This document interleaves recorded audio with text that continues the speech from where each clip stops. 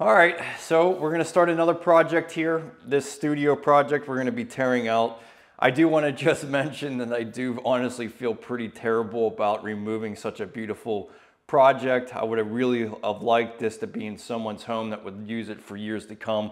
But we are gonna be reusing or selling a lot of the products, you know, the vanity, the mirror, the tub surround itself, all that stuff can be reused. It's just gonna primarily be the tile and obviously all the materials that go with it. I just wanted to mention this just because this does seem like a very wasteful way to go, and it would be much better to have it for somebody who would enjoy it. But with the way that my business has been evolving, I need this space, this whole open front wall in order to get the footage I need. I also have my editing software and computer, you know, within a distance of walking, so I can make sure that everything is filmed properly, the volume's good, you know, all these different things allow me to make better videos, better courses. So with that statement out of mind there, I just want to also mention that if you do, you know, demo is definitely a strategy that you have to go through. So check out my other videos. I'll leave links down below of different scenarios of removing existing bathrooms.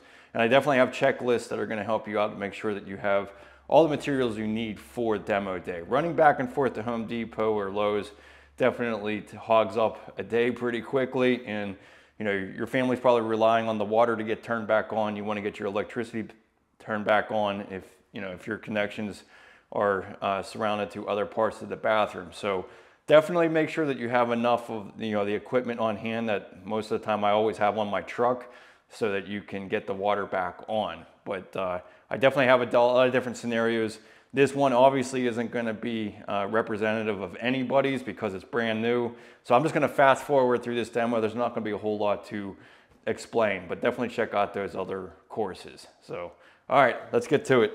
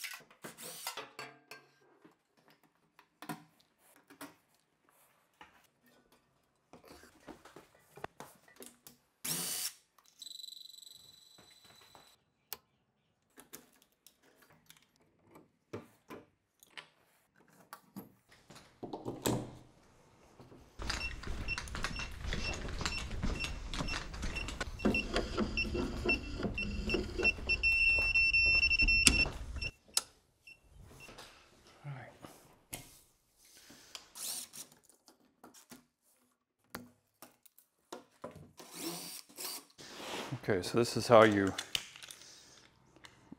reuse your valve. So cut your pecs back as far as you can.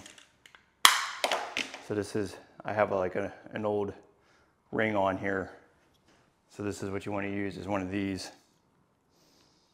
Just stick that in there.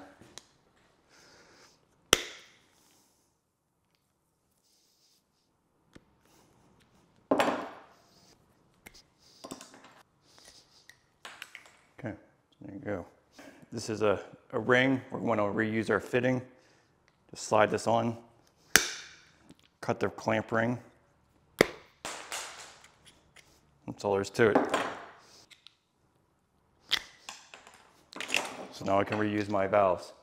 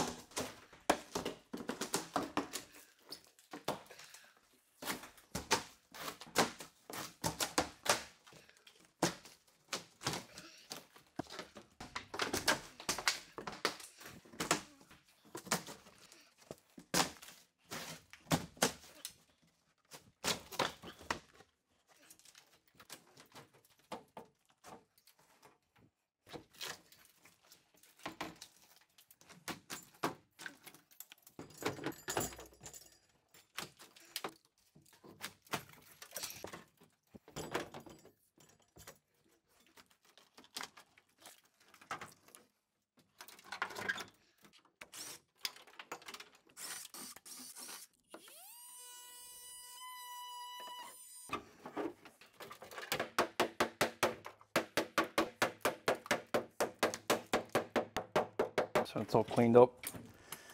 That mortar definitely does a good job of holding that all together, that is for sure. So mortar bed is definitely the way to lock this in. Now we'll be able to use this tub somewhere else.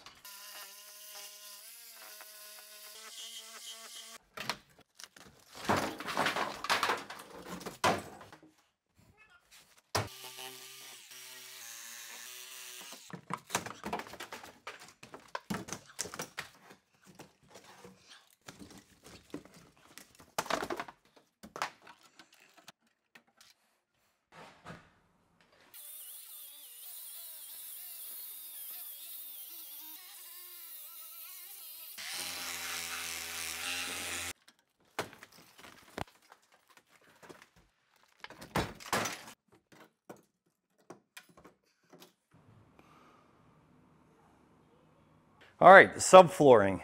Now that you have everything exposed and maybe you had to do some repairs on your plumbing, now we're ready to go ahead and put some new subflooring down. And there's a couple considerations that you want to think about when you're looking at your structure. So number one is knowing what kind of tile you plan on installing. So if you're using porcelain tile, which is pretty much the most popular type of tile out there, or ceramic tile, you really don't have too many concerns because those type of tiles can actually handle quite a bit of deflection, and deflection is the movement in between the joists. So this particular bathroom has trusses that are 24 inches on center. That's going to be the maximum width of distance for support that you would want for any type of tile installation.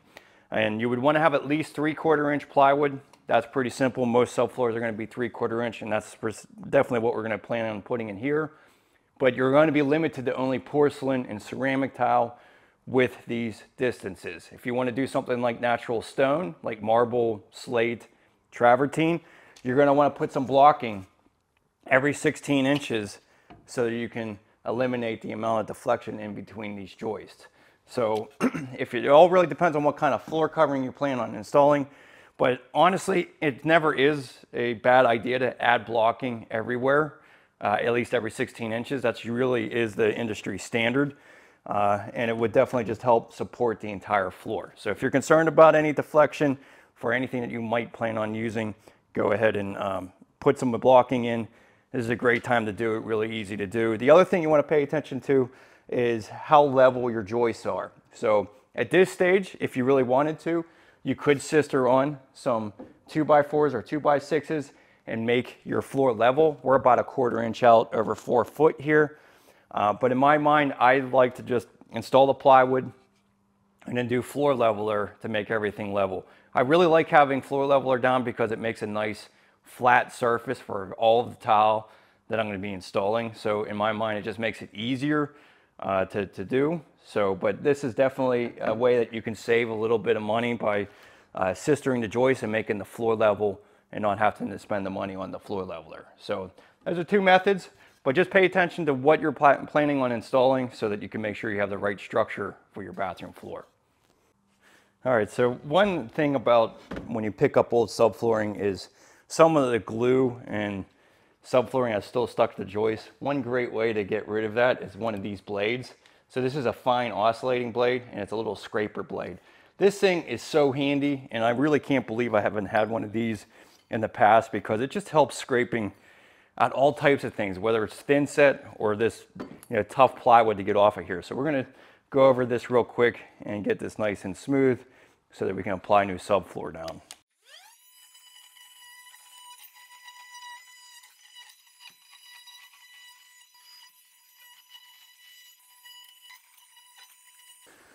Okay, so when it comes to a toilet flange like this, we're actually just going to bring the plumbing and extend it up through the plywood and then basically pour a floor leveler all the way up against a 3-inch pipe and then get a inside toilet flange, pipe flange that will go down inside of it. So in a lot of ways, I just kind of like having my piping extend wildly out of the floor so then I can do all the waterproofing and get everything set and then put the flange in basically last in a lot of ways. So We'll show that a little bit more later, but I'm just letting you know that that's the way we're going to address this toilet flange.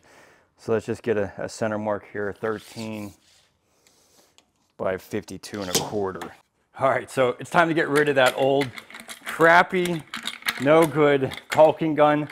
This caulking gun is definitely a way to strain your forearm. What you really want to do is get a good caulking gun that has a good thrust ratio. So this is an 18:1 thrust ratio, and it's great for things like liquid nail. And this is just going to make it a lot easier on your arm and your hand when you're actually getting the fluid out of the container. So if you do a lot of this stuff, don't waste your money on those cheap caulking guns. So now you can get a nice flow out of this, but it really comes down to the thrust ratio. So if you have something like 18:1, 24:1, that is something great for liquid nail, polyurethane sealants, and it'll prevent you from straining your hands.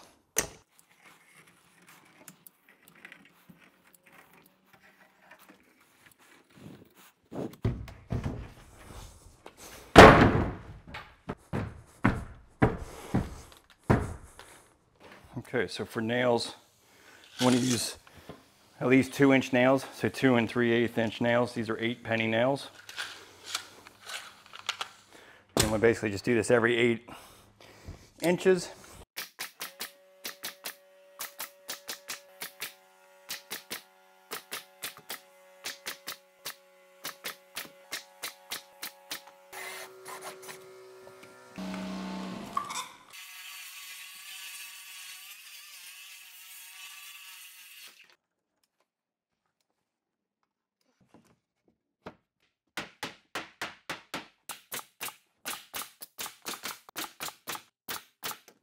For the shower pan area, I do highly recommend getting blocking underneath of this, because most shower pan systems are going to require blocking every 16 inches, and this is 24s, so definitely get some blocking in here. We're just going to use some 2x4s every 16 inches, so we'll get one here at the end first, and then what we'll do is we'll end up moving this plumbing over first, and then add in our blocking. Okay, so that's all we'll do for now. We'll get this plumbing, because our plumbing is going to be 30 inches, so it's going to be right here. So we'll put the blocking in after we run the new pipe. But yeah, just make sure you have blocking, plenty of blocking underneath of your shower pan. That's good for now. All right, vent fans. It's one of the most important things you can do for your bathroom. And if there's one company that is always cutting edge and always has great ideas, it's Brown. I was really impressed with this LED light with the Bluetooth speaker that we installed in a previous bathroom. Definitely check out the video of this installation. I thought it was really awesome. It also had a remote, basically a remote control switch on it that made it really easy to select all the colors and get your favorite music on. But they came out with a new bathroom vent fan that I think is a terrific idea for anybody's bathroom, especially for a bathroom. Not only are you getting that moist air out of the bathroom, but you're able to get some of the germs out as well. So this actually uses a UV light that you can have on when you're not in the bathroom, and it'll kill a lot of the germs. So it's antimicrobial light, and it's called the Surface Shield Bathroom Vent. These are really simple to install. I'm going to show you how to install it. And yeah, I think this is a really terrific idea. I can't believe no one's come up with this before. Beautiful, great idea for a bathroom. All right, so I actually had seen this at the IBS show, the International Builders Show, a couple months ago, and I was just like blown away by it. I just thought it was such a cool idea that you can have a UV light that would kill germs. You know, since the days of COVID, this has been on everyone's minds about germs. And where else do you have most of your germs? It's actually your bathroom. So having a UV light that's going to help kill that is going to be awesome. So it has their standard, you know, vent fan. This is just the same one that they would install with their LED light. You know, really, this is about 110 CFM. That's normally what you would want in a bathroom, like a 5x9 bathroom. Basically 1 CFM per square foot is basically what you would want. So if you have a 60 square foot bathroom, you want to have a minimum of 60 CFM to get all of the volume of air out. So this is going to go up to 110, so we're good there. But I even kind of liked this linear look on it, because this is going to be just like a nice regular light in the bathroom as well. Okay, so the first thing you have to do is install the actual adapter for your exhaust. So this just simply slides out. So this is like a really easy, if the fan ever went bad, you can just buy this and replace it. Not that I've ever seen them really go bad. So you just take this, slide it into the housing. Little clips kind of go over the edge here. So then there's a little screw. Okay, so that's in. It just slides in here. And this also has some screws.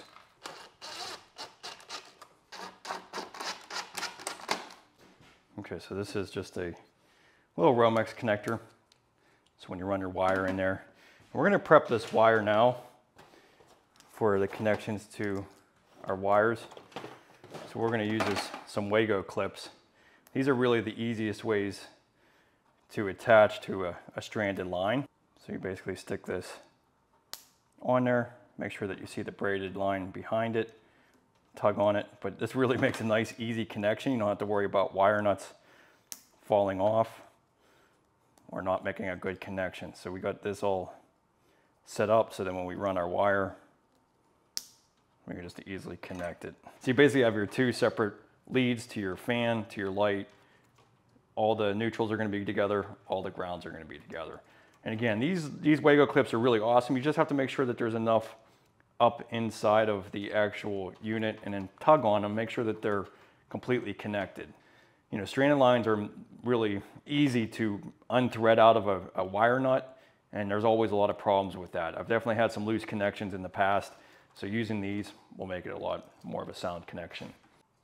Okay, so these guys are really more or less used for retrofit. If you were up in the attic and you're installing a new one or replacing an existing fan, put these on, because then you can just basically put this right up against the drywall on the back side, so that you have something that kind of holds it in place and seals to it.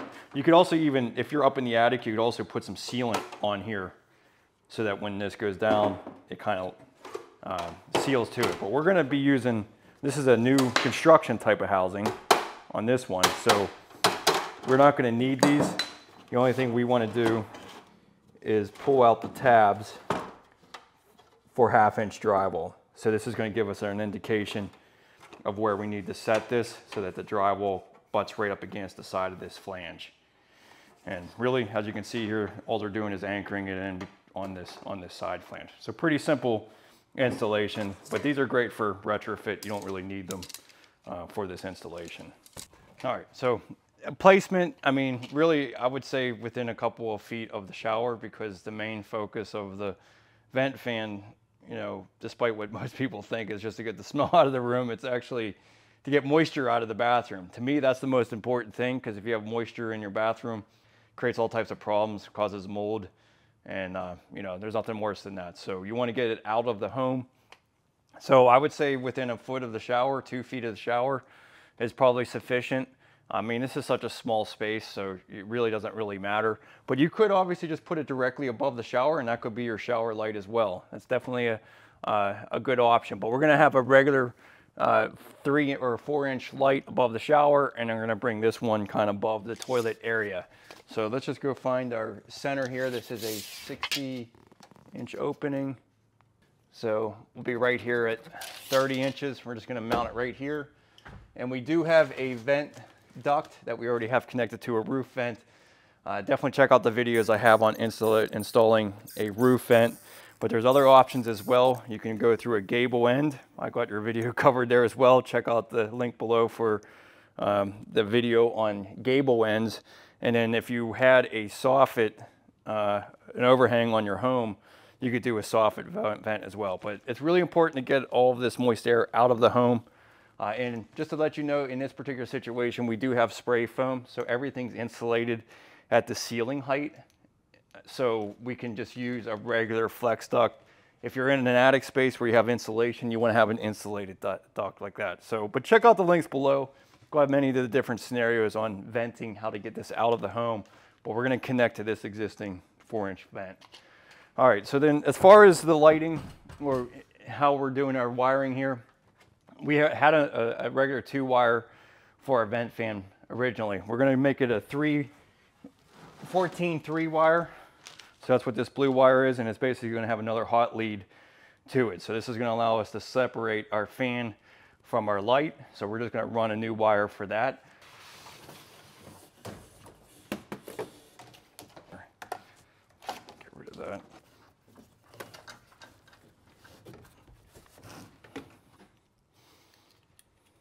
Okay, so this little push-in connector makes it easy to install this. So we'll make the red one our light switch. Black one will be our fan. And we got our neutral. All right, so we've got our neutrals all together. We've got our grounds all together. And then this is the red one, we're going to make our light. And then the black one is our fan. So again, just pull on all these Lego clips, make sure they're put together well. But this really does make it really easy connection to this. So now we can just stuff this into our vent fan. Okay, so now we got Romex connector in there. Everything's connected.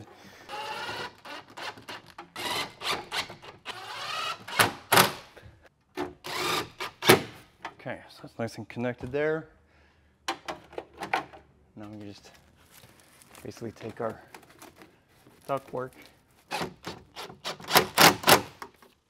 Okay, just tug on that, make sure that duct completely holds on there.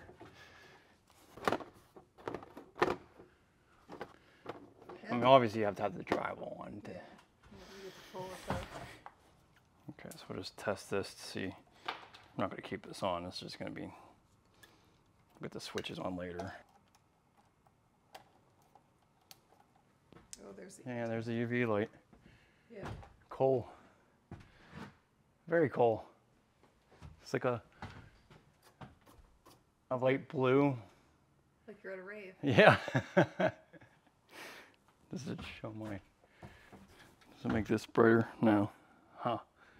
That's cool. That's a really good idea. Absolutely love it. So this thing will basically turn on an hour, like it'll have a regular white light, and then it'll turn to that an hour later. So this will always kill all the germs. Very cool.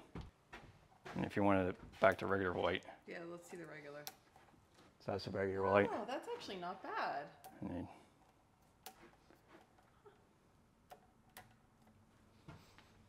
nice. I'm impressed. It's a warm light, or a warm white light. So that's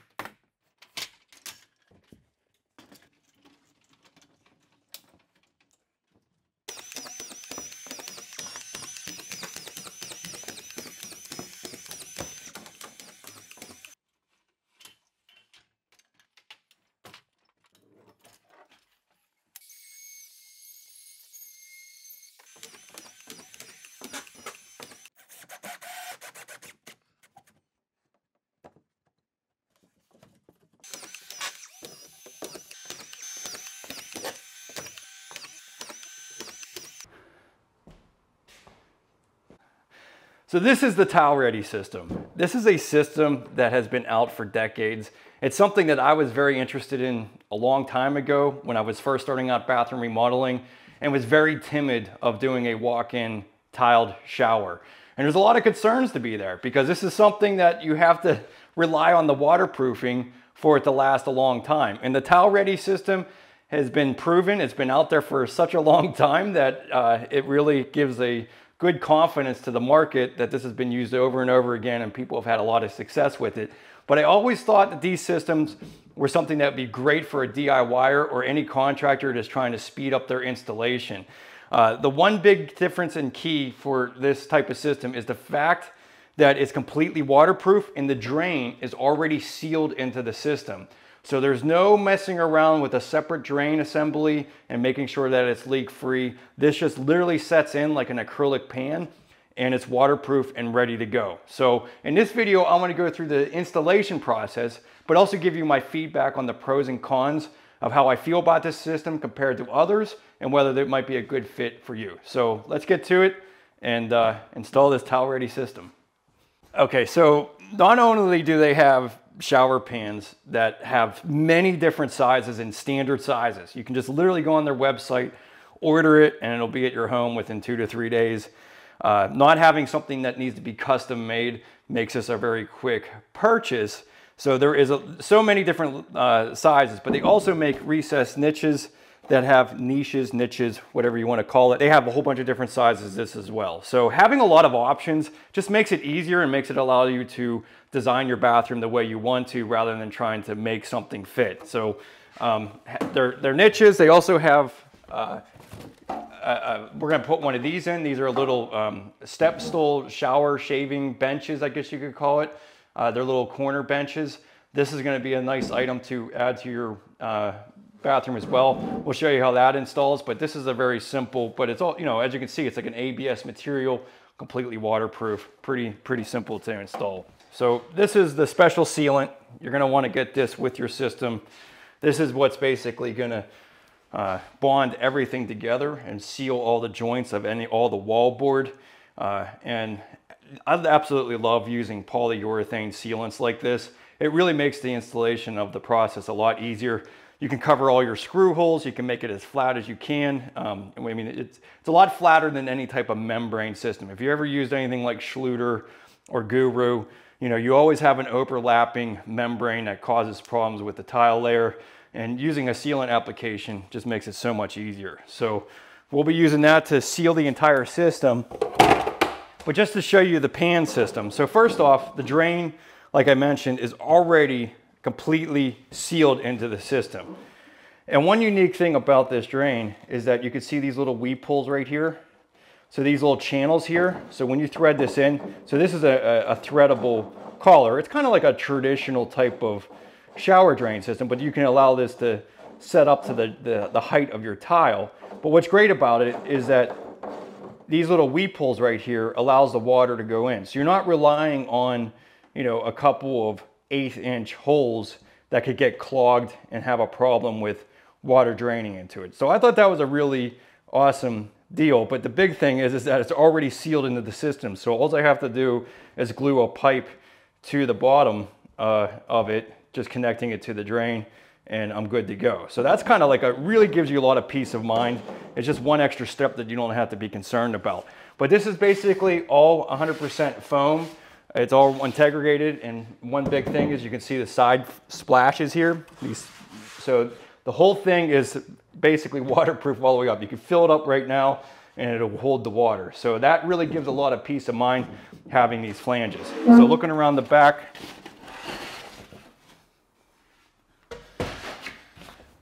so there's going to be 2 different models that they come out with. Right now, this is kind of their traditional one with the ribs. So the idea of these is so that when I set this into mortar goes into these cavities and gives complete support to this base. So having this completely covered with mortar, we're gonna show you the installation. That's a really important step to this. But having mortar going into all of these cavities makes this a really structural floor membrane. And as you can see, here's the hub to the drain. It's PVC, 2-inch. You just basically glue this into place when you're setting the pan in. So it's all really well constructed. Like I said, it's all foam, but once you apply that concrete mortar into this, it's gonna be just as solid as any real mortar bed after the installation is done. So that is the basis of the pan. Now I will say, and I'll get into this when I actually get the pan installed, anything with a flange like this can be somewhat problematic with your bathroom size. So as you can see behind me, I have all of the framing completely exposed. I highly recommend that when you're doing a bathroom remodel. It just makes everything easier. It also allows you to inspect all the plumbing, your electrical, add blocking where you need it. You know, basically conform the bathroom to your design and where you want your outlets and everything else. But it's going to make it easier to install the shower pan as well. But the big thing is that you're kind of dictated by the width and the depth of your shower pan.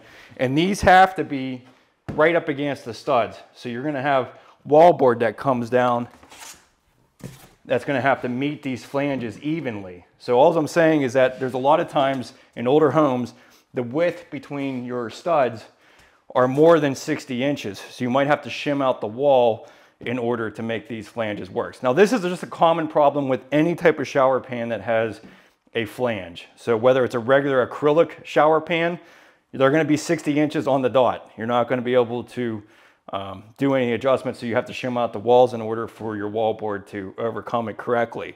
So this is just a common thing, but we'll get into more details of the flange and the importance of making sure that this wallboard stays even with the side splashes. The other thing I thought was really cool about this system is the wallboard. So one unique aspect to it. So first off, this is a very rigid board. It's foam, but it's a very dense foam and it's waterproof all the way through. So if you nick the surface of this, you don't have to be concerned about it. But I do have to say it's a very rigid board, which I really like. But the one unique thing about it is they have a rabbet joint. So this allows it to slide over another piece. It kind of provides a nice seal between the boards versus having something that you're just butting to each other. This is ever going to overlap each other, which I thought was a really unique idea. So keep an eye on that. We're going to show that a little bit later in the video of how that installation is. But this is unique compared to any other foam board that I've seen. What's that? So just to show you, this is kind of an accessory that is it's not required to have, but I like the idea of it because it's kind of like a roofing flashing. So this basically goes over top of your side splashes, and then you put the board down into this channel. So it's just like an extra precaution to make sure that you have this completely sealed here. And we'll show you that installation, but I thought these are this is basically flashing for the back side or the side splashes of your shower. It's just like extra insurance to make sure that everything is 100% waterproof between the wallboard and the actual side splash. Okay, so the first thing we need to do is move the drain. So this is something that I know that a lot of people are timid about or afraid of doing or just don't know exactly what's involved. And a lot of times it's hard to tell what you're going to get into until you actually remove the actual tub. That is one reason a lot of times if you have a tub and you're converting to a shower, it's not a bad idea to get the drain that actually sits on the side of the tub drain side of the shower, because then you're going to be more likely to be able to connect everything rather than going through any type of joist. These days, if you have a newer home built of 2000 above, you're going to probably have trusses, and you have to be careful with that because some trusses you can't modify, you can't drill through, and you can't do anything in, and you're kind of stuck with the size of shower and system that you have to a certain extent. So pay attention to that. But if you have a lot older home, normally you can cut a 1 to 2 inch hole through your joist to move the drain to the center. But again, this is kind of a gray area. You really don't know what you can get to unless you have access below to see. Maybe through the side port of your panel of your tub, maybe you can see the drain and see where the structure is. But a lot of times you just don't know what's really under the floor until you remove that tub. All right, so let's go ahead and measure basically our drain. So this is a 32 by 60 inch pan. And so then our drain location is exactly 130 inches. So that's going to be our center. This is the back flange of our tub. So we're going to be at 14 inches off of the back side of the tub. 18 inches from the front. But yeah, we're going to just measure off the back wall 14 inches by 30 inches. And that's where we want to set our drain. So we're going to move the drain first and then get the structure underneath of the pan ready to install. Okay, so a lot of you, when you have a tub, you only are required in most places just to have an 1.5 inch drain. So most of you are gonna have an 1.5 inch drain like this. Now, I'm in a garage right now, so I'm down below, and I know most of you aren't gonna have that access, but I'm purely just being underneath of here to show you the actual how to go about if you have everything fitting the fitting here. So I basically have a P-trap that is almost exactly right up against a coupling on my plumbing system. So there isn't any room to add a fitting onto this even if I cut off the trap. I actually have to ream out this fitting and try to reuse it. So that's what I'm going to demonstrate here, but I know a lot of you do not have access below. So first thing is you just want to cut off that existing P-trap or fitting that you are trying to ream. So this is a reaming tool.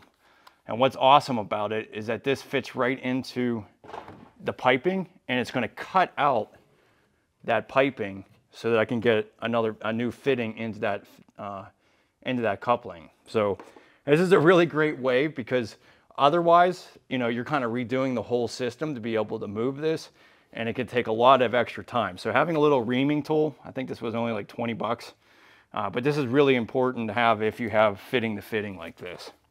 So all we're going to do is basically cut out that piping.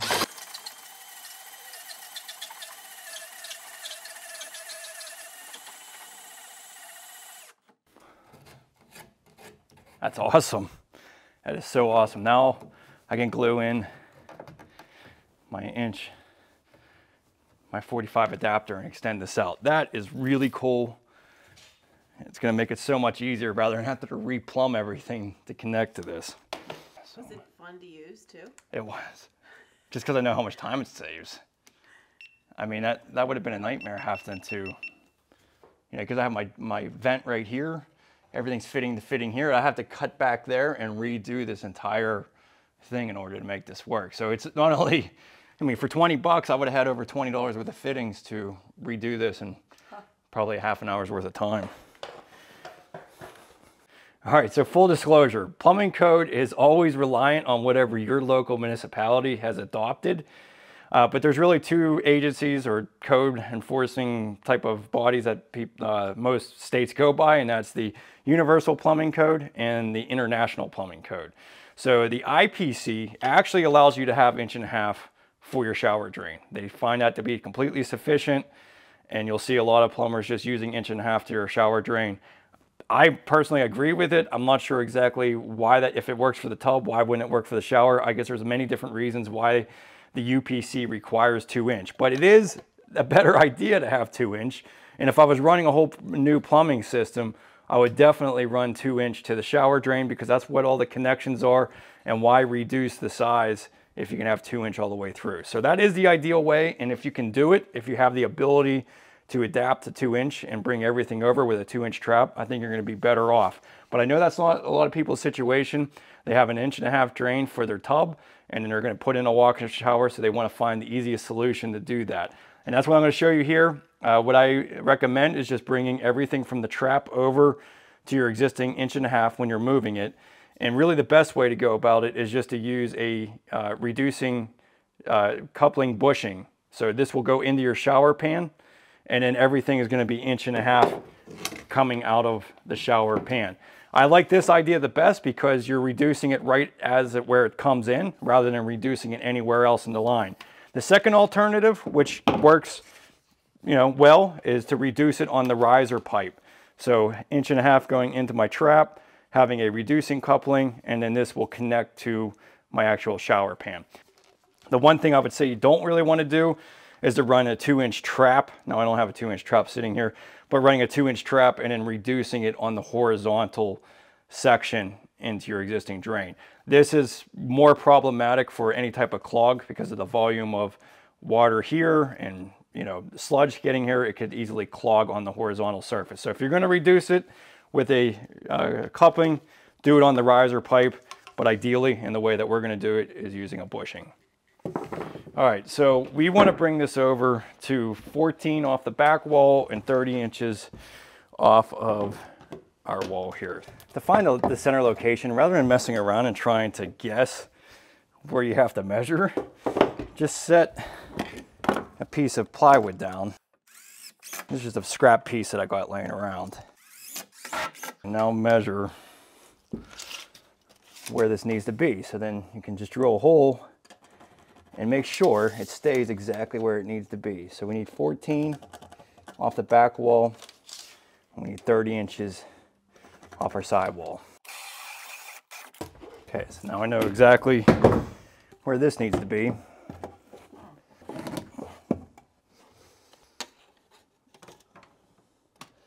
So we need 26 5/8. All right, so before we glue this, one thing you want to make sure is that you have pitch to your drains. Yeah, it's just important to have blocking so that, because when you set this pan down inside, it needs to have plenty of support for it to anchor onto. So you want to have something pretty close to here. So we'll go ahead and glue this now. But this is a great way to make sure that your plumbing stays exactly where you need it. And what I'm going to recommend is not to glue in the riser pipe. We'll measure down after we get the new plywood in, because one important aspect for any of these shower pans is that everything has to be 100% level. So you want to level out your floor, set your pan, and then measure down for this riser pipe. So we're going to glue everything else except for this one here, which is the riser pipe. I'll prime everything first.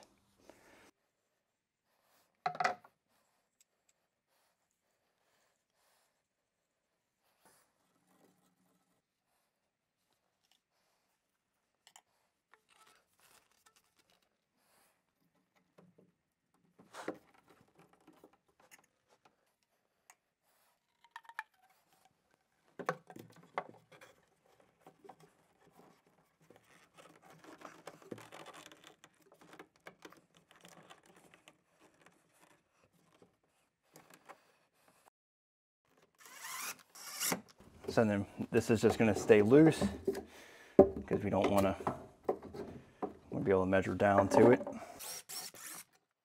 So now you have plenty of strength here. This board is going to support this, so when I actually set my pan down, it's just going to slide over and be able to connect to my riser pipe. So this will be just left off for now.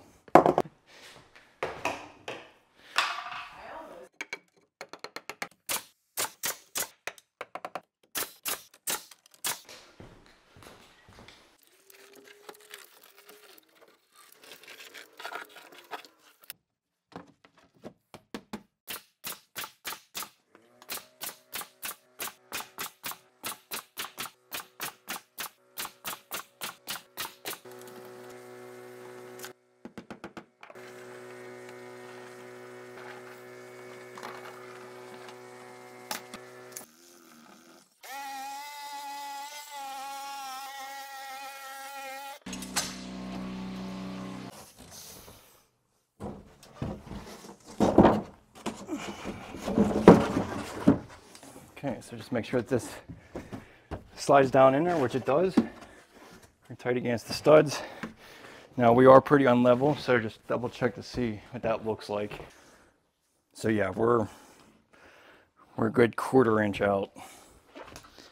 Yeah, so even back here, it's not terrible, but we're a good 1/8 inch out. On the back, let's just see what the front. Yeah, we're pretty wildly off on that one. That's a good 3/8 of an inch difference from the back to the front. So we're gonna have to level out this area. So now that we got the pan kind of set where it's gonna sit, let's check and see what that alignment of this drain looks like. That looks pretty good. So now the pan's aligned. Let's just go ahead and put a mark here, because we want to level out the shower pan area, because we want to focus on the shower, and then we'll be concerned with the outside floor later on. You know, and in some ways, the reason I'm demonstrating leveling this out rather than leveling the entire floor all at once, which is really an ideal way to go, it's just this is going to save you a little bit more time in the field. If you floor level this entire floor, you're going to have to wait 4 hours before you can walk on it and do anything. At least in this aspect, I can level the area of the pan, set it, you know, get this whole project done. And then at the end of the day, floor level if I want to. It's just a lot of waiting around time if you try to do all of the floor level at once. So now they got that mark there, we're gonna put up, create a little blocker here. So we're gonna put this right along that line where the shower pan's gonna end. So we're almost a 1/2 inch. So 1/2 inch should work. We're just gonna create a little, something to keep the flow of the leveler not to get into our drain hole. So I'm just gonna cut a piece of this.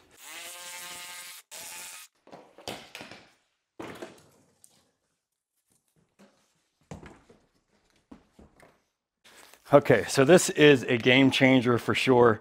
So by Sika, this is called Sika Level Patch.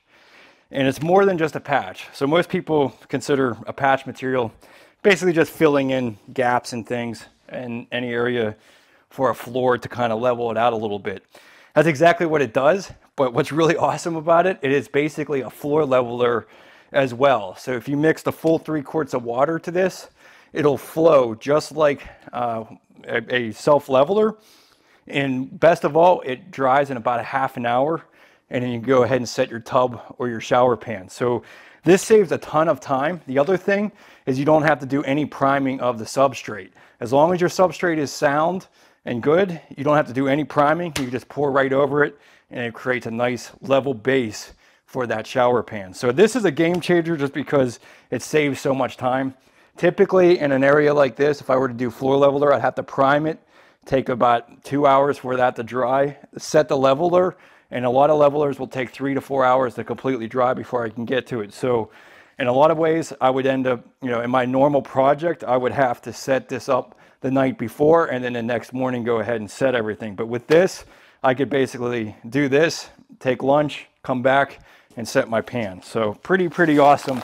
So let's go ahead and address our all these gaps first. We want to make sure that we don't get any of this because floor leveler loves to find its gaps and go into any type of crevice. So first off, I'm going to just use a little bit of Sikaflex. It doesn't have to be this, honestly. It just has to be something that's going to seal and prevent anything from going underneath. So I'm just going to seal like around this little area where I'm creating the dam for my shower pan. And the reason I'm putting this 2x4 here is because I don't want to do the rest of the outside floor right now with floor leveler. I want to get this pan set so I can, you know, kind of move on with my project rather than wait for everything to dry. So this will be able to, well, you know what, let's go ahead and fill some of this in. Anywhere that there's any likelihood of anything to kind of drip through, you want to kind of seal it up. And this Sikaflex will do a good job of that. You know, just imagine leveler being kind of like a basically water. Any little crack it loves to kind of seep down into. So these gaps are pretty big here. I'm actually going to use a little bit of spray foam here, but just to keep this around my away from my shower drain, I'm just going to seal this kind of just 2 little pieces of the Redi board. So then now my floor leveler can just kind of seep right up to that and not get down into my drain hole. But I'm going to use a little bit of spray foam right along here because that's really kind of tough to fill in.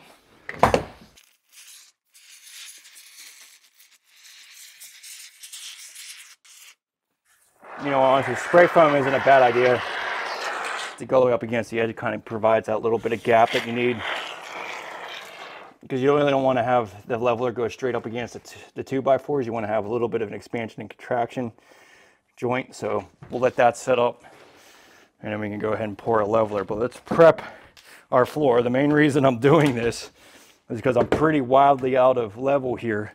So now patch material, you can basically feather it down to nothing. That's one other difference about this stuff, is that the fact that it is a patch material, so you can go from whatever your unlevelness area is and feather it down to nothing. Most other levelers, you're not going to be able to do that. You have to have at least an 1/8 inch all the way across the entire floor.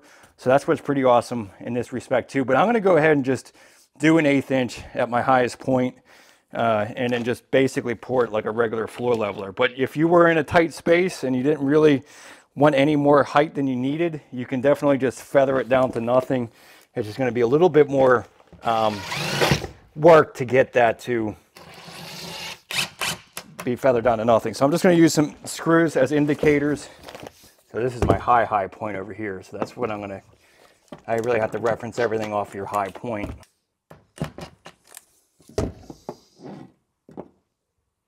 Okay, so that looks good. Now we'll go back to this.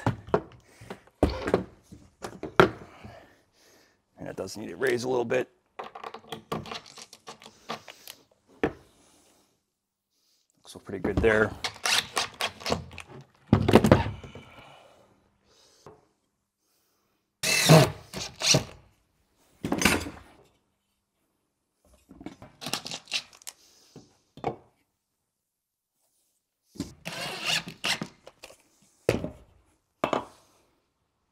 So that'll work. Got indicator here. Again, you can just put as many as you want in here to make this easier to reference. All right, we'll let this sit up for a second and then we'll make some floor leveler. The other method, you know, rather than using a spray foam across there, you can just use some of this sill foam going up against here. That's one way to do it as well. But since I have this foam here, you know, that's going to keep everything away from that wall.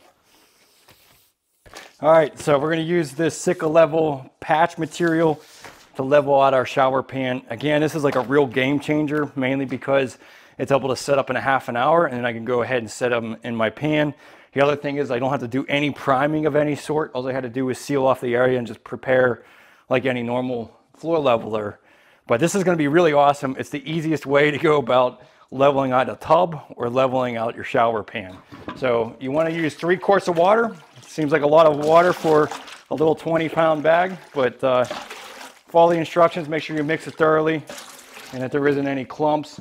Now, if this was a patch material that you're actually just filling in areas, you might want to mix it by hand because it'll last a little bit longer. But since we're going to just immediately pour it, it's not going to be something that we have to be concerned about time, because it'll be set up in about 20 minutes. So it's not, you don't really have a long time. And if it's hot and dry out, it's going to speed up even quicker. So be aware that this is a fast setting material. All right, so the first bag, you do want to take a little bit of this and work it into the substrate with a flat side of the trowel, just to make sure that it's well bonded to that substrate.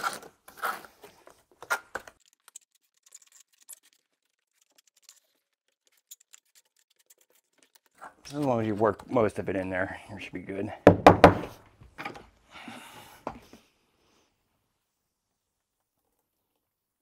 You just want to break the surface tension just like any floor leveler. Push it around a little bit.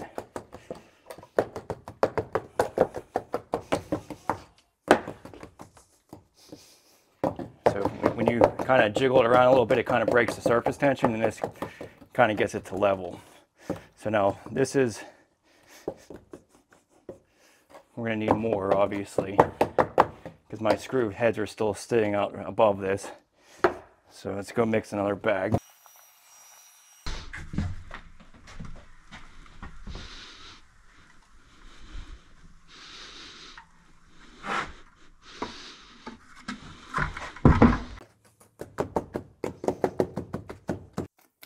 So there's the screw head right there. So we're right at the level there that we need to be. Let's see where this screw is. There's the screw right there. But honestly, this is so flowy. It's just like I said, it's just like regular self-leveler. So if you just break the tension like this and just jiggle it around, it'll go to level.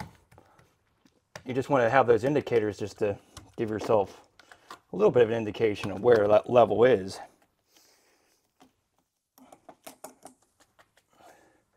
But yeah, this is awesome. Now I can let this set up in about a half an hour and then proceed on to setting the tub or the shower pan.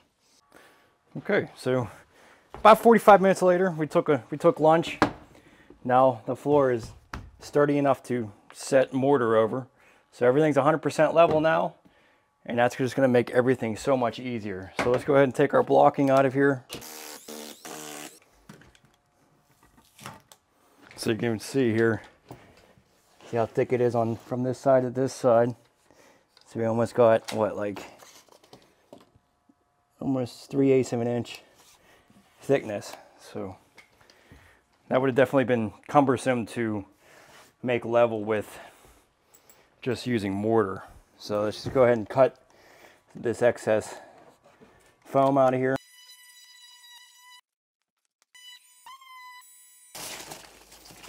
Okay, so we're gonna go ahead and put our bushing in here. So I'm gonna prime everything.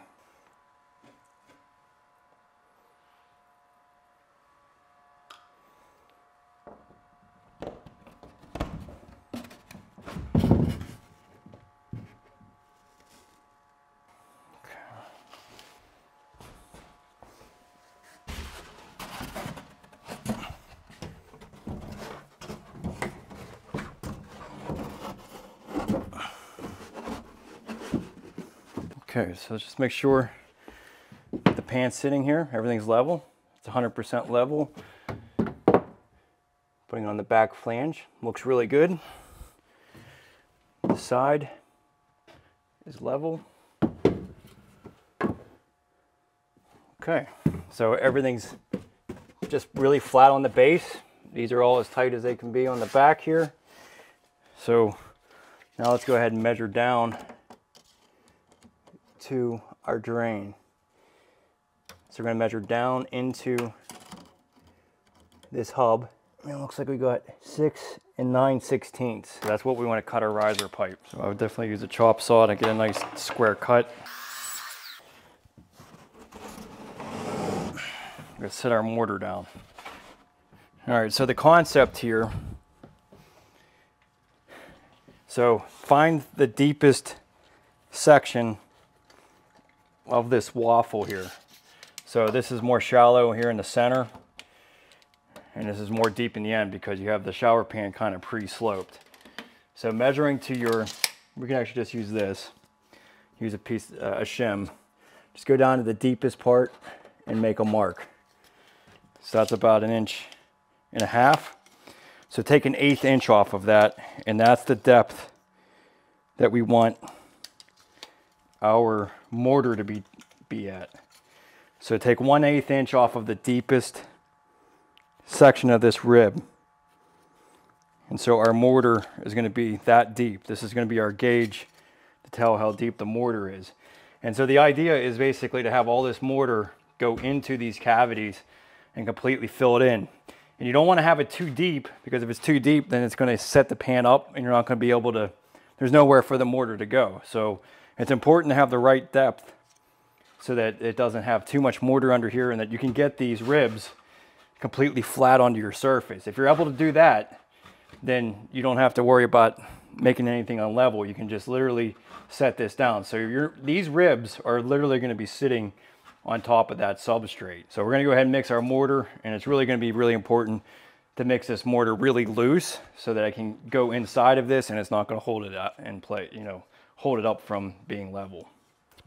Okay, so you want to use any type of mortar that doesn't have any aggregate in it. So like this Mud Med mix works really great. You could always use any type of type S mortar. Just has to make sure there's no aggregate in it, because that aggregate's going to be a problem allowing it to go inside. So just a regular, like kind of a brick mortar is fine. And again, you want to have this to be fairly loose. You don't want this to be a very thick mortar, because you're trying to embed that pan into it. Okay, so this is a real, I mean, it's a loose mixture. It's like falling off my trowel. You can't lay brick with it. You can't really do a mortar bed with it. You know, this is basically just to set that pan into place. So now I just put the leveler down, so I don't really have to do anything to address that. But if you were putting this directly onto plywood, you would want to put some kind of vapor barrier down. You know, you can put some plastic, something that's going to keep the subfloor from taking all the moisture out of the mortar right off the bat. But since we have floor leveler here, we can just go straight over it. So it's almost pourable.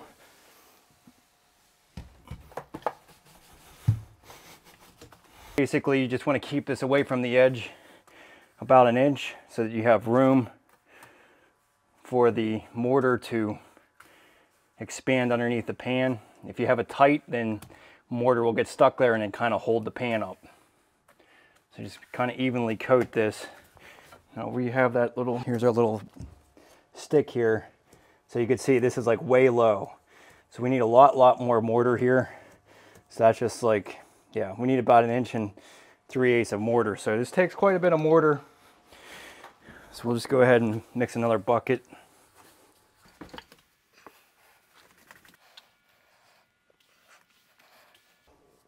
So that's about 1 3/8 inches right there. You can see where that mark is.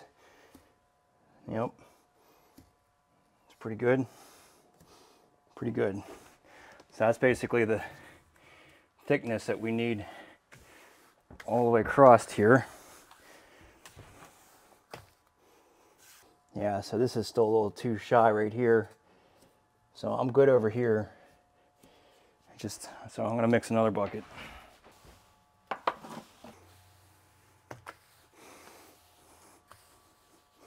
Yeah, it's a lot of mortar.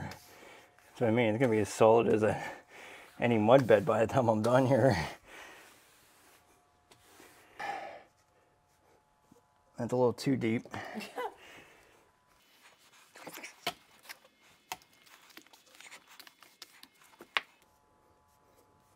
It's not bad, not bad. That's good. Okay, so it's a good height all the way across there. Okay, so we're gonna go ahead and prime our fittings here for the riser pipe. We're gonna go ahead and glue in our riser pipe into the trap.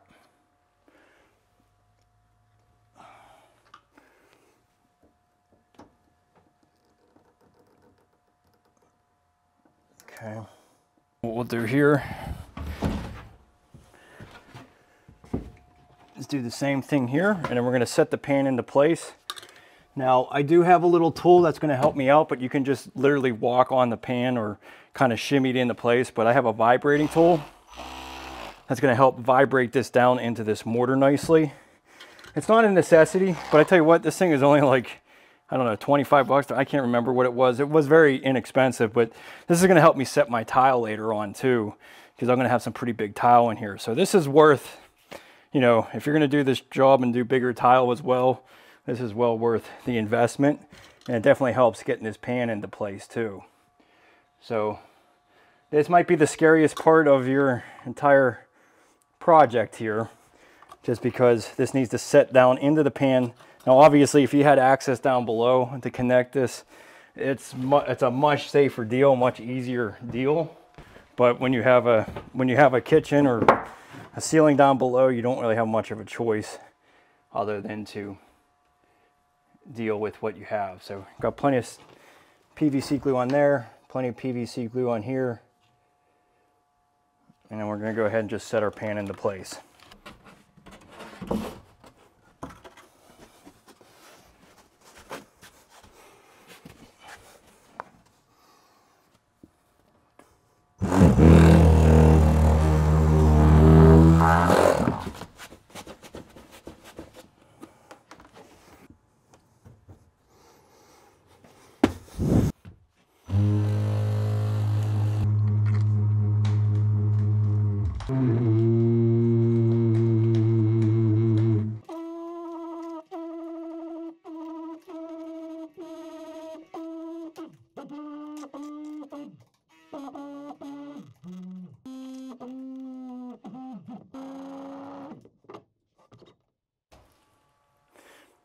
Okay, so we're good and nice and level this way. That's exactly where we want it.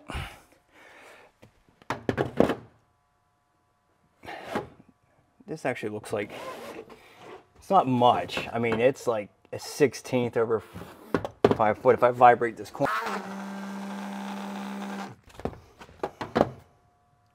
yeah, that's better. And then on that flange. So a little bit on this corner too.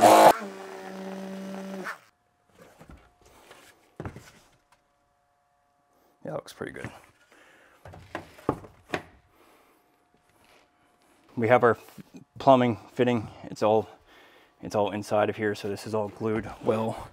Now you want to put a screw just to kind of hold this into place right at the corners here. So don't go into the flange, but just kind of hold it down so that when it sets, nothing pushes up for any reason. And now kind of just hold it temporarily into place. But yeah, not bad. I tell you what, that's a lot of mortar to set in here. And even though this was a really loose mix, I almost could have made it a little bit looser so it was a little bit easier to push down in.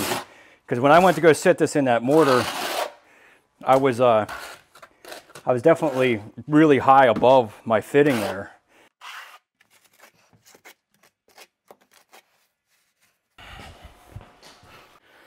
Okay, so we got the pan in. That was actually a pretty short day. That's basically all I got today, was just moving the plumbing and putting in the pan. That's kind of like what I would normally kind of create for myself for the day. I might actually get in the shower faucet on you know, on a better day that I spent a little bit more time. But all in all, this shower pan, it was pretty straightforward. I have to say it was a little intimidating setting the drain and connecting the pipe all at once. It would have been so much easier if I was connecting the pipe, you know, the riser pipe to the trap after the pan was set. But I know a lot of circumstances you're not going to be able to do that. You have a finished floor below and you're trying to set this all at once. But I do highly recommend this vibrating tool. This really helped out to be able to make that mortar completely smash into all of those grooves and get this pan down to the level I set. Because when I first set this pan, it was basically, wasn't even touching the riser pipe. So once I vibrated it down and got it all the way down, it ended up connecting to that pipe just fine. But all in all, it takes a lot of mortar. It took about 2.5 bags of that mortar to do this. So if I were to do this again, which I will be doing another one at some point here, I would add an additional 1/4 inch to my riser pipe just to give myself a little bit more room. The fitting did fit, but I was about a 1/4 inch shy from the top of the hub of my coupling. So, you know, it works just fine. I feel confident with what I have here, but if I would have had an extra 1/4 inch on that riser pipe, it would have been a lot less stressful getting this all set. But again, a $50 vibrating tool makes a world of difference. I am really, in some fashion, not sure how easily I would have been able to get this into place without being able to vibrate this down into place. So hopefully some of those tips helped you out, but I would have to say the biggest pro to this whole situation is now it's 100% waterproof. I could literally fill it up right now if I wanted to and test everything. There's no other wait time. And the time that it really took to do this was about 2.5, 3 hours total. So it really is kind of a short day. And I think there's a good reason why Towel Redi's been around for as long as it has been, because it does make this type of process much easier. So it's absolutely amazing how inexpensive some of these shower systems have become. This one's made by Shimming. I got this off of Amazon for $120. I'm just blown away every time I open up one of these because I think that they're really decently made. It's all metal and they have like a whole bunch of beautiful styles. So we're gonna go with this brushed gold style. It's got the rain shower head. And these things do work really well too, by the way. I'm really thoroughly impressed. I used to install shower faucets that were well over $1,000 and some of these literally work the same, if not better in some aspect. For however they make these things, I mean, now it's not really restrictive to the flow of water, so if you're trying to conserve water, I probably wouldn't recommend one of these systems, but if you like a nice heavy rain shower head, this is definitely one of the ones that do really well. So we're gonna install this very simple, just a shower with a shower head, rain shower head, made by Shimming, and literally it's gonna take like 20 minutes to install. So let's get to it and show you how to install this thing. So you can even see it has a nice square handle. So I really kind of like this slender look of this valve because that's what you're gonna see after all the tile is done. So definitely pretty cool. there just are a couple things about this that are not great, and that you want to make sure when you're doing the waterproofing that you really seal well around this. This is one of the issues. This is just the escutcheon plate. It just literally has a rubber gasket on it, and there's no screws, there's no nothing. So there's really there's no type of membrane or foam, like a lot of other escutcheon plates have like a rubber gasket that kind of seal it to the tile. This isn't one of those. These do not have that. So when we get into the finish trim of this, we'll show you a couple tips to make sure that this is leak proof. So, but the valve is really simple: hot, cold, hot on the left, cold on the right. And these valves are literally all put together here. So I'm going to be just using PEX. It's just really going to make the simplest connection to it. So it's just literally just threading these on. So let's prepare the valve for that. And one other note is that these do have integral shutoffs. So these little screw tops here, this will allow you to shut off the valve at the fixture. That's really important for a lot of locations that require a shutoff for every fixture. So, and I just like it just for the safety of it. If this ever leaked and you need to replace the cartridge, you can shut the water off to the shower and you can still use the rest of the bathroom. All right, so as far as applying these female adapters, you just want to put some Teflon tape and some pipe sealant. So go clockwise with the rotation. About 4 or 5 revolutions is good. Use a little bit of pipe sealant. This is my favorite stuff, the T+2. And this is just going to really make sure that these fittings are going to be well sealed to this unit. So you just need a little bit over top of that Teflon tape. And then we'll just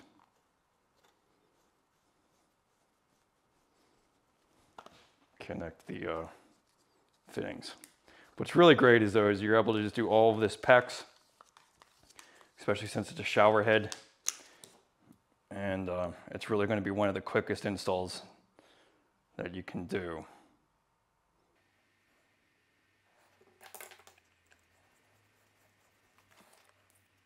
Again, just go clockwise with the tape because you want to have it thread with the fitting. You don't want it to thread apart.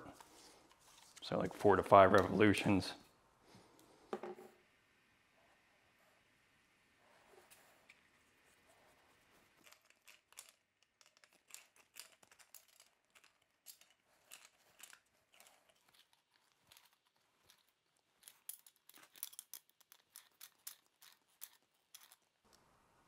Okay, that's all there is to it.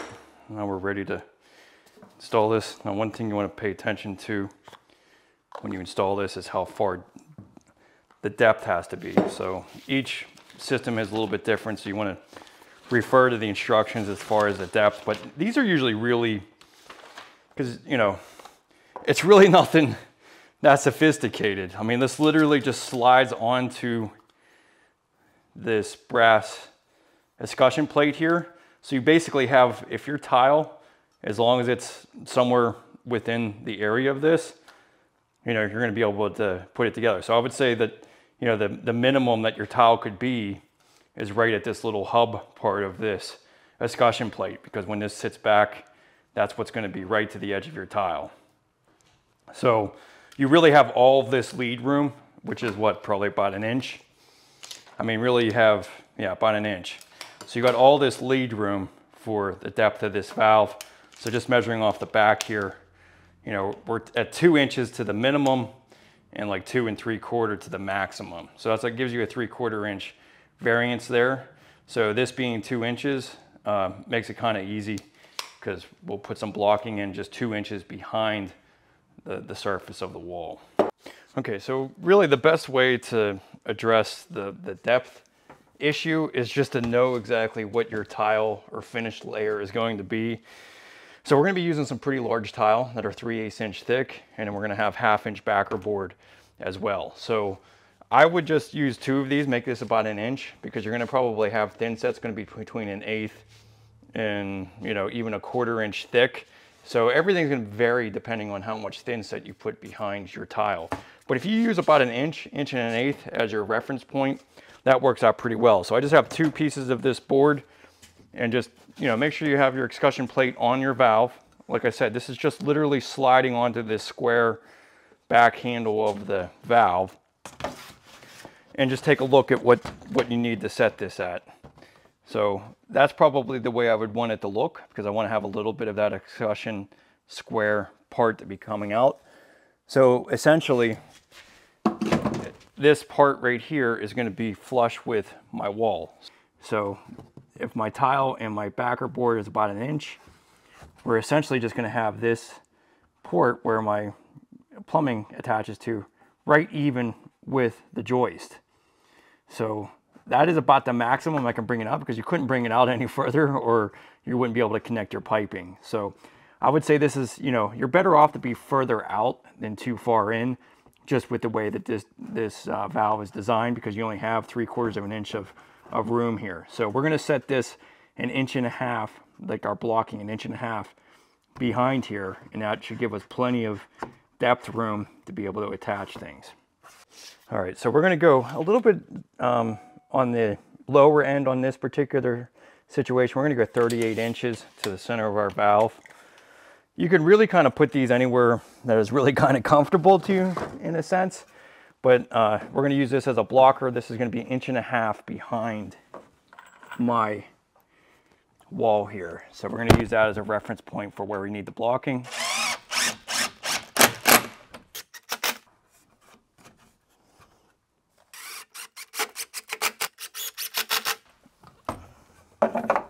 Okay, so that works. So that's a nice 1.5 inches. Now we can go ahead and put our valve in. Just put a level on this. So we're going to be 14 inches to the center of this valve off of our rough framing here. So 14. Okay. So just double check yourself. It's not going to hurt to do this, because this is kind of important. So that's our finished wall. And so we got plenty of room on our valve. So that'll work.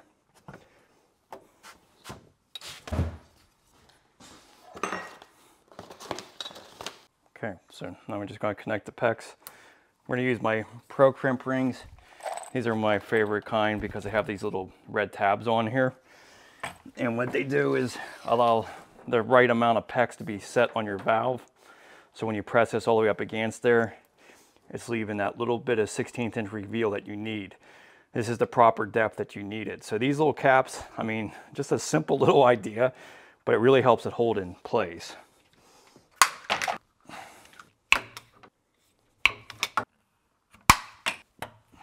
Your mic is...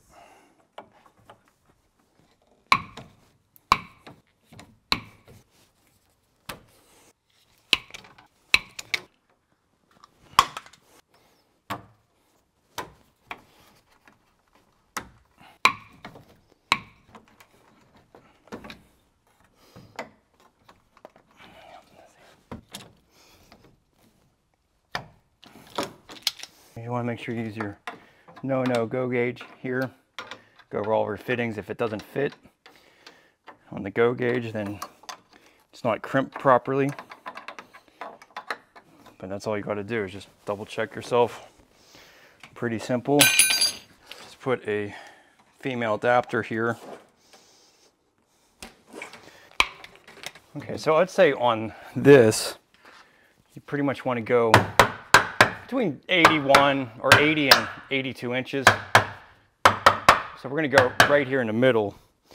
Now you have to pay attention to what kind of adapter that you have for this. In this particular situation, it's just a standard shower elbow. So we can be basically inside just as long as it's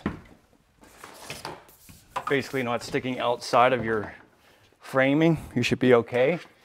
So we'll just make this about 1 inch or just even with the edge of my drop ear elbow.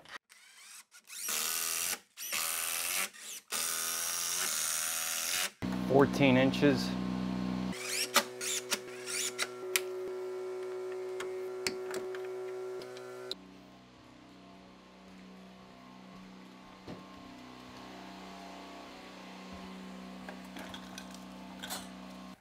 Little homemade plug here. This is helps test everything, make sure there's no leaks. It also makes it easy to pull out because you're going to get a whole bunch of thin set and stuff around this. So it's kind of nice being able to use that and pull it out on the final inspection here. I get a lot of comments about like, how do you change out a cartridge in one of these Amazon fixtures? It's really nothing different than most other ones. So you gotta pull these out. Ooh, spring-loaded stopper in here. Don't want to lose that. No. Oh yeah, that is a spring. So just a little rubber stopper. Nothing different than most other valves, but we got to take these out in order to change out the valve if you wanted to change out the valve. You can just unthread your valve, and then this is your cartridge. So this is what would need to be replaced if something went bad. So it's very simple. Nothing different than any normal valve. So you can change out these. And yeah, so there's really no fear in not being able to get a new valve for this. There we go. That's what I want. There's really not much to it. So I understand the fear of wanting maybe a name brand to have you covered if something went bad years down the line, but I mean, for 120 bucks, just buy another valve and set it somewhere. I mean, it's really like most other valves are going to be 3 times the expense of this. Yep, there you go. So now you got water. So nothing leaks, everything's good. I'll just keep everything full of water just to make sure that everything's leaked throughout the whole entire process during the day that you do this, but good to go.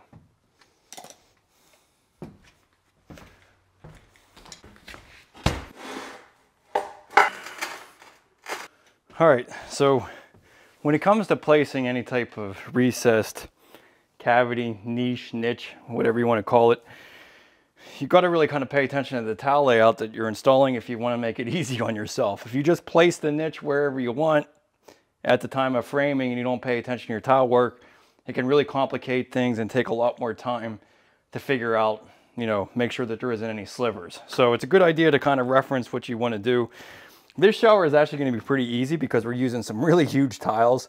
These are 24 by 48 inch tiles, and they're just going to be stacked all the way to the ceiling. Because I want this to come out of the shower area. So when I put my side panels down, it's actually going to go on the outside of the shower a little bit, because I like to have at least 2 inches of tile coming down on the outside of my curb. This is also going to make it easy because we're actually going to use this same stuff for the curb top.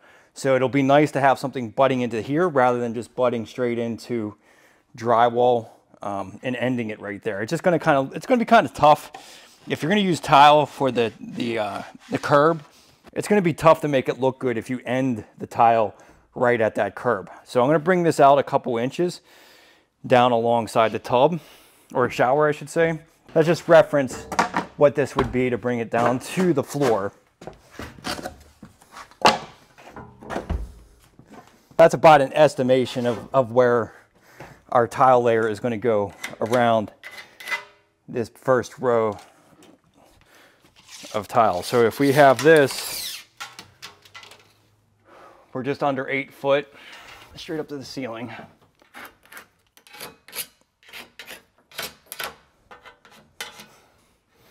Yeah, that'll be fine. That'll work. Okay, so this is going to be really... Yeah, that's going to be too high for a niche, huh? How high were you going to go? Where were you going to go? So my hope was that I was actually going to just bevel this edge so I didn't even have to cut the actual tile. But that's a pretty high niche. Is that the bottom shelf? Yeah. Is that too high? No, I guess not. No. 40, yeah, okay, 46, 47, 6 and a half. That's kind of normal. All right, now if we did that, would this be too big of a niche? Having this whole tile as the back? Oh, that whole part is the niche? Ooh. Yeah, that'd be recessed in. Is that too big? What do you think?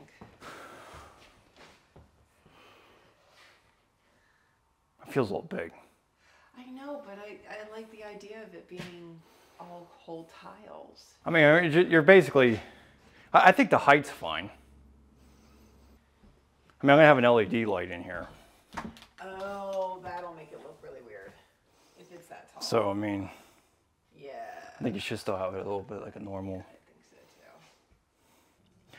All right, so then if this is gonna be where our tile folds in, then we need to deduct. It's always better to have the niche bigger than what you think it's gonna be. Even if it's like an inch bigger, you can always build up a niche and make it work. You can't, you know, once it's too high and you have a sliver, there's not much you can do. So, so we got our laser already set there, so we know exactly where we want the bottom to be. We're going to give ourselves plenty of room down below, and we'll give ourselves plenty of room above. But this whole wall will be basically one long linear recessed niche, and we're going to put an LED light in it too. So the only thing about doing that is that you have to make sure that this is not a load-bearing wall. This obviously is not. This is just a partition wall. So I'm capable of making it the entire thing. If this was a structural wall where you had joists supporting above it, you know, you either want to consult an engineer or make sure you just put a good header above it. But I would probably refrain from even making a long niche like this without finding out what kind of load you're actually putting that's on the actual wall. But most of the time, most bathrooms, you know, they're not load bearing.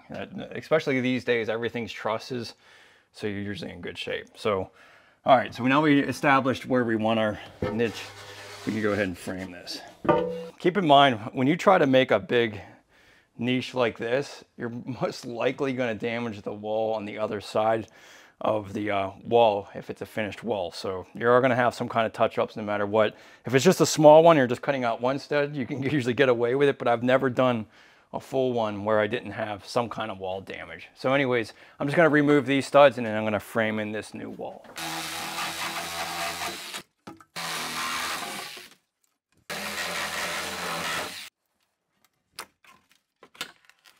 Okay, so this is where we want our tile to come into the niche.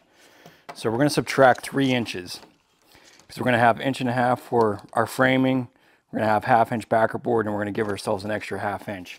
So we're going to make the total 3 inches bigger than where I want my end tile. And I could always build up the niche to make that work. So give yourself a little bit of room.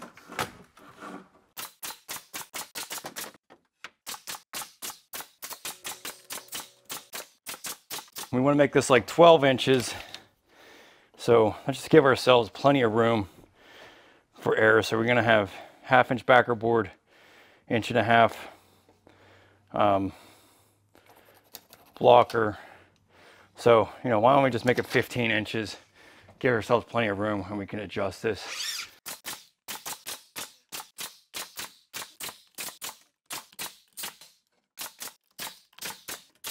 All right, so the other thing you want to pay attention to is blocking. So if you're ever going to plan on putting any type of grab bar, it's a good idea to put blocking anywhere that you could see it.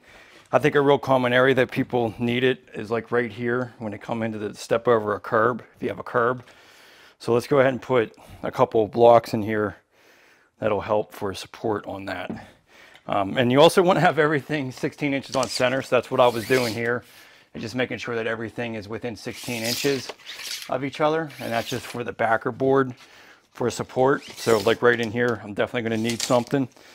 But yeah, let's go ahead and, yeah, we'll put a 2x6 flatways and then we'll put another 2x4 here. So we have plenty of room to put a grab bar if we want one.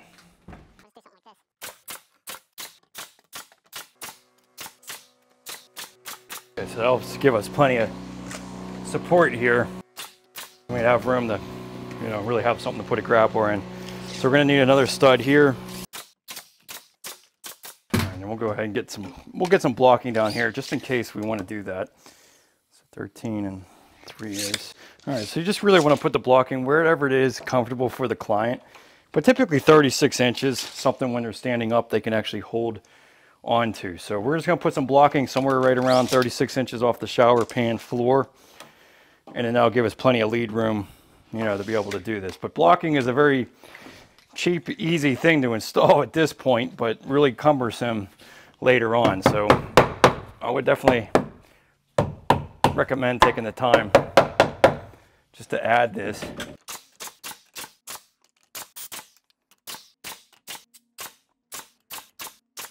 All right, so then we're gonna have a shower door here. We got plenty of blocking for our shower door, so just make sure you have that. But other than that, you know, I mean, I already framed this, but like you really do want to just make sure that your wall is flat in all areas. You know, anything within an 1/8 inch, even a 1/4 inch is fine. So just anything above that, you want to kind of address it.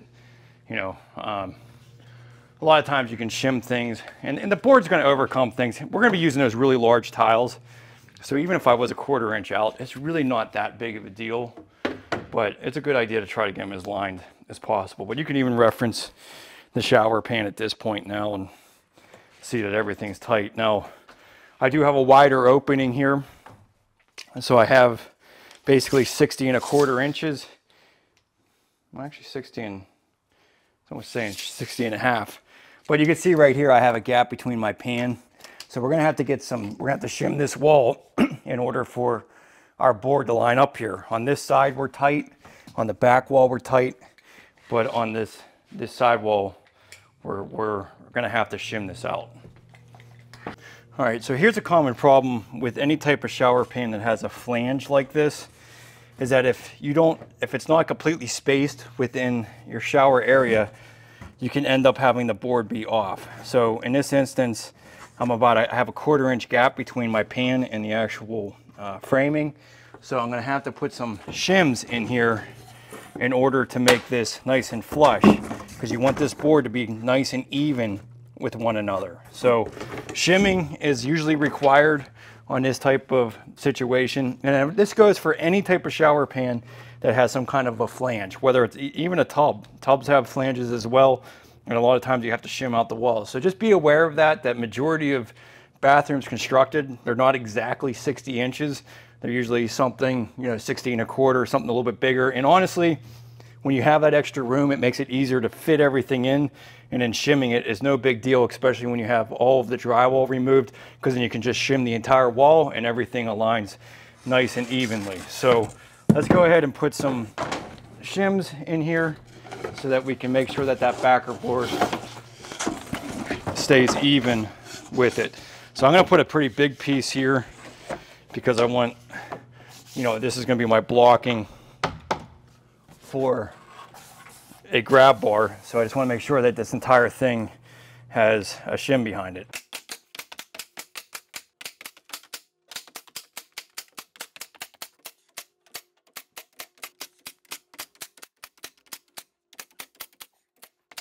Okay, so then we'll just shim out every stud.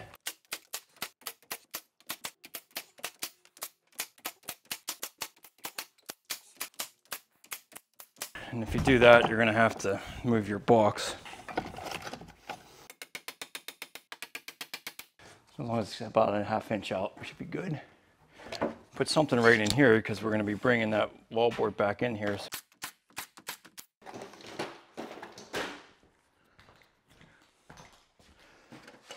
All right, so accessories in a tiled shower is always welcome, especially when it's your own custom shower. You can build what you want. These little shower shaving ledges are really awesome. It can either be storage or used just for that. They're basically all ABS material. You can custom fit them to the shower pan that you're installing. So I'm going to show you how to install these, but these are a great accessory for extra storage or utility in your shower. So these are just going to go in the corners of the shower. Now you want to pay attention to one thing here is where the actual anchoring bracket for this is. So as you can see here, I need to cut down this actual shaving bench so that this meets right against that backsplash. So like about 1 3/4 inches is what I need to cut down this bottom portion. So we're gonna cut 1 3/4 inches down. We're also gonna need some blocking in here as well. So you wanna have some blocking so that you can mount this to.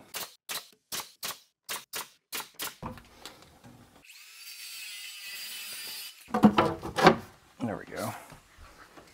Okay. We basically wanna just mark this and then measure down from the top of this 1.5 inches.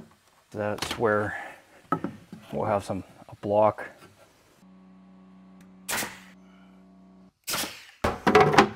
There we go. Okay, so we'll just temporarily hold that there. So this piece right here, this little 45-degree angle, is 12 1/4. So that supports the top. We'll seal this all in, but we got to get the wallboard cut around this first.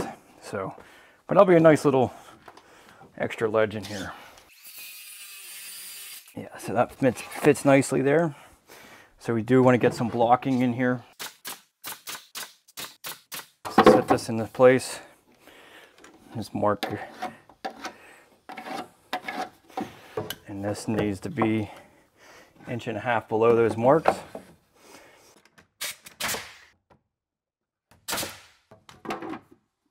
Okay, so this is like an accessory for this system, and it's essentially just a flashing. It's kind of like a glorified roofing flashing, really.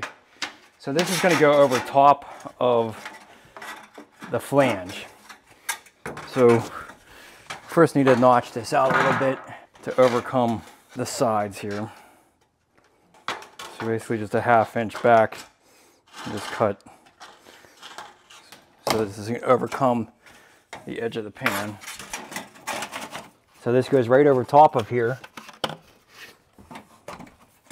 And it just provides an extra insurance that when you meet your board down, you're actually going to be overlapping it and you don't have any problems. Now, this isn't like something that you necessarily have to be within warranty. To me, it just makes a lot of sense because it's just extra insurance. It's just like having step flashing on a roof. You know, rather than just depending on the sealant in between the two panels here, you know, obviously the most important aspect to a custom tile shower is having the base completely waterproof and anything within a foot from that shower, because this is all going to be what really gets penetrated with water. So having something like this, I think, makes a ton of sense and just ensures that you have a good seal. So now that we got that back one on, we'll just screw that into place.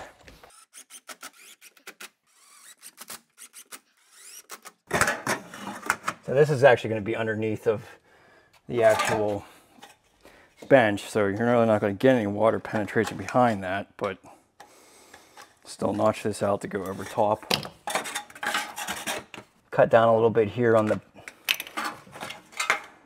curb.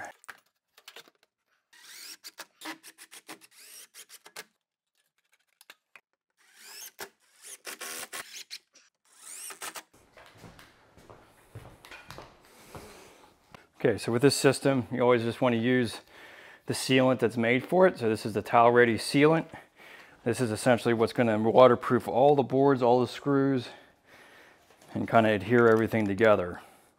So this is a polyurethane sealant. This is stuff that definitely has come a long way over the last couple of decades. It's really impressive. It always stays elastic, and it's really, really waterproof stuff. So I have this in a caulking gun, a power caulking gun, because I'm going to be using so much of it. It just makes it a lot easier overall. But let's go ahead and put these little shaving benches in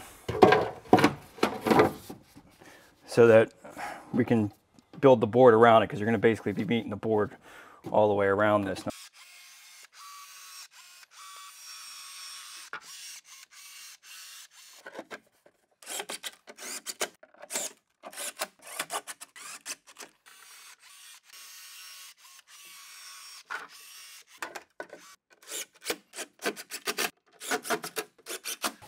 Just double check this.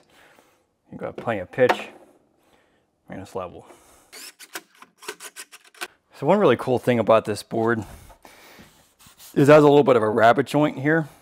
So especially on the first piece that you put in, basically the top sheet will overlap this and you can seal it. So I've never seen that in any other type of foam board. I just thought that was a terrific idea because right at, you know, basically waist level, where it's really the most important, you can can basically shiplap this over and make sure it has a really good seal. So let's go ahead and get this back sheet in first. Now we're gonna have to cut down alongside of those little shaving niches and bring that down to the base. We're in here 7.5. So we'll just cut these little squares here to go around the shaving ledges. Okay, so you technically could just use a Tilly knife on all of this.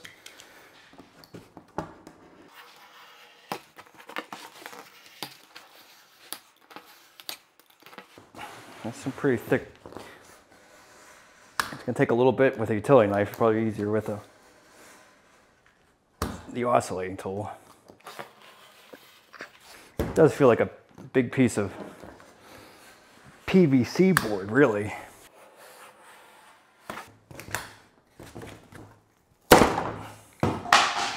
Honestly, what's easier is just using an oscillating tool like this.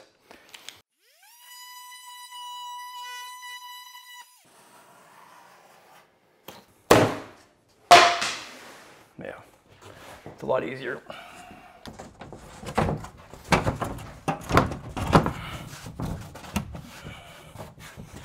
All right, so that's nice and tight there. Nice and flush there. That should work. Okay, so now that we've got the board kind of set and ready to go, now we can just take our sealant and we just want to apply generously everywhere that this board meets somewhere. So right against this area.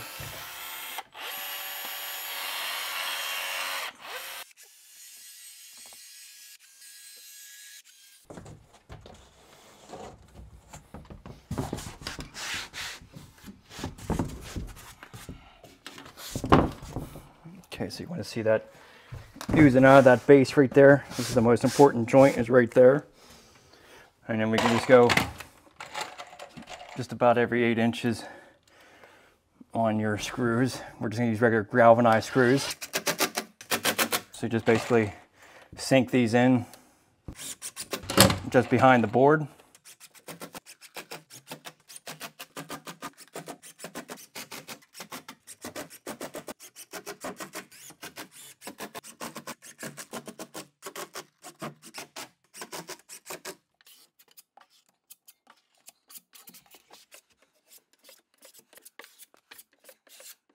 Okay, so just as long as that's smooth for now, we'll move on with the rest here.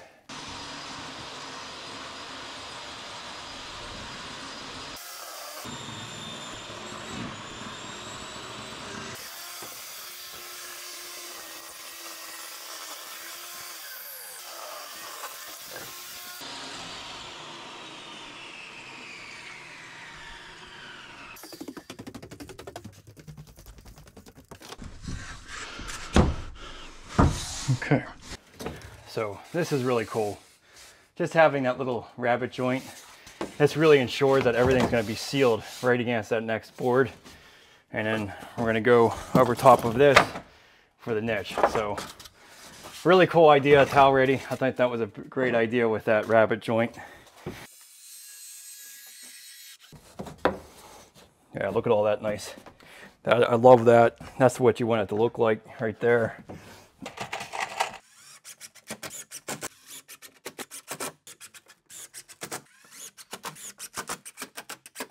Take this excess and just smear it across. Now we're going to be going back over some of this, especially all the screw holes and everything, but make sure it's flat. And that's one of the reasons I really like sealant applications, because you're able to get this completely flat. You don't have any membrane overhang, which is nice. Okay, and then we'll just go ahead and put this down at the bottom. Now we do want to have a little bit of a pitch. Put a bead right against the edge. And I'm going to put one back here just to give myself a little bit of height adjustment. That'll just give us a little bit of height.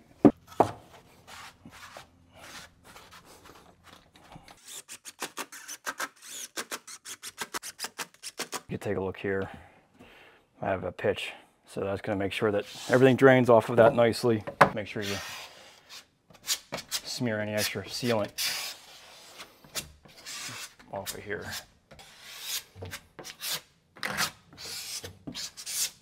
So we're just going to use a big bead against the sill, and we're going to just adhere it to the back.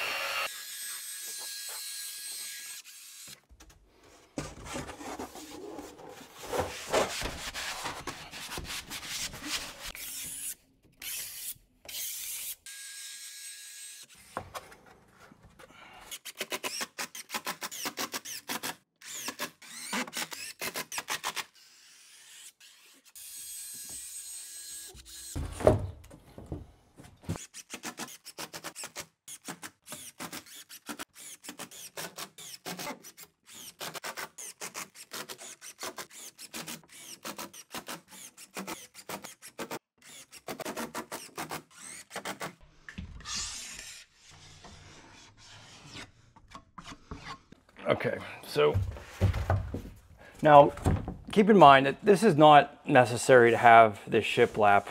You could just install the board this way and just butt it up against the corner. There's nothing wrong with that. It's just this is kind of nice when you have two seams coming together like this. But since I'm going into this niche, you know, I'm going to just run it this way because it's going to be a little bit easier to figure this out because I've got a lot of things going on here. So we're going to just do the same thing. We're going to notch around our little shaving bench. We're going to cut out that square right here.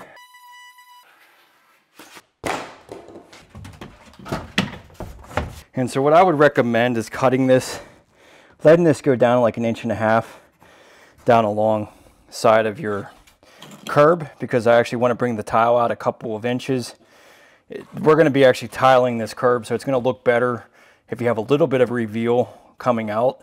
And plus, this is always a problematic area, having drywall butting up to something like this. So you want to have a little bit of waterproofing. So we're just going to bring this out, yeah, 1 inch. Yeah.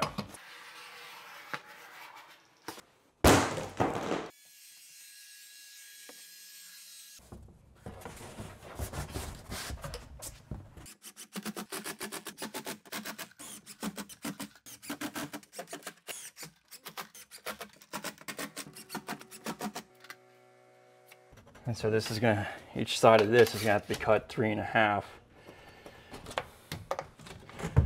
in order for this to slide in.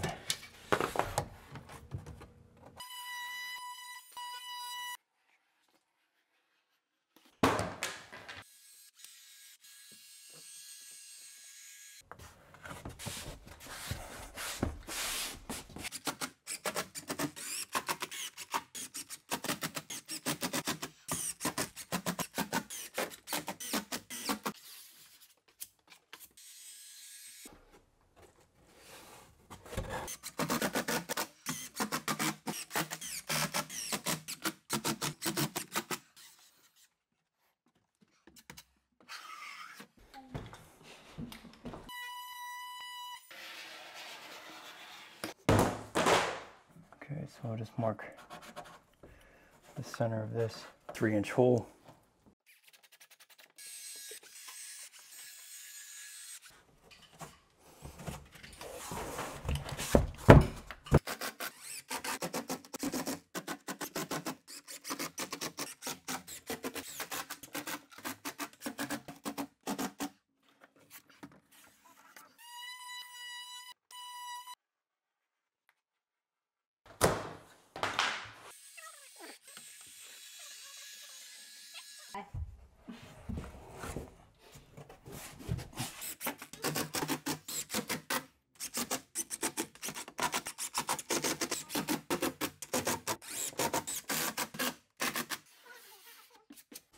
Okay. Indication here.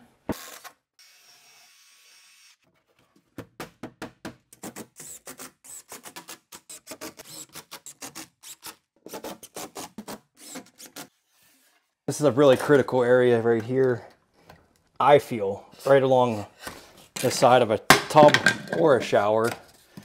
Just make sure you put a little bit of waterproofing right along here. Even this like one inch little strip is going to prevent a lot of pain at some point, because drywall always seems to deteriorate right at this point. Just make sure you seal right up against here.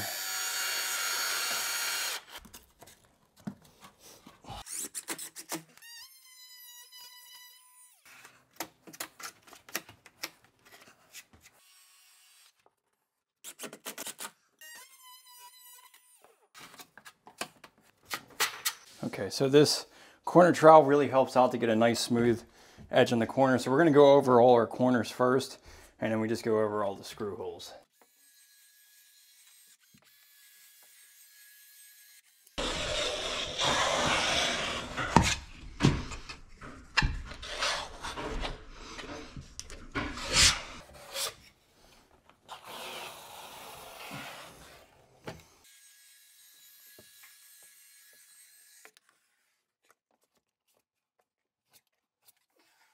Okay, so this is a pretty critical corner here.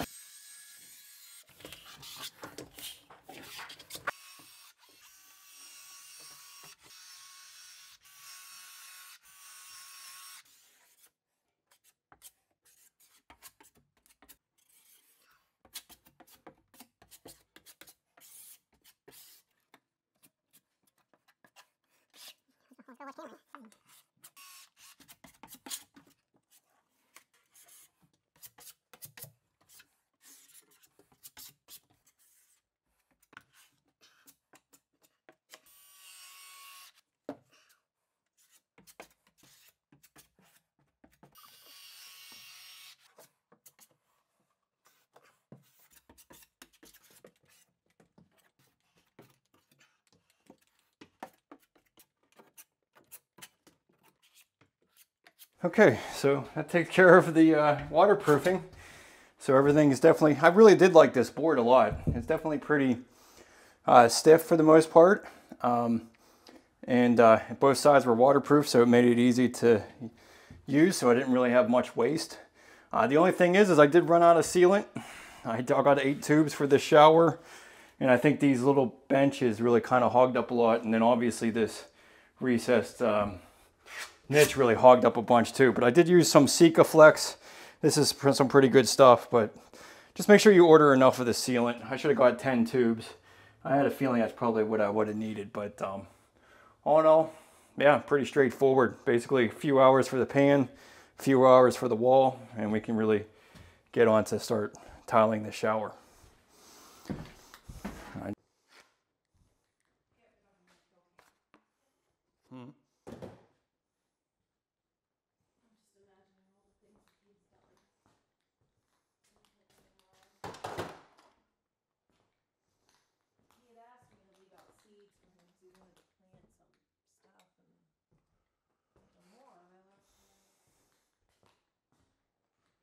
Left your guard down. I did. You probably thought, oh, $1 a bag or this seeds a little, oh my God.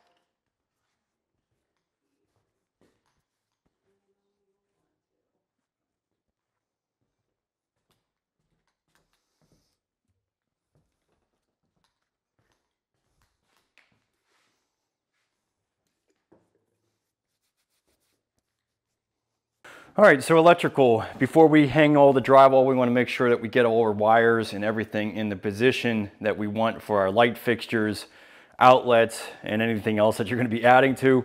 In this particular shower, we're actually going to be running an LED light strip. I thought these were really cool. I got these off of Amazon. I think it was about 30 bucks, but it comes in basically a, what do you want to call it? A diffuser, a rubber diffuser, which makes this waterproof. So this is going to be like a really easy way to add an LED light in the back of the niche. But I'm going to have to run a wire for it. What I do recommend though, when you run a wire to connect this for the inverter, you want to be able to put it somewhere that you can have access. So I usually like to put my plug adapter for the LED lights off of where my cabinet is, so that you have access to it, and then you'll be just switch controlled to the outlet. And then you could also dim it too. You can add a dim switch as well.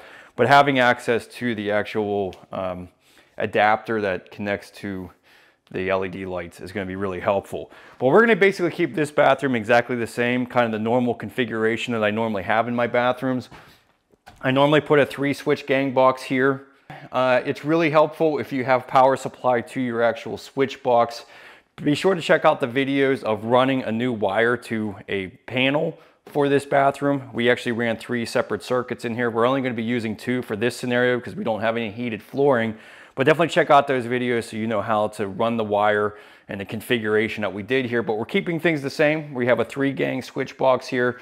We have 1 light for the shower, 1 for the vent fan, and then 1 for the under cabinet lighting, and then a 4th one actually for the LED light in the recessed niche. So we're gonna have 4 switches in this 3-gang box. And then when it comes to the GFI, we have that dedicated here next to the vanity. And we also have that daisy chained over for the GFI for a bidet toilet seat. It's going to have a heated seat in this one as well. I'm really excited to share with you. That's one of the best upgrades I've been adding to most of my bathrooms, and everybody seems to enjoy them. But again, be sure to check out the videos on the whole electrical system. We're basically just reusing what we have here, but I want to explain how to go about doing this LED light too. All right, so for the LED strip, unfortunately, they never have a very long lead that connects to the actual fixture. I'm sure there's probably models out there that have it, but we're going to be bringing a wire from our niche all the way over to where our vanity is. And if you do that, I would just recommend doing something like a thermostat wire. This is kind of has a solid conduit to it. It's easy to connect, but keep in mind that this is all going to be low voltage. So this isn't anything that's going to be necessarily dangerous. You can have open splices for low voltage wiring behind your shower or within the wall. But I'm going to run this continuous from here, and then when we connect it to our tile, you'll see that a little bit later when we actually do the tile installation. We're basically just going to be using some crimps that will connect to our LED light, and we'll be tucking it back into the wall. Again, out low voltage wiring, you don't have to worry about anything actually igniting or having any type of fire resistant because it is low voltage. As long as you have it plugged in with the adapter, you're good to go. So I'm going to be doing a little bit of cheating here because I'm going to go behind the wall and run this wire. But this is obviously something you want to try to run before you actually start doing all this waterproofing and plan ahead for this. Obviously, most situations you don't have access behind it. So we're going to go ahead first, drill a little hole in the corner of this. This is kind of representing our back tile. So we're going to have the tile back on the back wall here first, and then we're going to run the lighting straight up against that actual tile so that everything's finished on the back edge of our LED strip. So basically we need to have the connection point about a 1/2 inch back from the corner of the niche. Now obviously all of this can be fudged and kind of cut in a little bit later if you need to, but it's going to be easiest if you can actually get a decent 1/2 inch hole here, and then once we get all the wires connected, we'll reseal it with some of the sealant.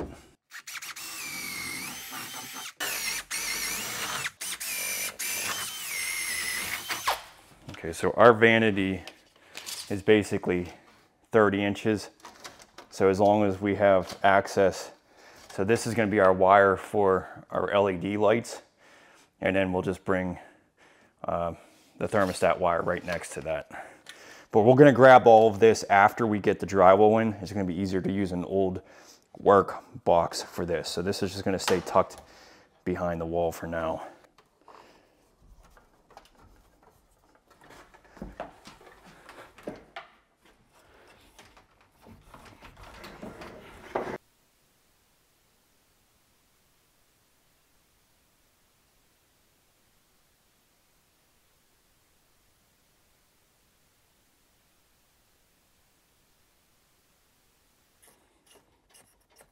Okay, so one of the reasons I like using this wire, the thermostat wire, because it's a thicker gauge. It's like a 22 gauge wire, but it's all solid conduit, so it's not the stranded wire. It just holds up better. It's easier to make connections to. So as you can see here, so that's the primary reason I like using it. It's stiff, it's easy to run. You're not going to really screw it up when you put it in there. And it's great for something like this. So this will just stay in here and we'll connect it when we go to do the tile work. All right, so this used to be for our LED cabinet. And so this is now going to be our switch, or basically our light fixture connection point here. Now we are going to do side sconces here on the other side of the mirror. Now for that, I do recommend putting some blocking and not cutting in the drywall until you get your mirror up. This is always a big decision point, and in the past I used to set the actual boxes and then end up running into big trouble with the client as far as where the location is. And when you go to try to do a repair job on your drywall after everything's painted, everything's finished, and like basically your mirror is the last thing to put in, it can really hog up a lot of time and be very painful. You know, you end up having to come back another day just to paint everything and get everything finished up. So it can really take a lot of extra time doing it. So I recommend getting some blocking for basically 1.5 inch box, and we'll cut this in after we get the mirror up and make sure everybody's happy with the location of it. So our vanity is going to be essentially 34.5, so about 36 inches after the countertop. And then I usually leave about 12 to 16 inches, so just say 12 inches here. So the mirror is 30, I think it's 36. I think it's 36. Or even if it's 30, it doesn't really matter. I mean, we're gonna have plenty of room here. So if you wanted to have it halfway, this would be kind of your halfway mark, somewhere in between there. And if you have something that's gonna be, I mean, we got basically a 10-inch piece here. So we got a lot of lead room in order to place this center. So we're gonna keep it something right around there. That'll stick out about a 1/2 inch here. Yeah, that'll work. This wire is going to stay loose behind here. I'm going to run a wire. And we'll be able to grab that when we cut out our wire.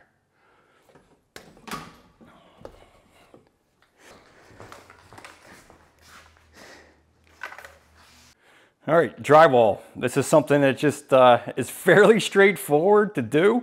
It just takes a bit of time, and if you're in a rush or if you're in a timed, efficient project, like you only have a couple of weeks to get your bathroom back in together before you go on vacation, I'm going to show you a bunch of tips and tricks about going about doing drywall, getting it done efficiently, and making sure that you're incorporating this into your project as you go so that you can get things completed.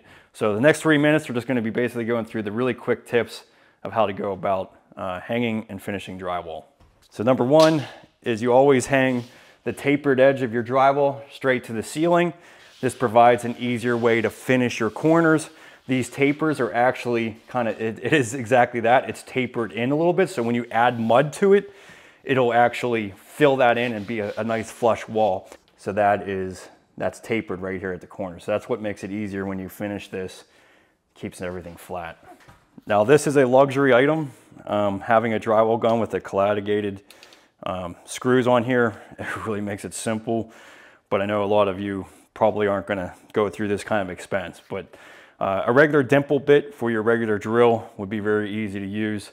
But again, if you're a contractor doing this all the time, I mean, this saves a ton of time. And if you're always by yourself, it helps out too.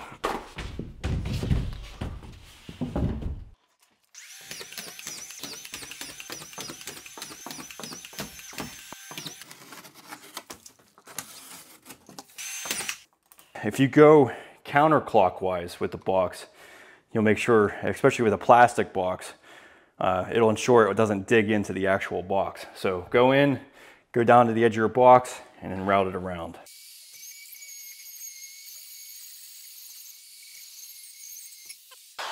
Don't worry about little things like that. Drywall is very forgiving. You'll be able to just put a little patch on that very easily.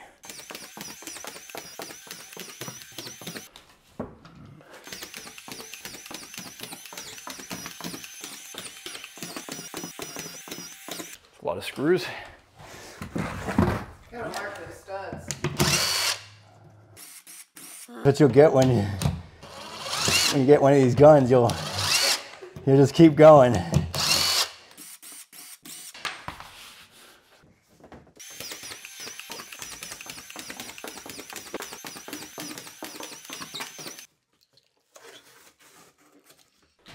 So for standard outlets, these are really awesome. So these are little marking guards.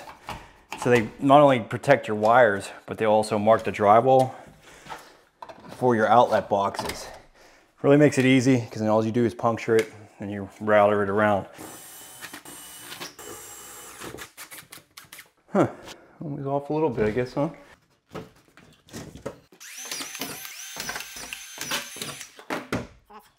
You can see that right there.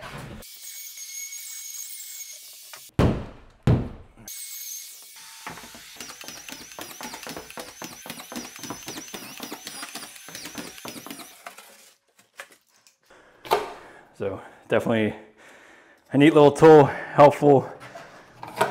I would love to have this when I was renovating my entire house because it can really get time consuming and easy to miss boxes. So this is really cool. It also protects the wires. That's also really important. Okay, so for outside corners, I do recommend this corner bead with the tape. It makes it a lot easier to get a nice finish. So biggest key with this is just making sure that you have plenty of mud on your corner. So we'll put these on these outside corners. Now, obviously, this is not a normal scenario with outside corners in the entrance to the bathroom, but this is a studio project. But if you had a regular outside wall, this is the way you would want to finish it.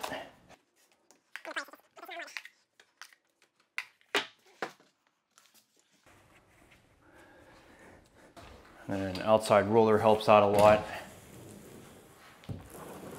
Just put pressure on it and embed it nicely into that corner.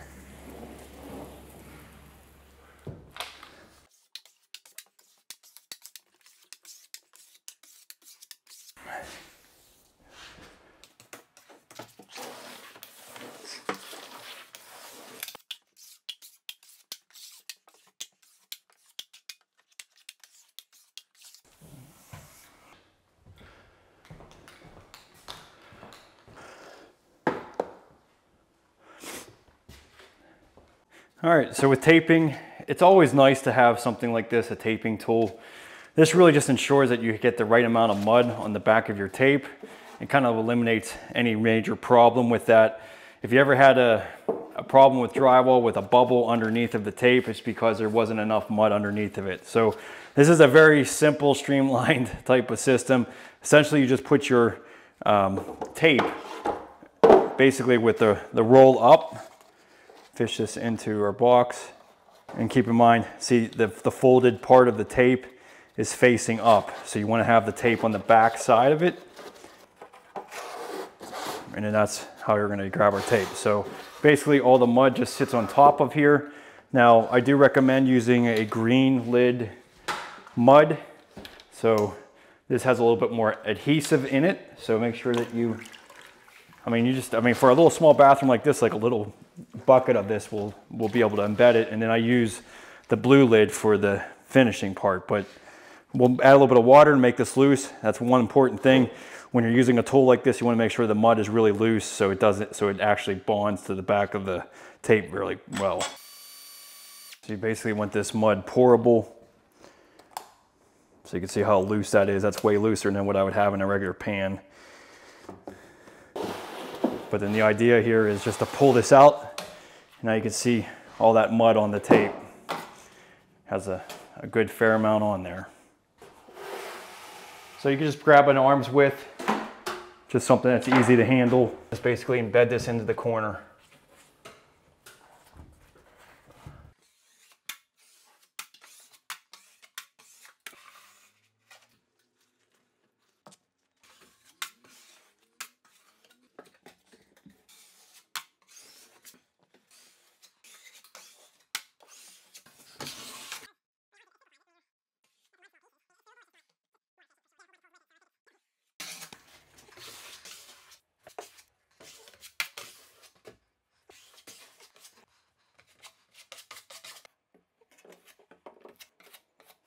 Okay, so screw holes, just slide over both of them.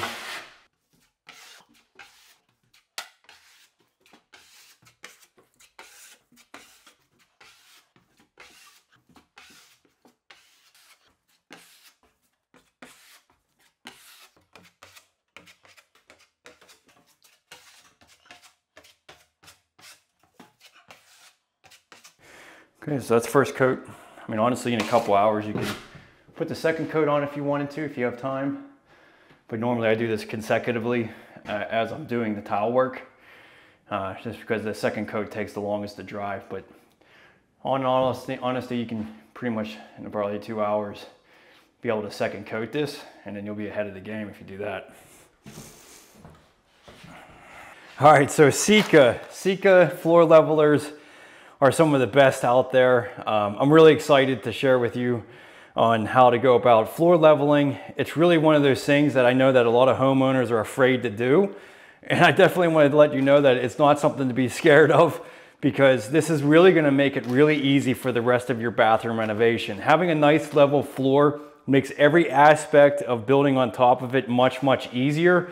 And there really isn't much of an easier way to do that other than using floor leveler. So Sika really covers a whole range of different aspects when it comes to leveling and patching, and then they have thin sets and grouts as well. So they're like a full non-stop type of product for tile setters. But I want to just go through the differences of the levelers that I'm aware of that they have, and what you would want to use each situation for. So the first one I think is what's going to be most popular and out there in most places is the Sika level 125. This is a kind of an economic type of leveler. This would basically be used for all types of residential applications, especially over wood floors, concrete floors. And it's just basically a more universal type of leveler that you can use residentially. This patch material, this is some of my favorite stuff. This stuff is really awesome because it's really fast setting. You don't have to do any priming with it, and it's great for something that you're really in a rush to get something level. So if you're trying to like install a tub and you need to have a level floor, you can use this stuff a half hour later. You could set your tub or your shower pan. Really great stuff. It comes in smaller bags, so you're gonna need a bunch of this if you're trying to do the entire bathroom floor. I wouldn't necessarily recommend this for, large areas. This is just something for a quick installation. It obviously could be used in an entire bathroom, but it is fast setting. So that's the most important thing. It's also considered a patch material. So if you're just trying to fill in damaged areas of your subfloor, you can use that for it as well. This bag here, this is 225. So this is like the next level up from the 125. This stuff is what we're gonna be using in this bathroom.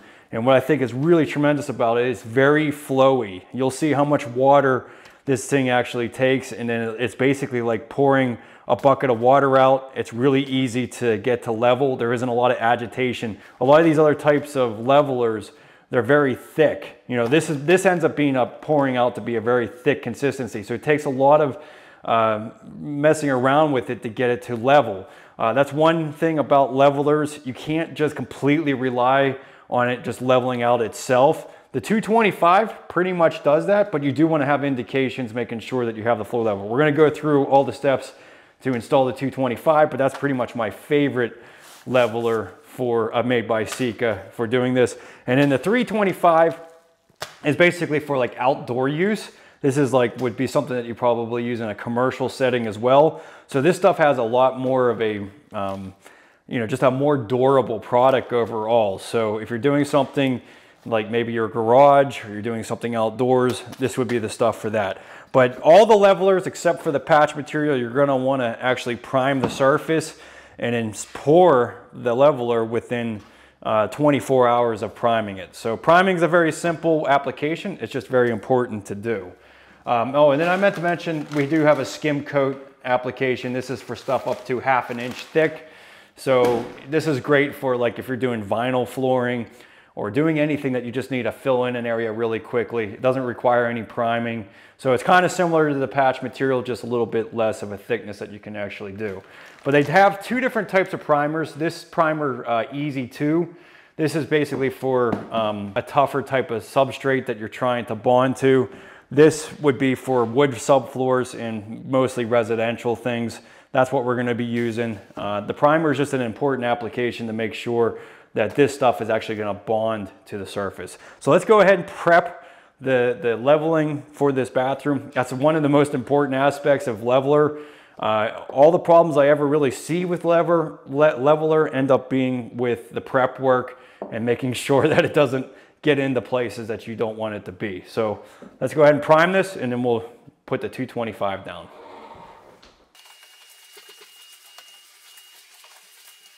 All right, so on this scenario, I actually have my plumbing fitting. I'm just gonna run this wowed up out of the floor. This is my riser pipe for my toilet. And what I'm gonna do is basically pour leveler all around this, cut it flush, and then set the flange before I go ahead and start tiling. So I like being able to do this when I can, primarily because you're able to completely seal around the pipe and make it basically kind of waterproof and watertight around it. And then you install your flange, and that'll prevent basically having your flange too low for when you're setting tile, especially when you're using leveler. You might be 3/4, if you put your flange right down now over top of this, you're gonna be almost 3/4 of an inch too low. Now there are solutions to that. You can always add on additional spacers to beef it up to meet with your tile. But I find this, if you're in a kind of a new remodel, or if you're rerouting your plumbing for any reason, this is really kind of a foolproof way to go about it. So I'm gonna go ahead and glue my riser pipe in here, and then we'll seal around this before we run the leveler.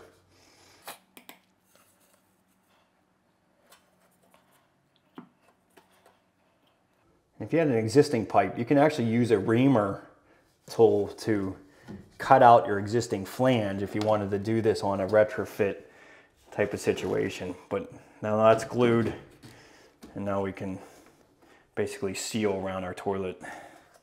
Okay, and then one thing about floor leveler is that you need to have a little bit of expansion contraction against your walls or anything.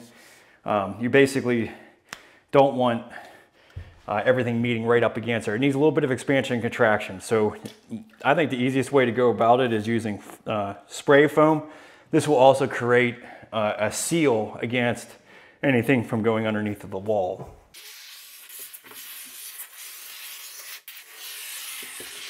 And then we'll seal right around this toilet flange as well. That'll prevent that from leaking into there. It's got expansion traction. That will take a little bit of time to set up, but we'll prime this floor before we get started on that. Okay, so this could be used as full strength or be diluted.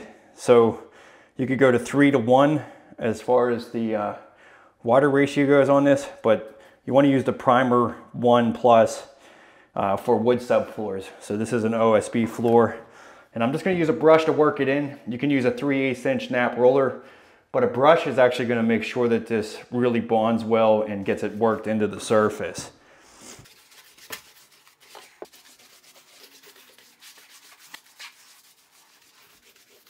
Okay, so then just let that dry. It has to be dry to the touch before you can pour leveler over it. And then you want to pour the leveler within 24 hours of doing this. If you go past that, you're going to have to prime it again. But this is going to ensure a good bond to the substrate.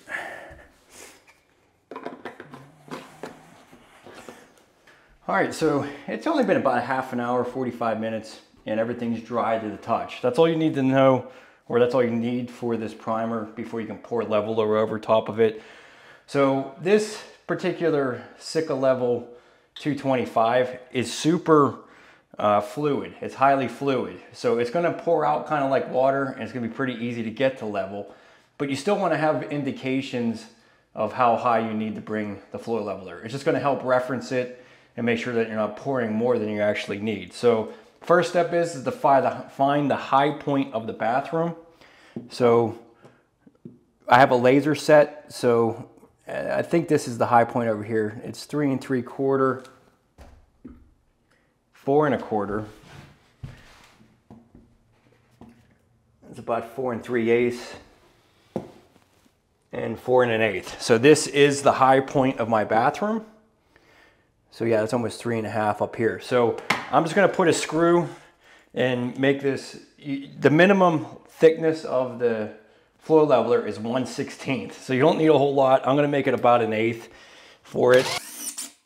So basically just the top of that screw head, and let's just see what that is. So I got 3 5/8. So that's basically what I want all of my screw indicators to read, is 3 5/8. That's 3 3/8. That's 3 1/2. So you basically just bring these screws down to where everything meets, and that's 3 5/8 right there. So on this end, I almost have 5/8 of an inch thickness of floor leveler that I need to bring it up to. And just put an indicator over here. That's about 3 5/8 there too.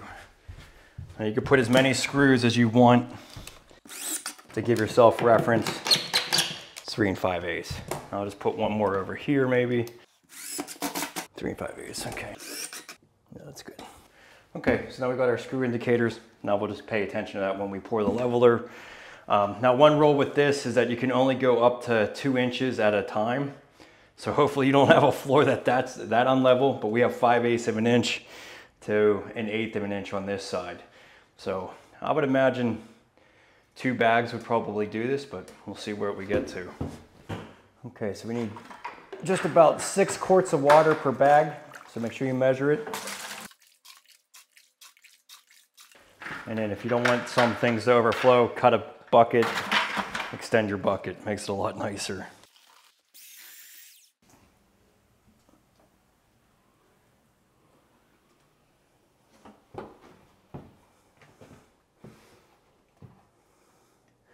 Very fluid.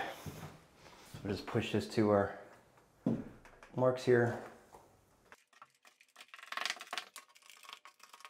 There's our screw indicator, so we definitely need more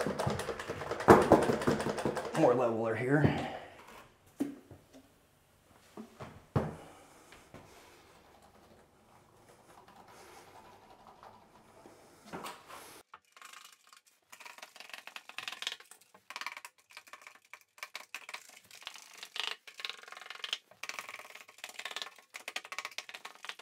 I'm gonna need more. Okay, so you can see my screw indicator right here. I still need to fill up to that.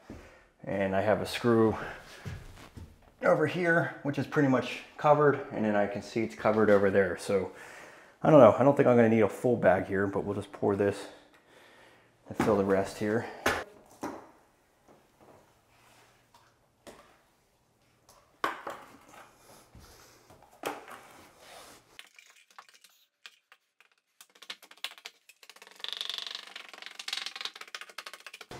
And as long as you agitate it, it should go to level. But looking at this here now, where's my screw? There it is. So it's right at the top of that screw, so we're good. And we have a screw indicator over here, and it's right at the top of that. So now we know everything's level. Worked out pretty well, very fluid. About 2.5 bags for this 40 square foot area. Well, we got 5 by, what is that, 5 by 7? 5 by 6. So about 30 square feet. I was about 5/8 inch of off level. So 2.5 bags was able to get that level.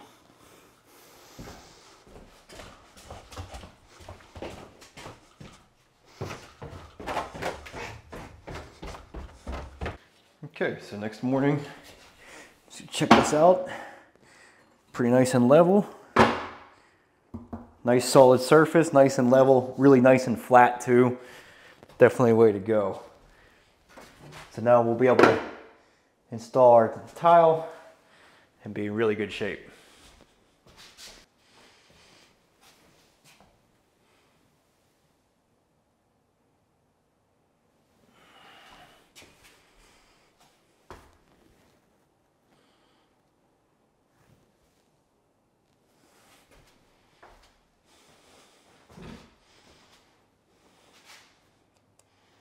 All right, so second coat, I would just take a sanding sponge, lightly go over it, just make sure any crusties get off before you start applying the second coat.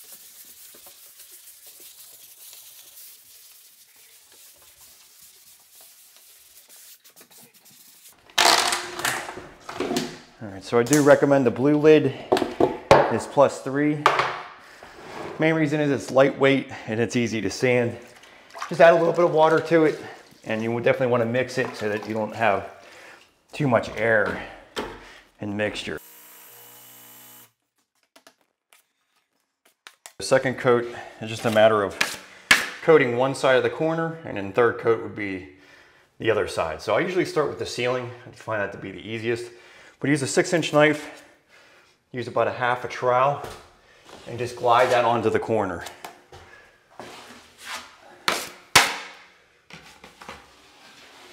And just try to smooth that out. Now you can see some of the tape. A lot of times when you put a small layer on there, and just smooth it off. So some of this will really just take experience and time to get good at. But mudding is very flexible. You know, anything that you screw up, you can scrape off or sand down the next day and do it again. So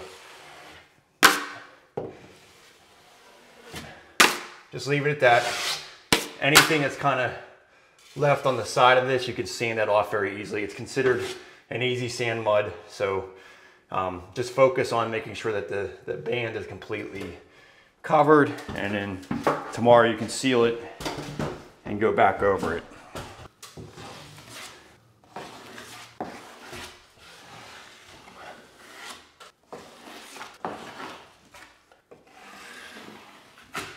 Okay, so for the flat seams, kind of want 2 knives. I use a 12-inch and then a 16-inch. So I apply it with the 12, remove with the 16. So this allows you to basically put full pressure on your wide blade and just go right over that. And if you do a little corner notch like this, keeping the mud off the corners of the trowel kind of keeps it from falling off the trowel when you apply it. But just put a fair amount all the way along this seam. You know, like way more than you would really need.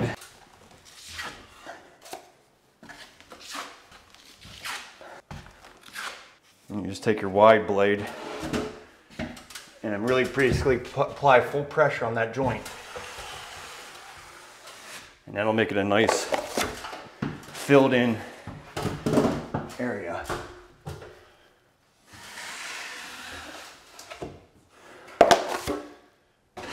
That's all there is to it. Leave it alone. You can lightly sand any little chunk off of there, but with the tapered edges together, this kind of makes it a nice smooth joint for flat seams.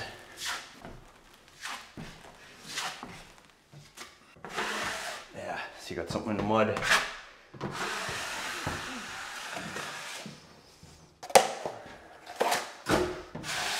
If you don't like it, you could always start over again.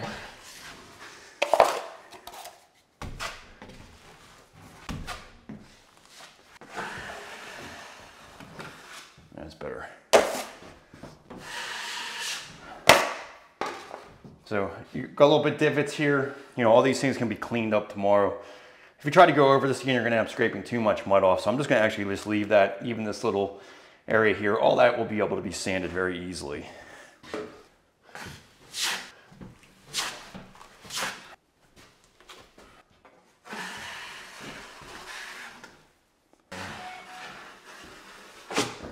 Just leave it at that. So just apply a fair amount of mud.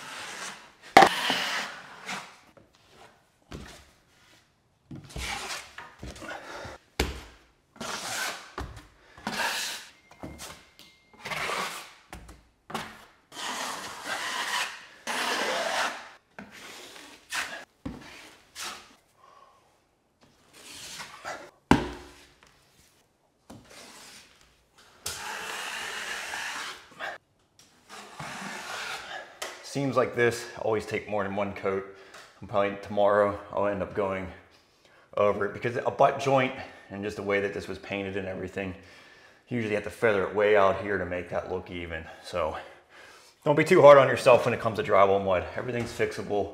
Just takes a little bit of time for it to dry and then keep adding layers. All right, so now we'll go ahead and just go over screw holes again.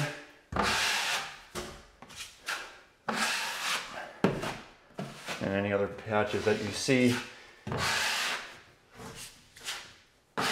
But honestly, second coat and third coat is just a lot faster and quicker than the first coat goes for sure. When I'm usually on jobs, I end up just coming over on the weekends and just adding this second coat because this does take a while to dry, especially in a humid environment. You know, it might even be a little bit damp in the corners even tomorrow morning, just how humid it is in here. All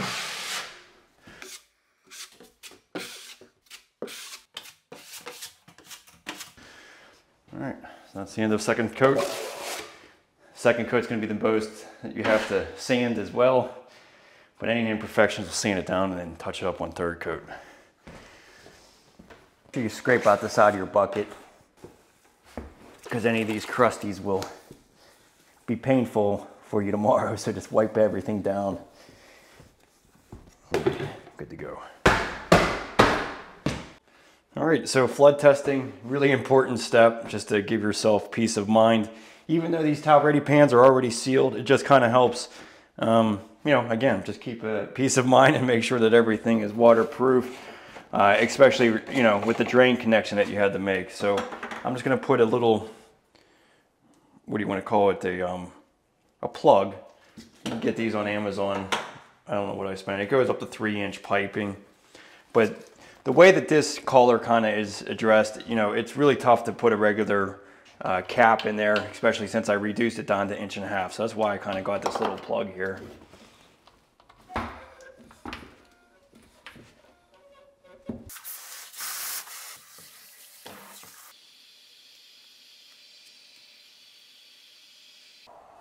Test how, I'll definitely show how level our pan is if water rises over the one side of the curb versus the other, but that's probably good enough. So really what you're looking for when you fill this up is just to make sure there isn't any air bubbles anywhere.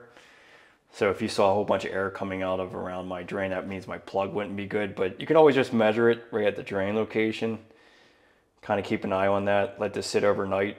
If anything dropped, then you know that there's some kind of a leak somewhere.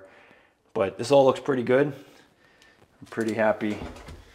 Let's see if my towel ready duck floats. I don't know. Yeah, okay.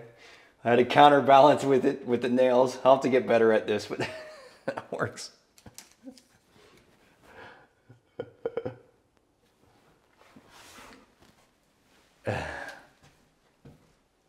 Okay, so next morning, everything looks pretty good. Just measure just to double check. Yep, so we still got that 2 3/4. Good to go.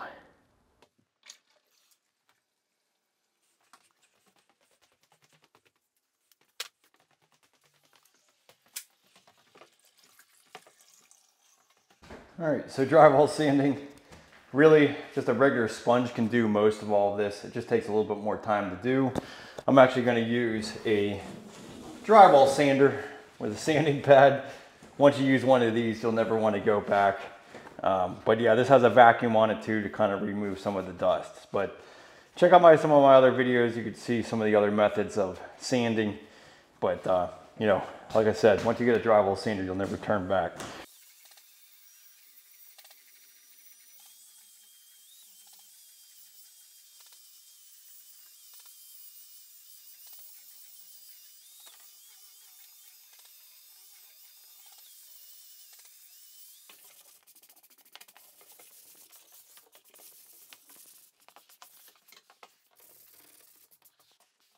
Okay, so third coat.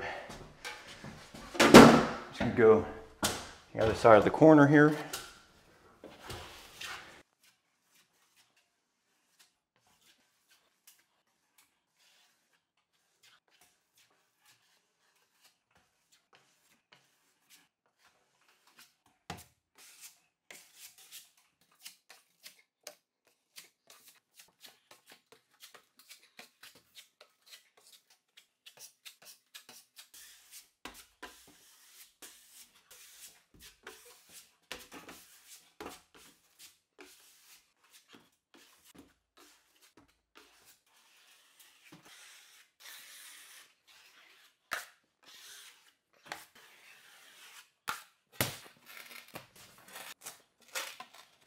All right, so we got a little square drain cover, and we wanted it to match the antique gold fixtures that we're putting in here.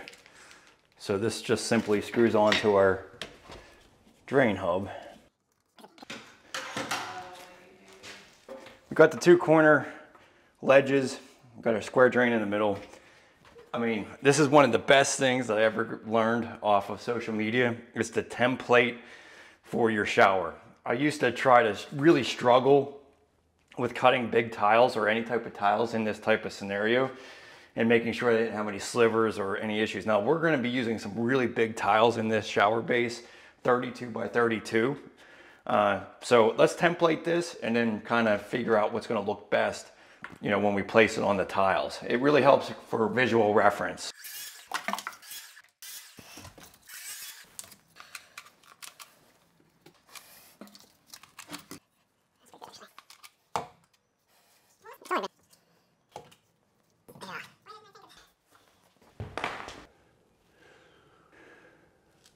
That's basically what we're going to see. I mean, if we turn this around, you got a little bit of gray right there.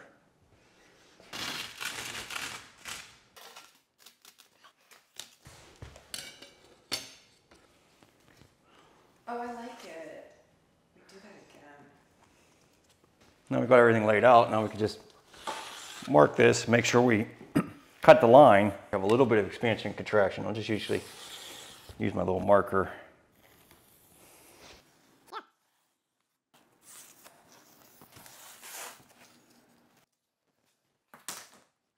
Now we can just mark our actual drain.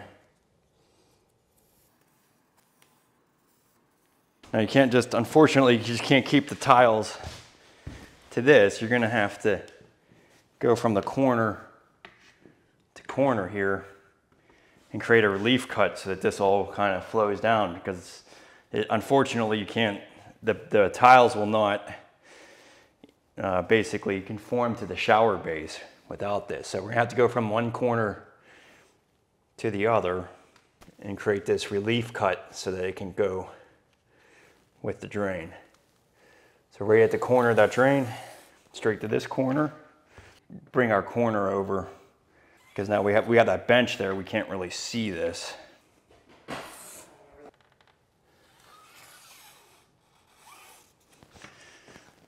Yeah, it'll just be a little bit, it's not gonna be in the middle of the bench because this is not a complete square, so it's, you know, you gotta make the relief cut where it needs to be.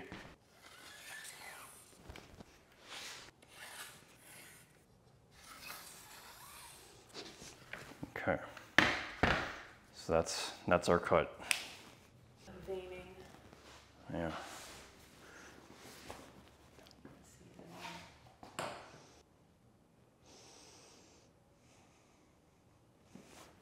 All right, so when it comes to cutting big tile, you don't have to go out and purchase a big wet saw or rent one or get into that huge expense. You really can just do this all with a grinder. So these are some grinder blades that I found that were really, really affordable, and they really created a nice cut. And I would recommend something like this. You want to get multiple blades just to make sure that you could get the nice cuts that you're looking for. So these are made by Levelin. And believe it or not, you can get like a 5-pack of these for around 60 bucks, 70 bucks. They don't always promote the 5-pack, but even if you just bought one individual blade, I mean, it's under $20. So I always have a bunch of these on hand. Having a good grinder, cordless grinder, I think, you know, investing in something like a grinder and a couple of these blades is a much better investment than even a nice big wet saw. Now, if you're a contractor, all these saws just really speed up the installation. This is gonna take a lot more time doing everything with a grinder, but if you're just like a DIYer doing 1 or 2 bathrooms, you know, this is what I'm trying to help you save money and not have to go out and buy all this equipment. But you know, you have the blades, and another good thing is having some polishing pads. This is gonna help hone down any small chips that you have, and even a hand sponge like this with a diamond bit or blade or sanding pad, disc pad, this will help, you know, soften any of the edges as well. So, you know, it's really about minimizing the chipping and then trying to make everything look good. Now, when you're doing bathroom floors or even the shower floor, You're gonna have wall tile covering over the edges, so even if you did have a lot of chips on the edges of your tile, it's really not gonna matter. But this is a good time to practice with the grinder, see how things are cutting for you, and then evaluate from there whether you wanna actually rent a wet saw. So let's go ahead and cut this shower floor just using a grinder, polishing disc pad, and yeah, hopefully we get some nice cuts here.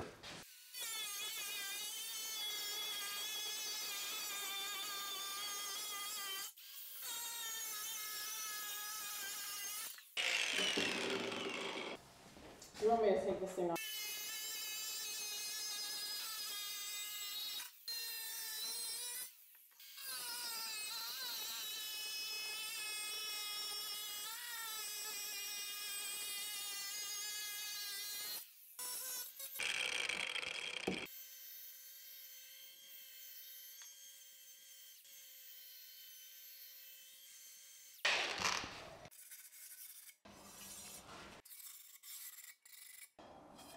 Yeah. It's not perfect, but you know, you're never gonna notice any of those like slight subtleties, but you know, you didn't need to buy a big wet saw just to do that. So that worked pretty dang well. And these are the important parts because this is gonna be, you know, what you're gonna really see here, because that's gonna be right on that split. So yeah, let's go keep doing the other ones here.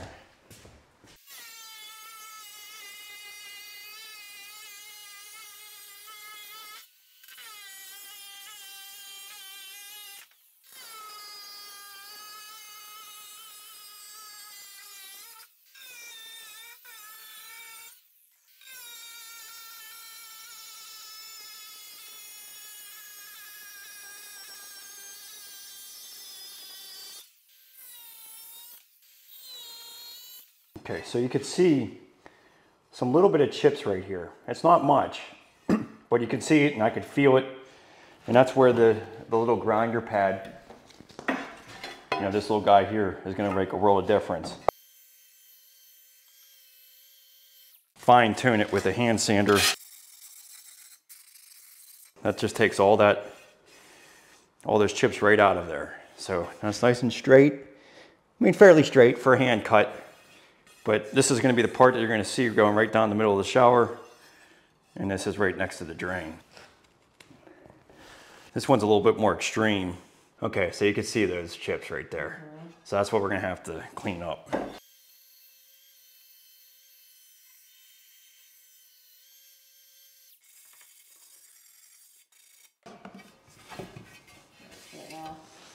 So that takes it all away. Got it? Okay.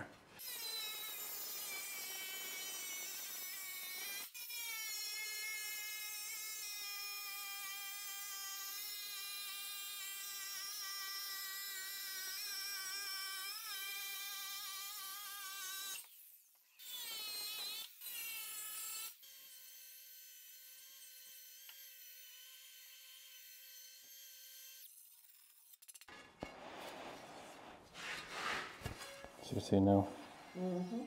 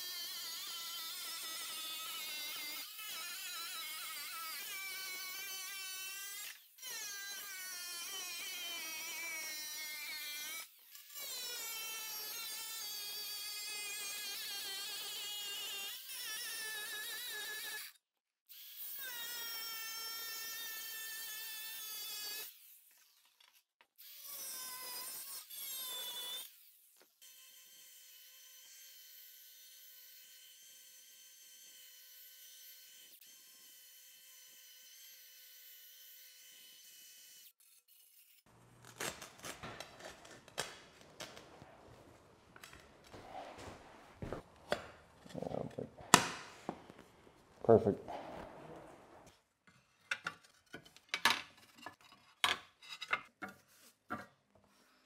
All right, so thin sets. This really matters if you're a towel setter for sure. And if you're a beginner, you should really pay attention and get a good thin set because it's gonna make the entire process a lot easier.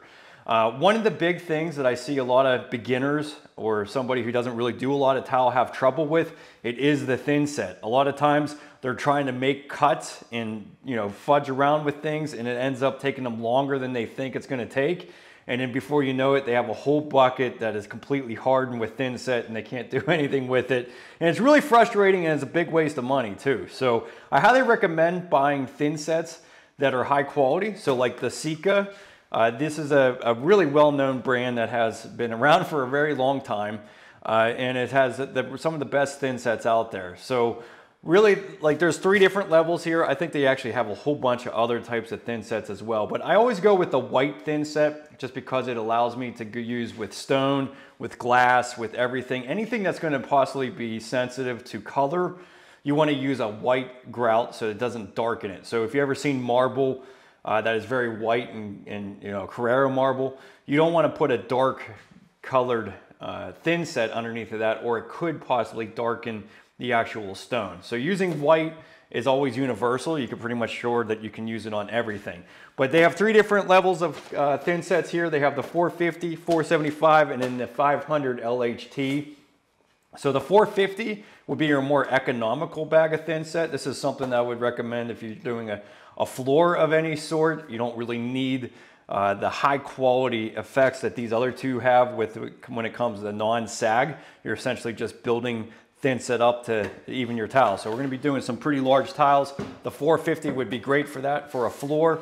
The 475 is pretty a good universal thin set. This is something that would be, you know, in my experience, I've been using Ardex X5 for years, and I've used hundreds of bags of it. So this is a very similar type of product. It's going to be good for just about everything. Has decent non-sag qualities to it, and the expense isn't too overly bad. But the one big thing with these 2 bags of thin set is that you can get almost 4 hours of pot life in the bucket. So when you mix it, you can take the time to cut your tiles and place things, and then not have to worry about the thin set, you know, basically stiffening up and then not being able to use it again. So the 475, I think, is a very great product. This is something I'd probably just buy a pallet of it as a contractor, because you can pretty much use it for everything. Now the 500 LHT, this is your premium. This is going to be something I would use for intricate tile work, so like a backsplash, something that has a lot of glass or a lot of different intricacies to it. And I want to make sure that the non-sag quality of my thin set is going to hold everything up. So if you ever done any type of vertical strip of a border of glass mosaic, you know, the weight of that ends up pushing out the tiles below it. This is going to prevent that problem because it's non-sag, and once you stick the tile to it, it basically stays where it's at. So yeah, so check out the Sika level thin sets. I think they're really terrific, and we're going to show you specifically on this entire shower using the 475, and we'll go through some of the benefits of using such a thin set. Okay, so this stuff is really thirsty stuff. It needs about 7 quarts of water per bag. So make sure you measure that out.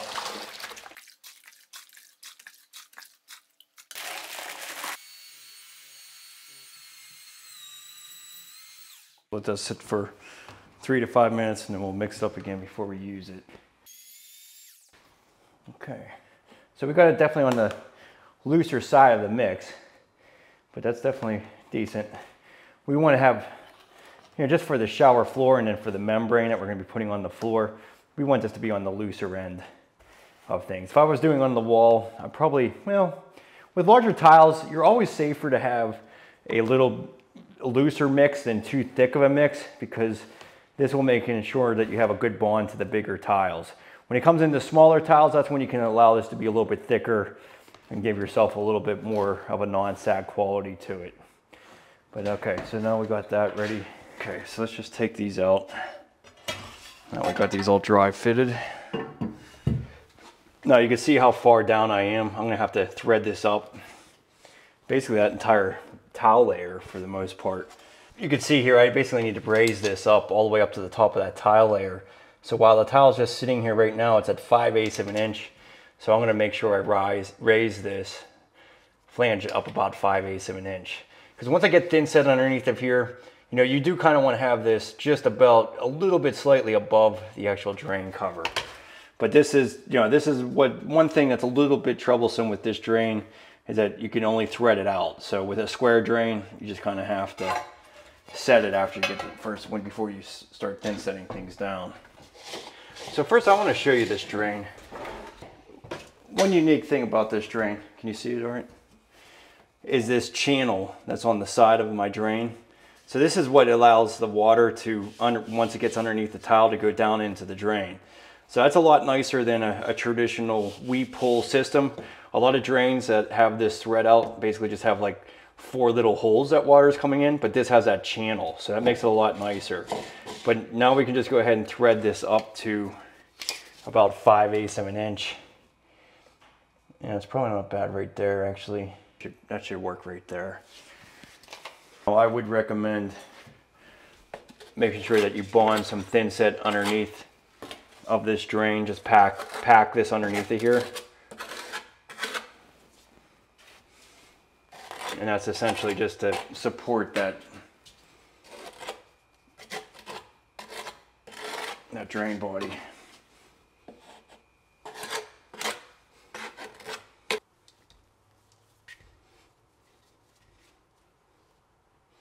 All right, then the first thing you want to do is just take the flat side of the trowel and kind of work this into the pan a little bit to make sure that you have the thin set bonding well to the pan.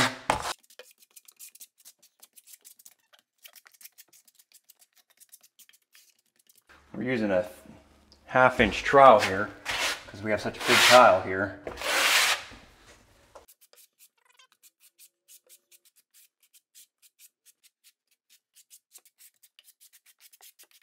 So you want to back butter your tiles, and you can even back trowel it as well. And I'm actually going to do that because I want to give myself plenty of thin set to be able to get this because this pan is pretty sloped.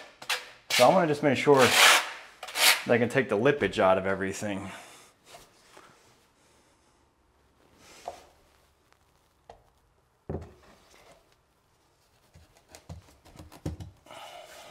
I can already tell right now my drain is too high, so I'm going to have to take that out.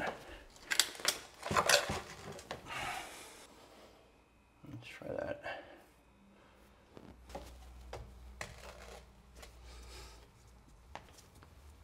Yeah, that should be there.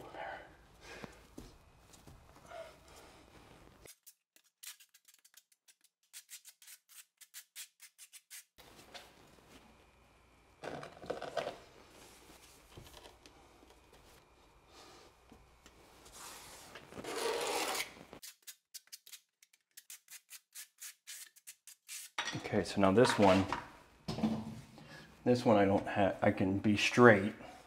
So I can put a couple leveling clips here, but this one needs to be angled slightly for that water, or for everything to be angled right. So on the straight pieces, we can put a leveling clip.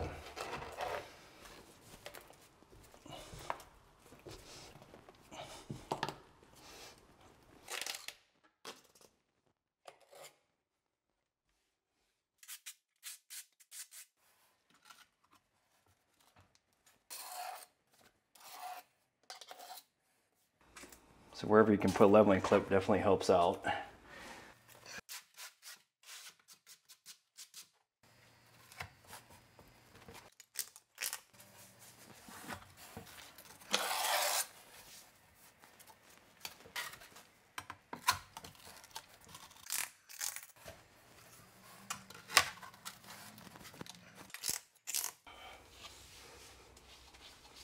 That was beautiful. Yeah. I like it.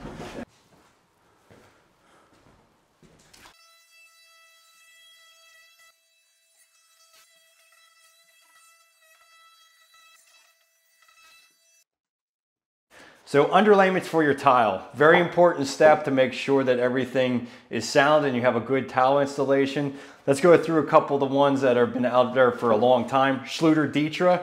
This has basically replaced the cement board. Cement board used to be the way that you would adhere. You basically put your plywood down, you put cement board down, and then your tile. This kind of replaced it. This is an uncoupling membrane. They also came out with different types of products like this. This is Red Guard's crack isolation membrane, basically the same thing, both of them very thin, both of them replacing cement board. But if you really want to upgrade things and add structure to your bathroom, use PermaMat. This is an underlayment. As you can see, it has all these fiber mesh here. This basically is rebar for your tile setting. So once you thin set this into this place, this actually strengthens the subfloor, and this is perfect for doing natural stone or any type of bigger tile that you want to ensure that the deflection isn't going to be a problem. So most of the time, if you're going to be using something like marble or travertine, your subfloor is going to have to be 1.25 inches thick in order to place that.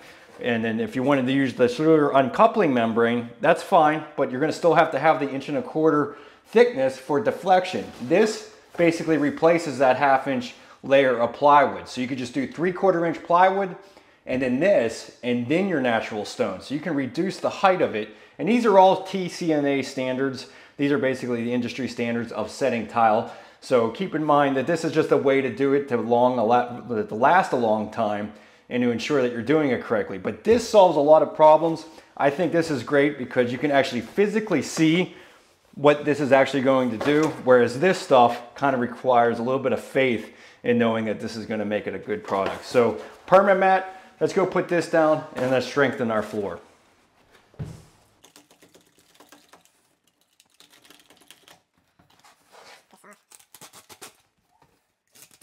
So this layer will go straight up against that.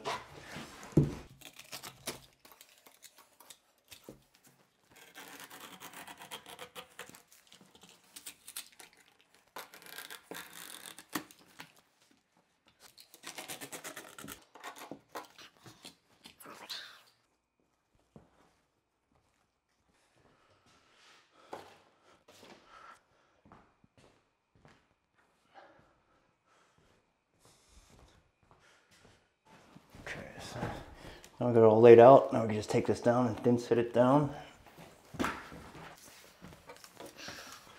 All right, so to set this down, you just need to use a 1/4 by 1/4 inch square notch trowel. So I would wipe down the substrate first with a damp sponge.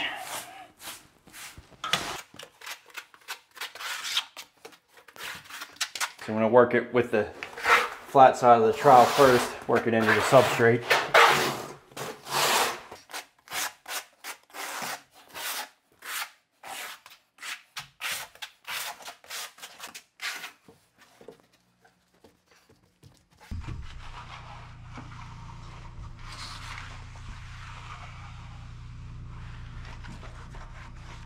Make sure you overlap that.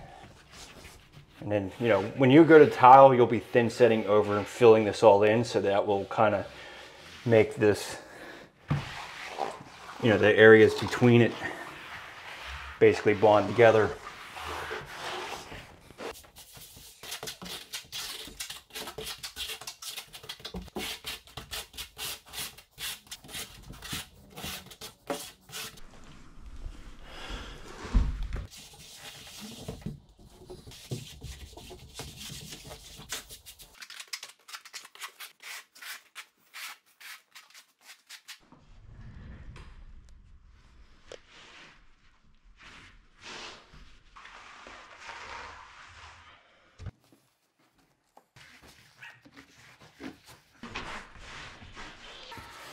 All right, so now that all set. Now, if you wanted to make this waterproof, that's the one thing that this is not going to do. It's not going to be waterproof the way it is. Now, if you wanted to waterproof it, you can thin set over this and then use a liquid waterproofing over top, or use a membrane of some sort. So that's definitely the way to do it. But since we're on the outside of the floor, we're doing really big tiles, I'm not overly concerned about it. But if you were to do like a curbless shower or something like that, you're definitely going to want to liquid waterproof over top of it. But this is going to create a really awesome sound underlayment for my tile. It's going to strengthen it, and it's really going to make it rock solid for sure.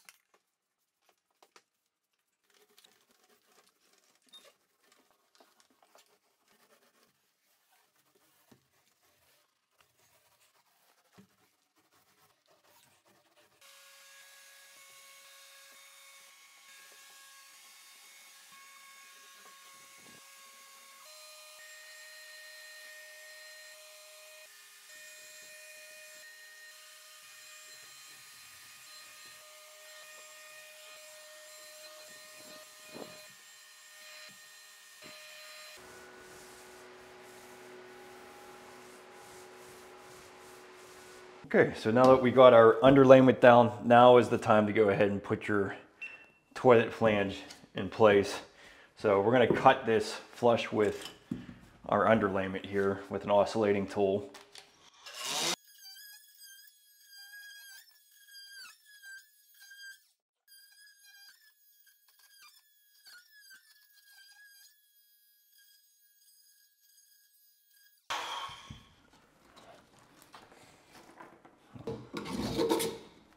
Now when you install this, you just want to make sure that your toilet bolts are going to slide into this where it's even with the wall. Kinda, Gummy.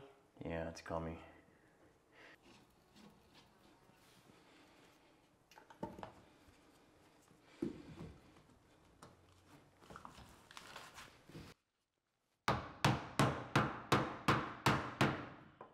Just make sure that this stays even.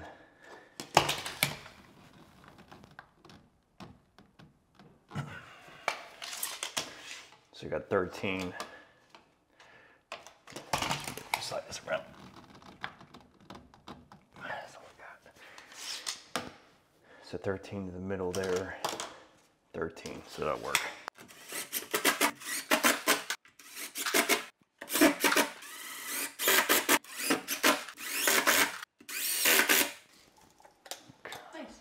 All right, templating. I can assure you, this is not a waste of time, especially if you have a picky client or you're spending a lot of money on tile. You want to get the template and make sure that everything looks exactly the way you're going to put it down. So it's really just as simple as just running some pieces of plywood, running it through a wet or through a table saw, and then just kind of outlining the perimeter with a hot glue gun. But this is definitely a great way to make sure that everything is going to fit properly before you go cutting the tile.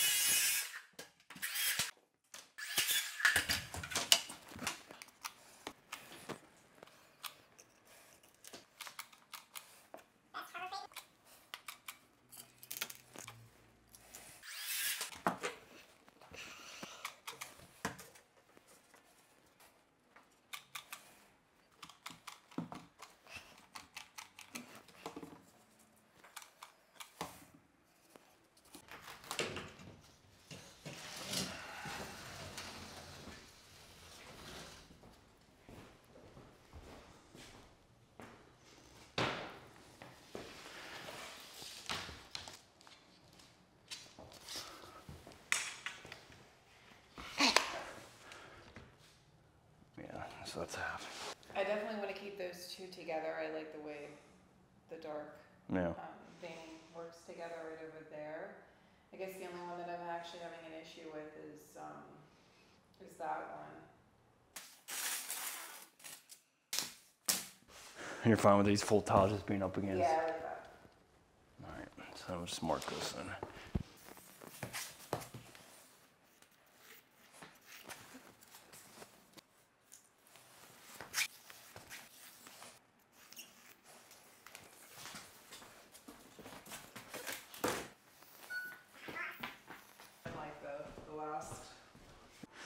All right, so this is really all you need is a grinder with a good diamond blade, a polishing pad, and even a hand pad with diamonds. Really, like for a floor especially, you have a lot of leg room because most of the time you're gonna have edging of some kind. You're gonna have base trim or you're gonna have a wall covering coming down over top of the floor. So a floor is always a good time to really practice your cutting before you get into the more intricate work on the actual tiled shower. But I always put my floors down first on the outside of the bathroom, just so that when I do my wall tile on my shower, that they overlap and go above the actual floor. It's a lot more cumbersome trying to cut tile around existing tile that you put in your tiled shower. So I definitely recommend putting your outside floor down first. And that goes for even if you're doing a curbless shower. Do the outside floor first and then the actual shower pan. But I'm going to do all of these big tiles. These are 32 by 32s with just a grinder, polishing pad, and a hand pad.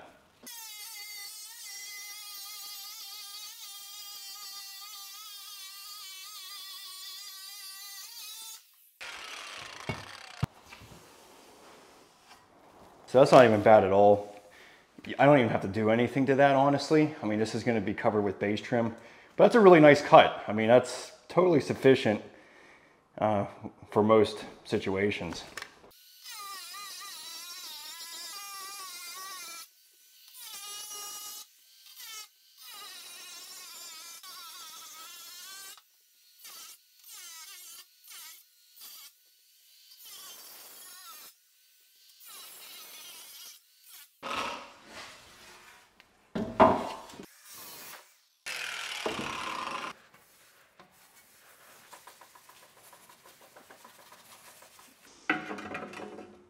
That'll work. So it doesn't have to be perfect. You know, I got a little bit of overcut here, but your toilet has quite a bit of room around this. So make it a little bit flexible so you have some room. So I do have that.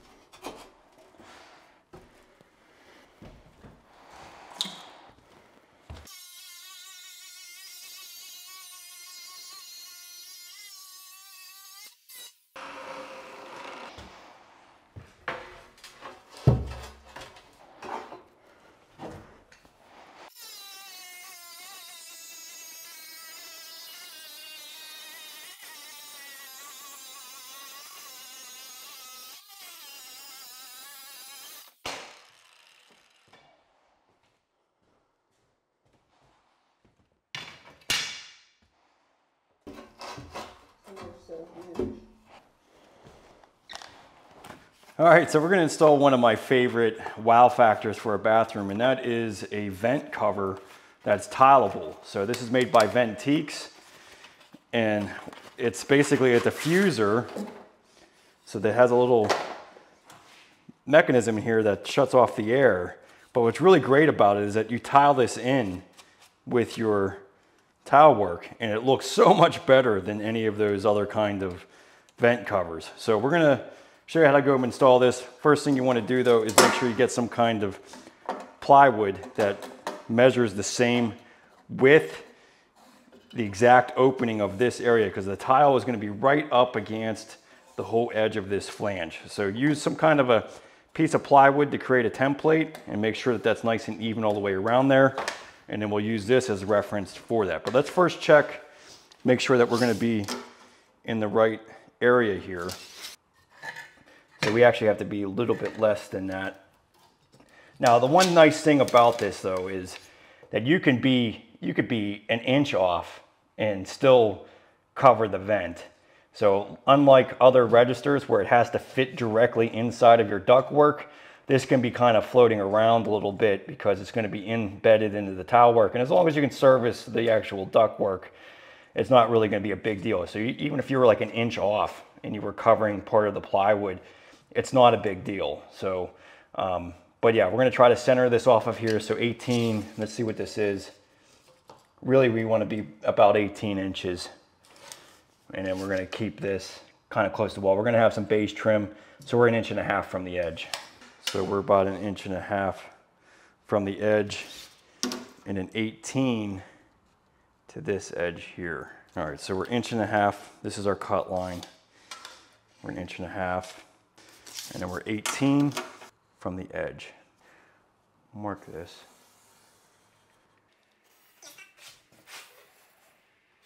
Okay, so that's what we need to cut out.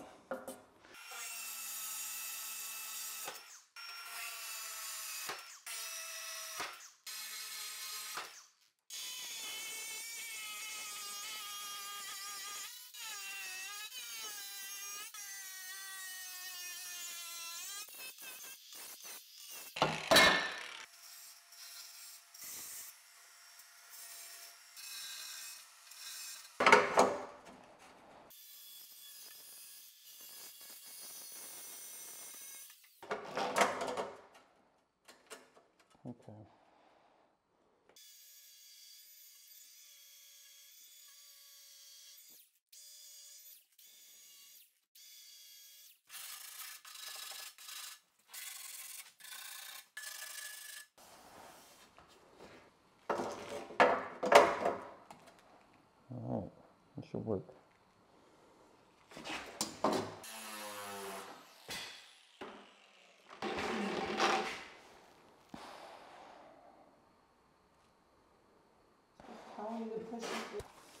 I didn't like it anyways, because I had that overcut on the one corner. Damn it.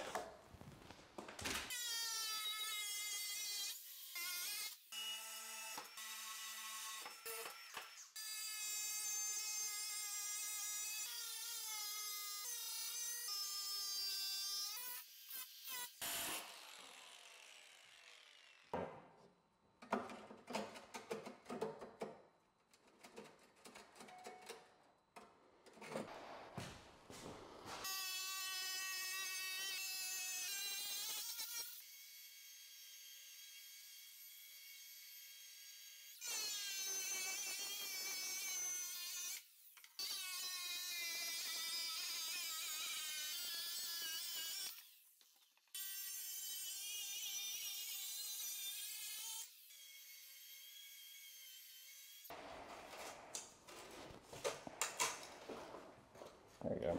That works.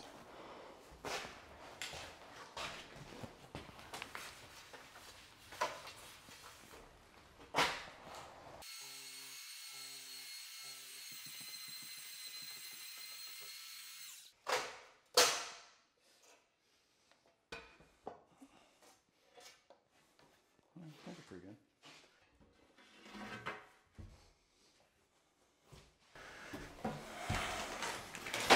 Okay, so a couple tools for these big tiles. Number one is a leveling system. This really helps out. My favorite of all time is Perfect Level Master. It truly never lets you down. It's just a simple wedge and clip system, but these clips are unbelievably strong. Like I mean, it's a very rare occasion that I'll actually snap one of these. So that's why I love these so much. I've tried so many different types of these, but these ones are the ones that I still would depend on for any type of tile installation. But with these really big tiles, you definitely want to get a bigger size trowel. So this is a 1/2 inch by 3/8 inch trowel. And it just, you know, the more that you can kind of get under here and get the ridges collapsed. I use a little vibrator tool. This thing is really awesome, really inexpensive, but the vibrating aspect of it just gets all those ridges to collapse and gets you a really nice solid bond to the bottom of the tile. So we're gonna fill in this mesh, because this is basically the rebar for your tile, and you want to basically embed the entire thing with thin set before troweling it. So let's go ahead and get plenty of thin set. This loves I mean, it is going to hog up some thin set, so you're going to need a full bucket for this small bathroom. So I'm just going to use the flat side of the trowel and just fill this in first.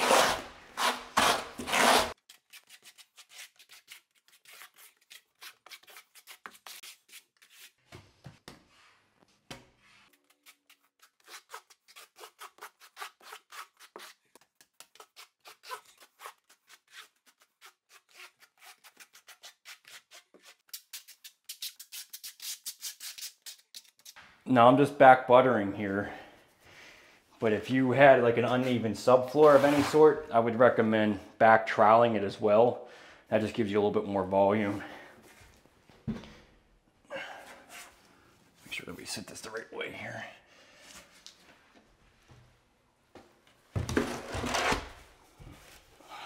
And you can use this.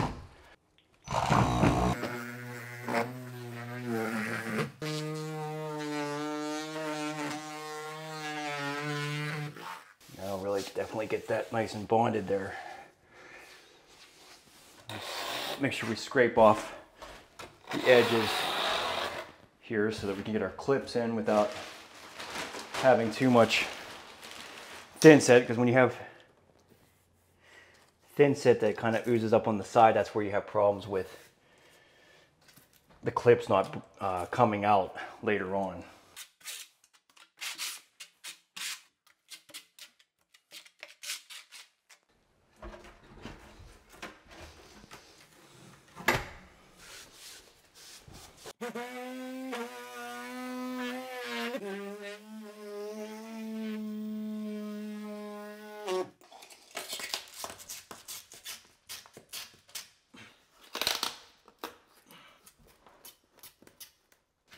Okay, so this really holds that nice and tight together there.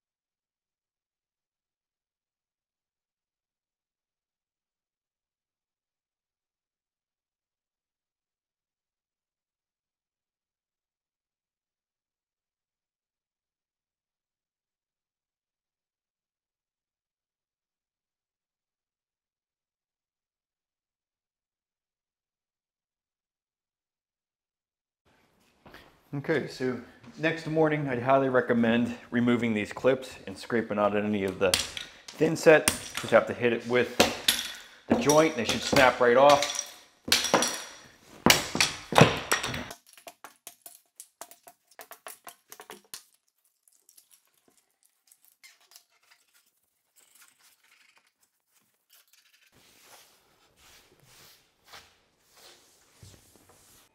So big tiles are really popular these days. It's something that I continue to find myself drawn to. I know my wife, the designer, absolutely loves this stuff because there's so many different designs and features with these big tiles. And the other big thing is that they're easy to clean. The less grout joints that you have in a shower, the less maintenance there's going to be. So that is one huge benefit to big tiles like this. This is actually a 24 by 48 inch piece.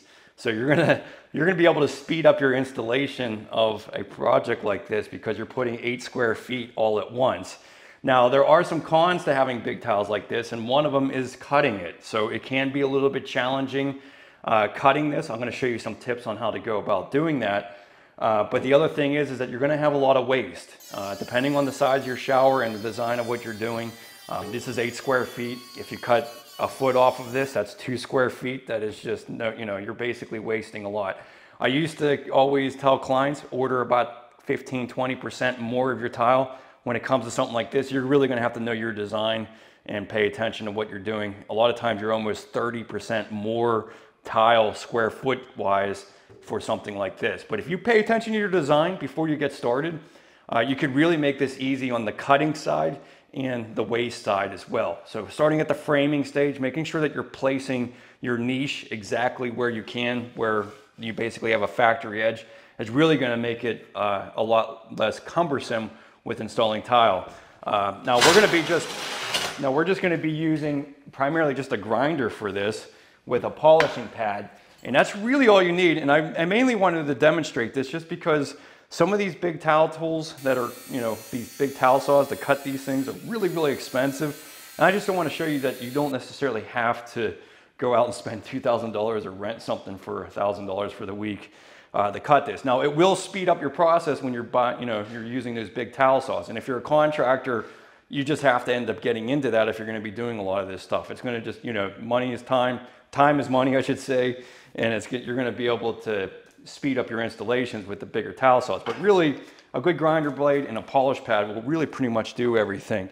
The other thing you want to consider is making sure that you get a good leveling system. My favorite is Perfect Level Master. I've been using this for well over a decade. I try these new systems and I end up always going back to it because I can always rely on the clip, and I can put an enormous amount of pressure on this and get these tiles nice and even with one another. I really get really frustrated and angry when one of these clips break. But Perfect Level Master, I mean, there might be, you know, out of 100 clips I put, maybe one breaks, and that really has nothing to even do with the clip, and maybe I've stepped on it before I put it in. So I highly recommend getting a good clip system for this, and you're not going to need a whole lot for these big tiles. I mean, you're only talking, what, 15 pieces of this in this entire shower, so you only need a couple per side. The other thing you want to consider is making sure you're getting a big notch trowel for this. This is like a 3/8 by 1/2 inch trowel. You're just going to need a lot more thin set. You want to make sure that there is plenty of a good medium bed modified thin set behind this, and using a good trowel is going to make sure that, and the more thin set you can get behind it, the easier it is to line everything up. Okay, so when it comes to tiling a shower, the order of operation that I've found to be the best is always to set your shower floor first, because you're going to have the wall tile overcome the shower floor. So you could kind of be, you know, a little bit less concerned about the cuts that you make because you're going to have this wall tile covered. So if you do the floor first, it's going to make it a lot easier. Plus, when you have this vertical joint on here, you're going to basically kind of you're basically hiding that grout joint on the vertical surface here. So I just find that to be a lot better to overhang your wall tile over here rather than trying to fit floor tile up against there. Because, you know, if you have it, when you look straight down at a shower floor and you're trying to piece it, you can see that grout joint very well. And if you don't have an accurate cut on your floor, you know, it's going to look pretty bad. So that's why it's nice to do the wall and overcome that shower floor. So do the shower floor first, and then you're going to want to do the back wall. And the main primary reason for that is that when you bring your other tiles this way, you're hiding that grout joint as well. Now we'll be caulking this corner, but it's just going to be less stressful on the cutting aspect because you're able to hide that grout joint. So do the back wall first, then the side walls. Now in this scenario, we got a lot going on here. We got these little shower ledges here. We're going to be basically having these full panels come a little bit outside the shower. So I'm really wanting to have this come outside the shower a little bit.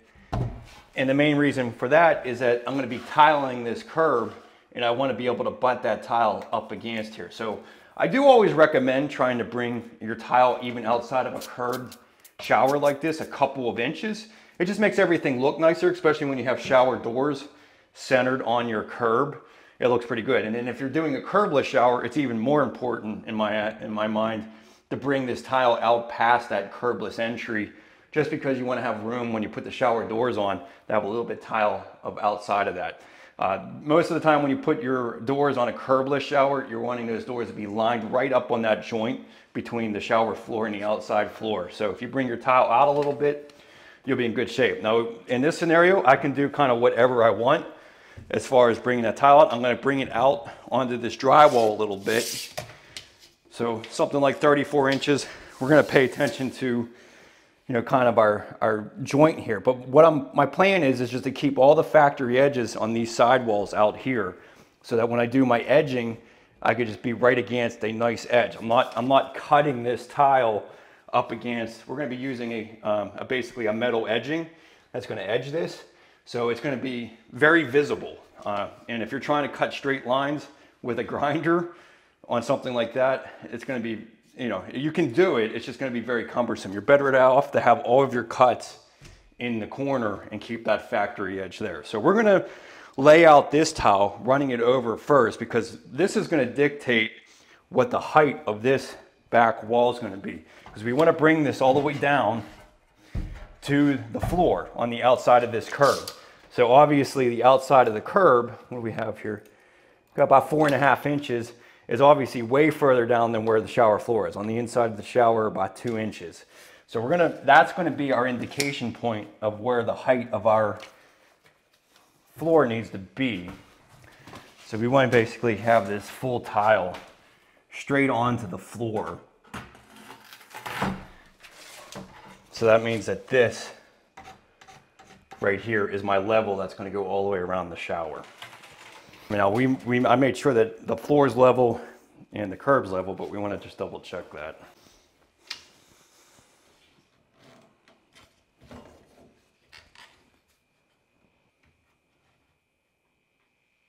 Okay, so that's where we need to be.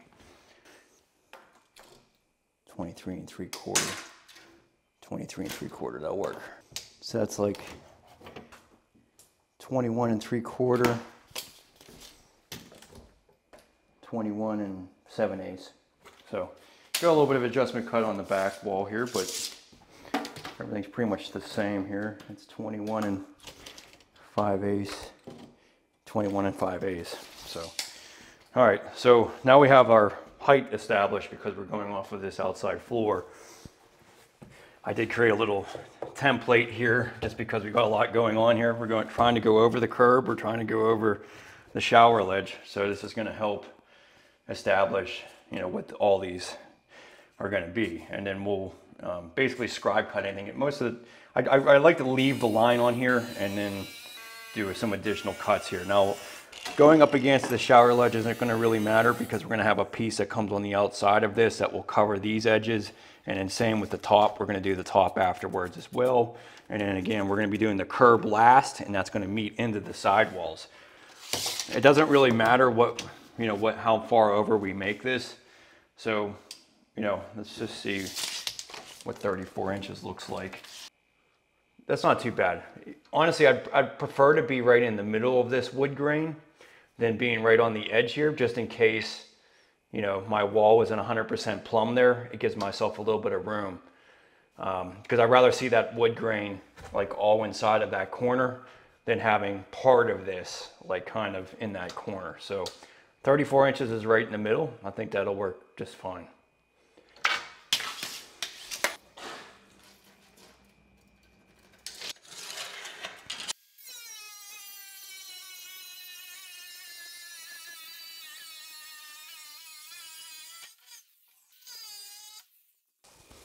So that makes a decent cut right there. I mean, there's really no reason to even honestly go over that.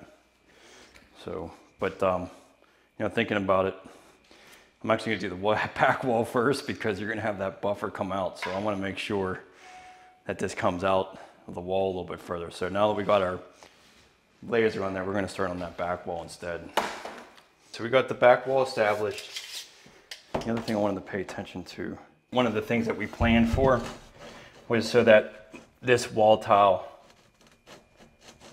would come and overhang my sill. So I almost have a good inch here. So we'll build this up, but what I'm gonna do is just cut the factory edge for that fold so that works out well. So it's always nicer to leave yourself a bunch of room with your niche and then build it up to meet here. But that's something that you want to pay attention to when you're trying to lay this out, start out with.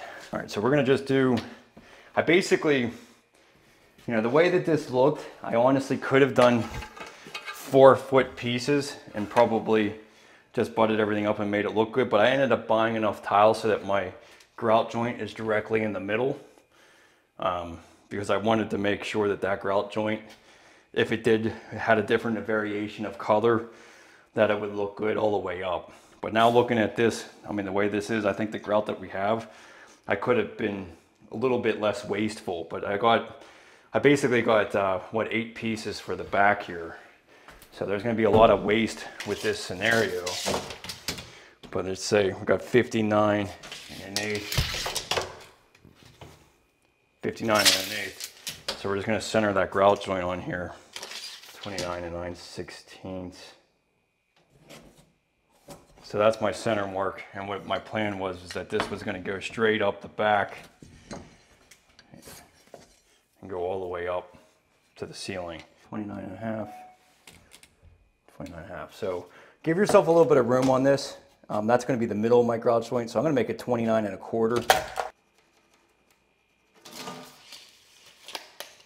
And so it's basically right down that line, really.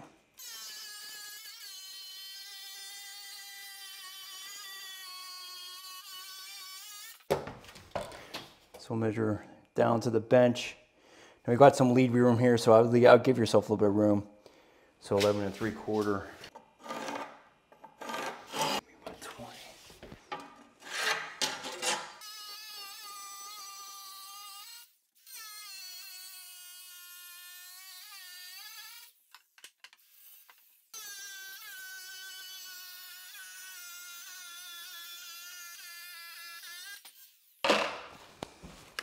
So keep in mind that all of this is going to be covered on the sides of these tiles, so you don't really have to do anything, but I mean, make some really nice cut. It's totally going to work out for me. There's really no chips at all.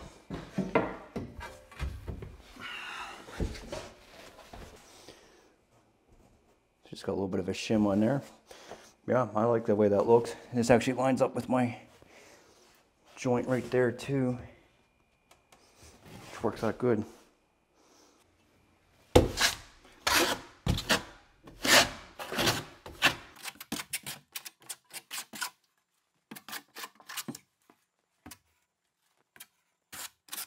How's the sticker feel?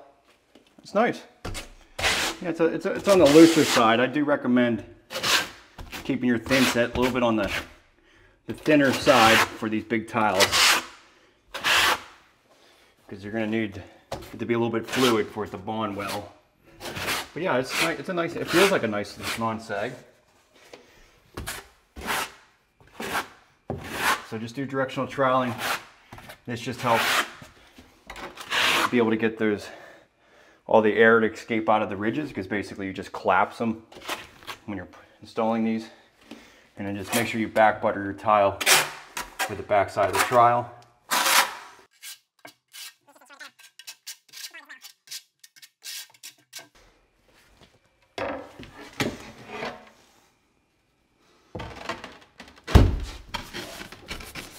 We basically just move this back and forth, and that'll collapse the ridges nicely.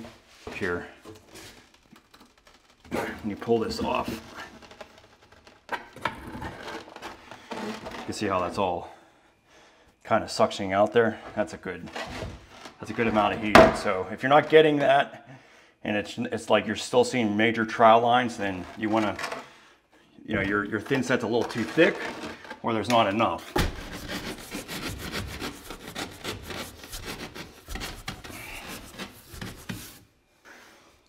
Because we want to have something because we're going to silicone the joint there. And so you want to have a little bit of space there, so that the silicone has something to grab into. So even if it's just at the 16th, it's good enough. But just pay attention to that laser, make sure that's straight across there. And then in the meantime, I'm just going to actually wipe off this thin set, because I don't want that to get too dry, because we have a whole nother piece we have to cut. So that's one thing about thin set, you don't want to leave it on the wall too long, or it'll skin over. So if you just wipe this down as you go with these bigger tiles, it's probably best.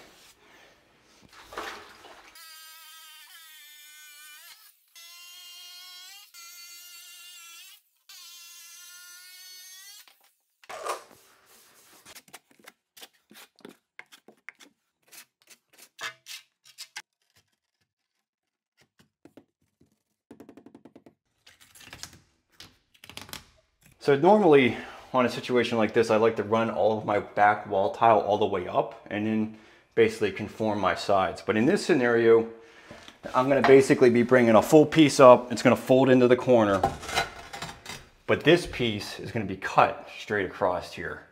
And I wanna make sure that this joint is gonna be aligned with these tiles over here. So I'm gonna just bring this up as we go so I can ensure that, you know, when I put this tile here, that I'm able to make that completely across there. Because if it's something was just even an 1/8 inch off, I mean, you can't really afford that because we're only putting basically 16th inch grout joints in between here. So you don't have very much fudge room at all. And I really wanted these joints, you know, I kind of wanted them to match as best as I can with the rest of the tile. So I think these are what, like, yeah, they're 1/8 inch grout joints. So that's an 1/8. I mean, that's probably like 5/32, I guess. So that's about as close as I'm going to get it. But it's better than the 16th inch joint because that made it a lot bigger of a joint.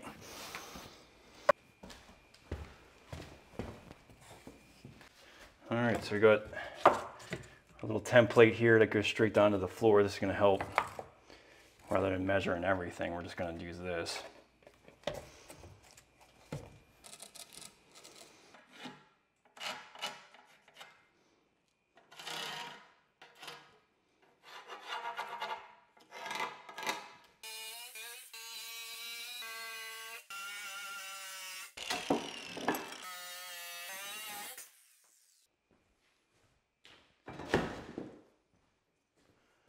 So normally, if I'm confident about running this entire wall, I'll run this from floor to ceiling. But in this instance, I'm not sure how long this is all going to take me, and I might stop part of the day. So I'm just going to, once I'm done with the day, I'm going to slide this in and just leave it loose on the top portion of the wall. I don't want to thin set this in because I want to have the ability to shim this out or move it if I need to make this work. If I thin set this in and then this tile comes out a little bit, then I'm kind of screwed. But a lot of the times I end up having to use some kind of, you know, spacer here to keep this covering the edge of my tile. So that's the reason I'm not embedding this. But as long as you have plenty of thin set when you set this into place, you should be in good shape.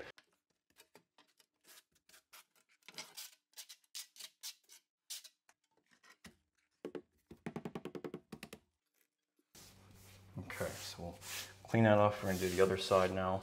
And like I said, I mean, before the end of the day, we're gonna slide this in, but we'll just keep this without any thin set behind it because I wanna be able to move this.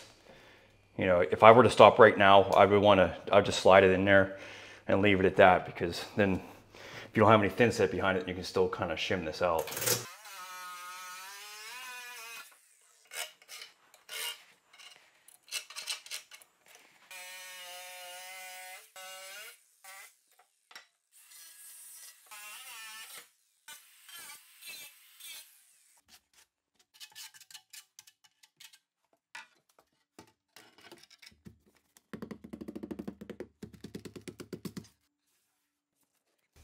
All right, this is a good time to stop. We're gonna keep going with the towel after lunch here.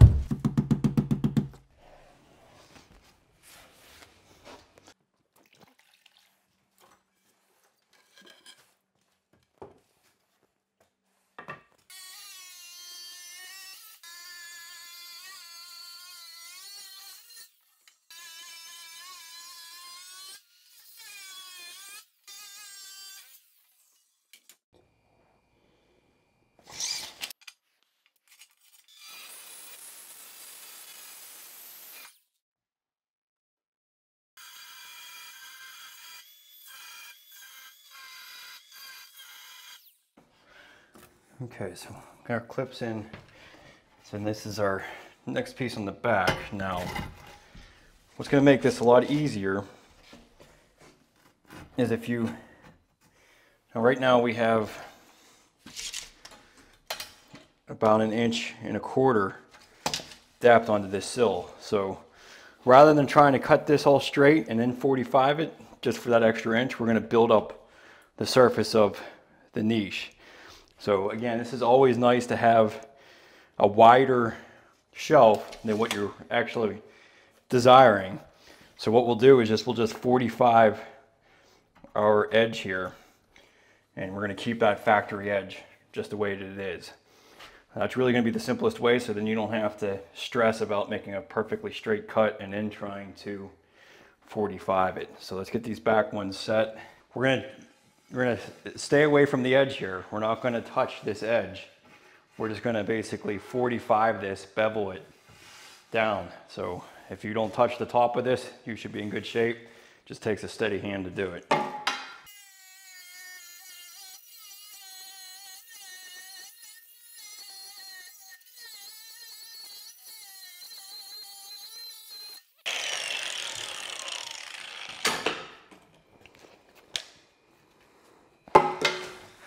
So I'm not real happy with that. I just chipped it. So right here. Yeah, so that's not gonna look good. So that's why you have extra pieces. So I'm gonna try it again.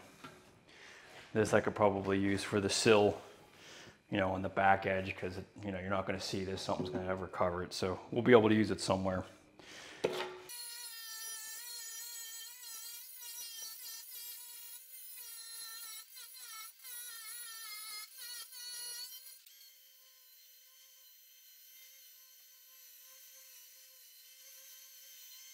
That's the way to do it.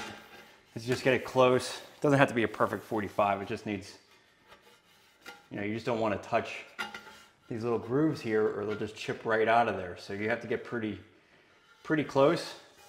You know, it'll work fine. We'll test the sill. We'll just temporarily put this up now and see what it looks like. Temporarily put this in. Go ahead, 45 the other piece.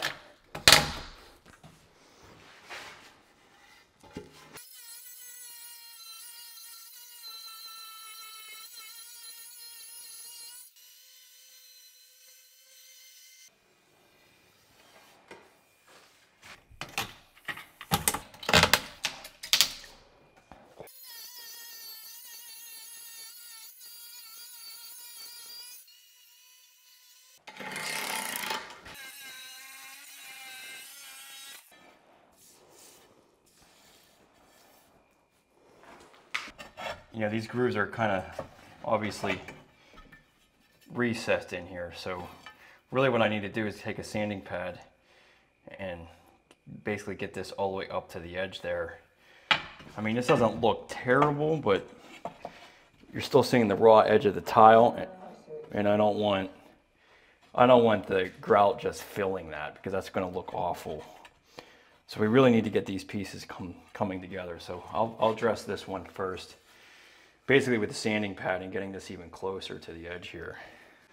So these pads got 1, 2, 3, 4, and I think this one's a 3 on here.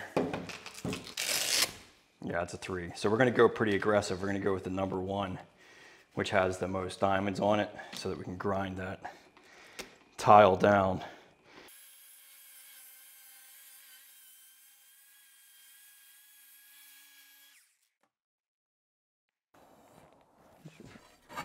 Yeah, it's definitely gonna work better.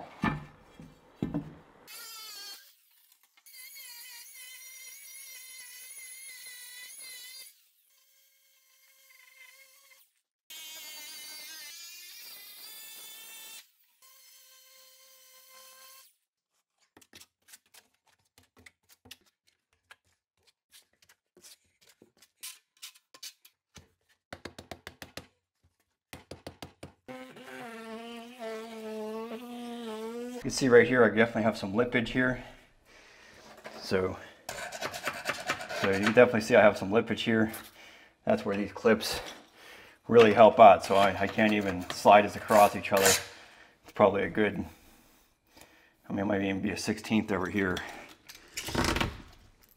You just put as much pressure on that as you want. And now, I could probably do that. There we go. So now you got that taken care of. That's why I like these things so much, because you can put all that pressure on there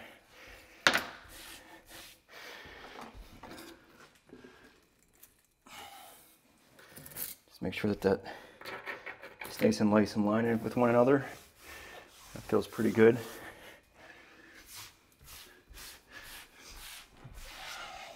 I'll just put 2 down this side here.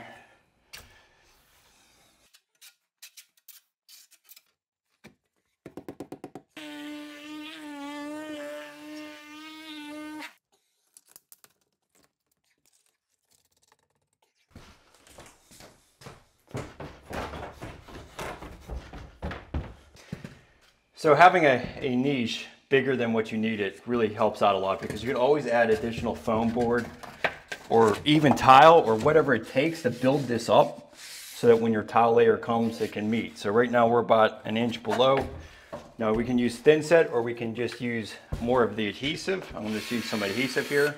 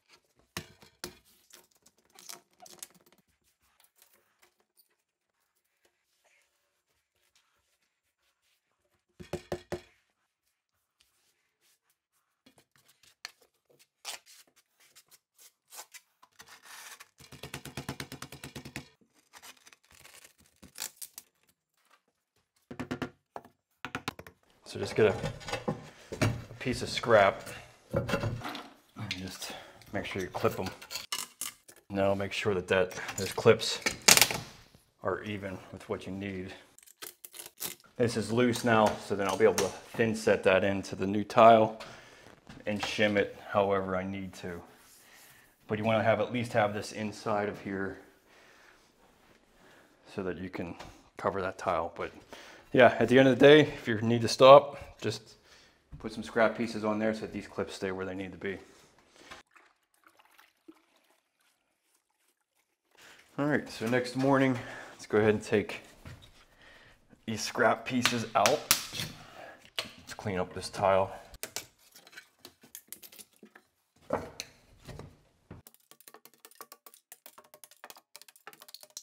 So if a clip gets stuck in here, all you have to do is just cut it right behind the tile, just as long as it's like a good 16th or 1/8 inch behind the tile, you should be good.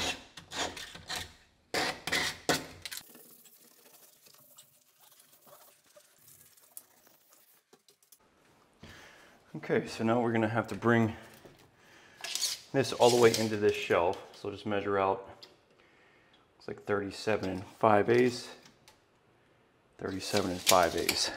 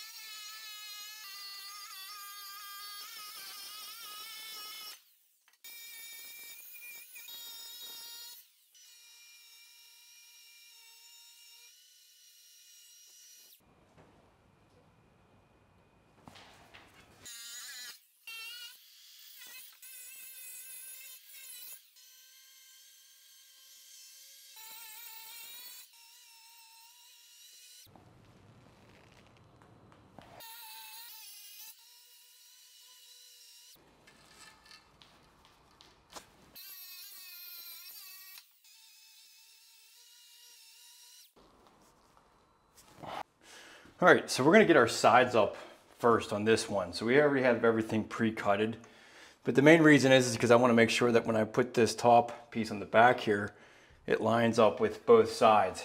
Because I'm not giving myself a whole lot of extra room here. I only got 16th inch grout joints. So this has to be perfect. As far as hanging down below this niche, that's not a big deal. It's just a matter of making sure that it aligns with my top. So we're gonna put the sides up first. So just put a little bit of thin set underneath of this because we're gonna finish this off now. So just get a little bit all the way along there.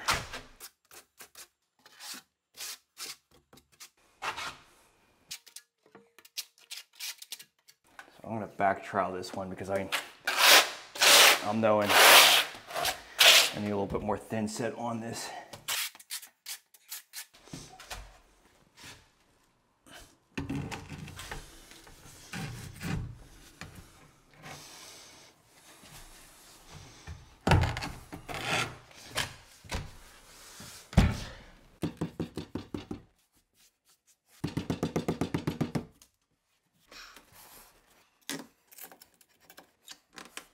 We have enough room here for that tile to slide in behind it there.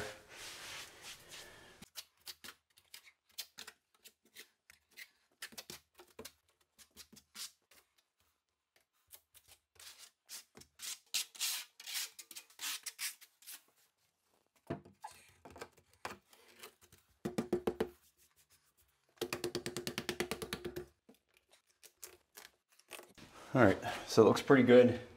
Even if it was slightly off, I'm still going by these grout joints. So even if I was a little bit unlevel, it doesn't really matter. At this point, I'm going with the tile. I guess, honestly, if it was a little bit unlevel, I would just shim this up a little bit. You're not gonna be able to tell the difference between a 16th inch grout joint and, like a fraction higher than that, but it all looks pretty good.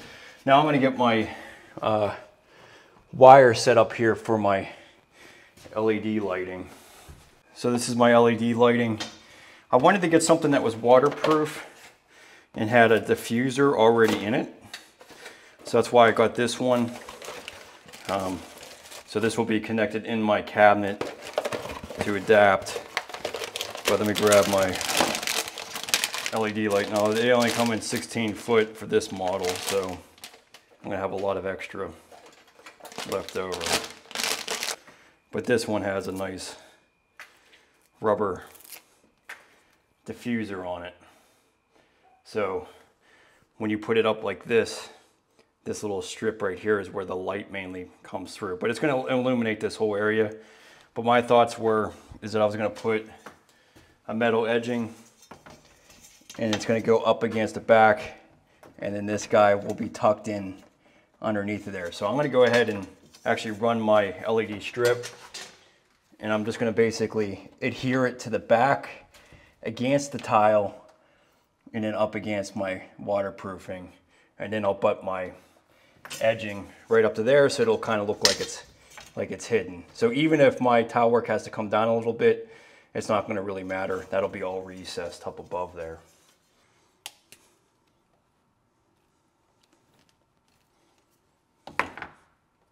Okay, so tug on those, make sure that those are really pulled out of there, and then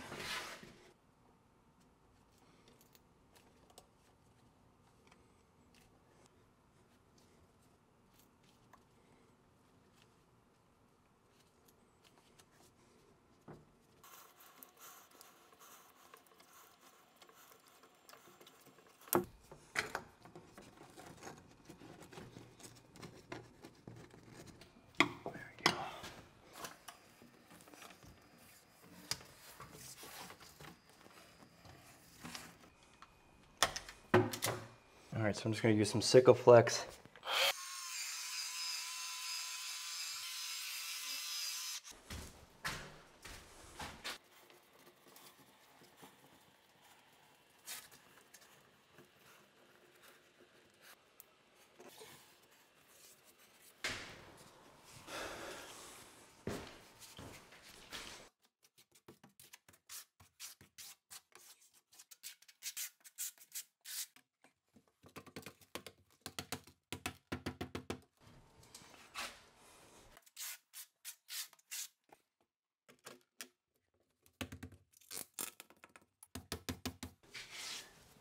The only part I wasn't happy about, that I hope kind of gets hidden with the grout, is that chip right there. Oh. I don't know if we're gonna be able to notice that or not. Yeah, thanks for getting a close-up of it. Honestly, I think the grout will be able to conceal that. I'm hoping. I mean, I don't have any extra pieces, and yeah. I think it will, but it had to be right in the middle.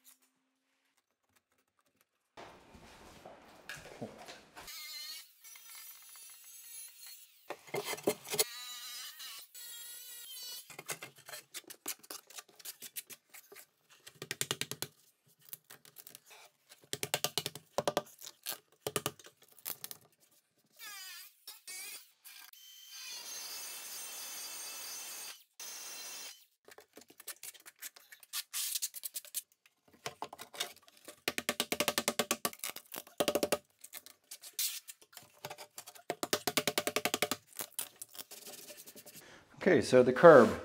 This is always a big design type of aspect to think about. Now we're going to just use the tile that we used for the walls for the curb.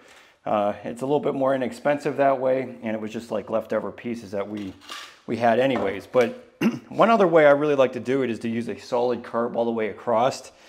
Now you can order something like that from a local granite shop or marble. You know, you can get quartz, whatever it is that's going to match your design. And in a lot of ways, using a solid curb all the way across really makes it easy. But I always install my curb last, because it's just a lot easier just to butt it up against the walls and make everything fit correctly. But as you can tell here, I made sure that I had tile coming down alongside of my curb. This allows me to just butt my tile directly right up against here, and I have plenty of basically waterproofing and tile on the other side. So think about that with your design aspect when you're building a shower. I always like to bring these walls out just a little bit further than the curb so that I have the ability. And if you got a solid curb, like a 6-inch curb, you know, that might stick out a lot further, and having that tile there makes it nice. So one thing with their tile ready pan is that it's already pitched. So you really just have to put an even layer of thin set underneath of this. But if for some reason it wasn't, just make sure that you build up enough thin set and make sure that that curb pitches in. Because once we get the shower door on, when water hits the door, it needs to run into the shower. But other than that, it's really nothing different than tiling anything else. So we're going to go ahead and thin set this down. We already have our pieces cut.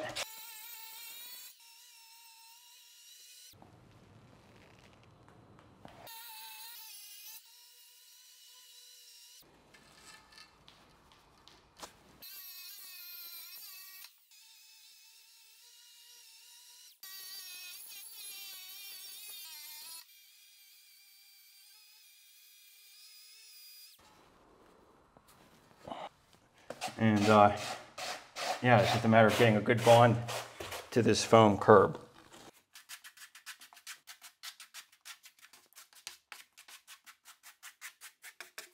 And then as you can see here, I have these beveled in both directions. So this is the time-consuming part of making this curb, is making these angles so that they can kind of basically just, so you don't have to have any type of other edging. It's just going to be this. It's going to look like a wood curb. And I'm just going to go ahead and back trowel this just to give ourselves a little bit of flexibility with getting things level or even. I'm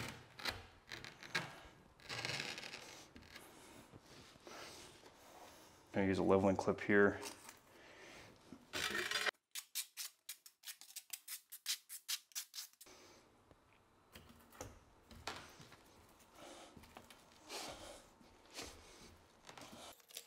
Let's just check a look, see what this looks like. You want to make sure it's flat, so look along here. You just want to make sure that that's flat, so that looks pretty good. I'm almost in some ways more concerned about flatness. I mean, obviously level helps out. That bubble's right in the middle, so we're good there. And then just to double check, you know, make sure that that's pitching down. Yeah, there you go.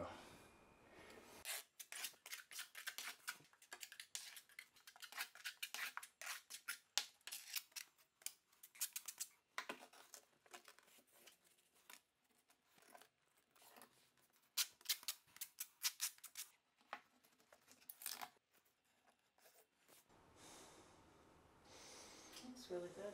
Yeah.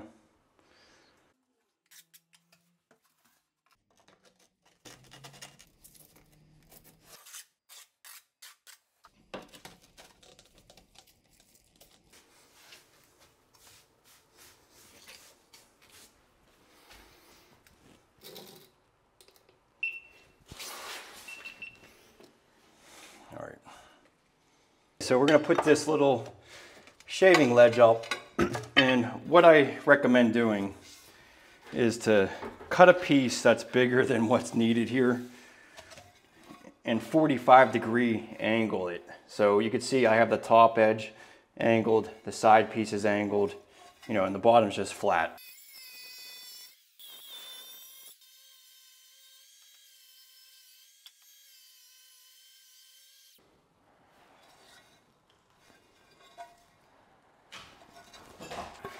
But what I like to do is just go from tile to tile. So go somewhere where it makes sense to, you know, basically bring it with your tile work. And then if you need to build this out, you can build this out very easily. So I actually need to bring out this like about another inch. So I'm just going to use a little bit of foam to do that.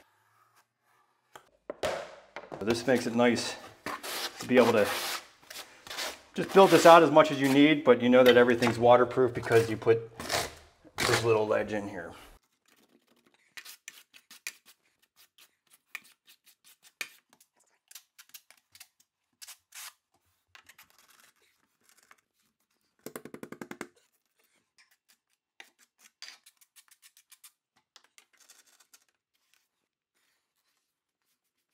This obviously just needs to make sure it's pitched that way. Looks like we're pretty level, maybe. Yeah, that's better.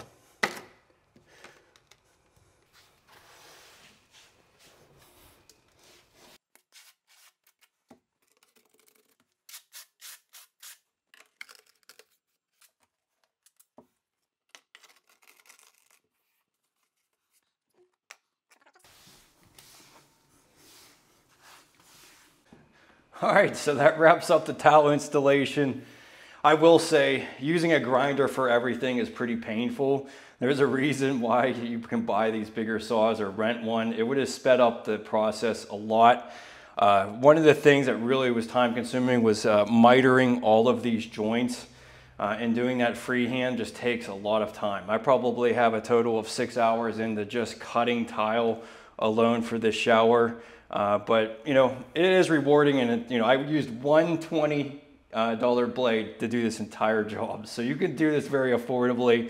It's just going to take you a bit more time, and you're going to be very dusty by the time you're done with it. Just to give you a reference on my timing of this, I basically spent one day doing the shower floor. That was kind of a half a day really, because I was just templating it and doing the floor. And then we did the main floor the following day. So that's 2 days. And then we went ahead and then had 2 days worth of this wall tile. So I did the back wall, or part of this back wall, and these side walls. So that was a total of 4 days to completely tile this project. Now we can get into grouting. Yeah, leave me a comment down below. Let me know how your project's going. Any advice you want to give to anybody, because each type of tile has its own set of things that are complicated and difficult to do. And so everybody who's does any of this experience has experience and can pass it along to others and help others out. So hope this helped you out. I'll see you in the next video. All right, so we're gonna install some epoxy grout. Now, when it comes to grouting, this is my absolute favorite type of grout to use, mainly because it's completely almost impermeable. Basically 99% of the grout is going to be almost waterproof for the most part. But you can't rely on grout to keep the water out. That's why we spend all this money and the time waterproofing underneath the tile, so when water actually gets underneath of it, it can escape through the system and not cause any problems. But if you want a grout that is going to be long lasting and always be able to be cleaned back to its original color, epoxy is definitely one of those grouts. Now it is expensive, but this one made by Sika, I'm really excited to use. I've heard so many good things about it. This is actually going to be honestly my first time using it.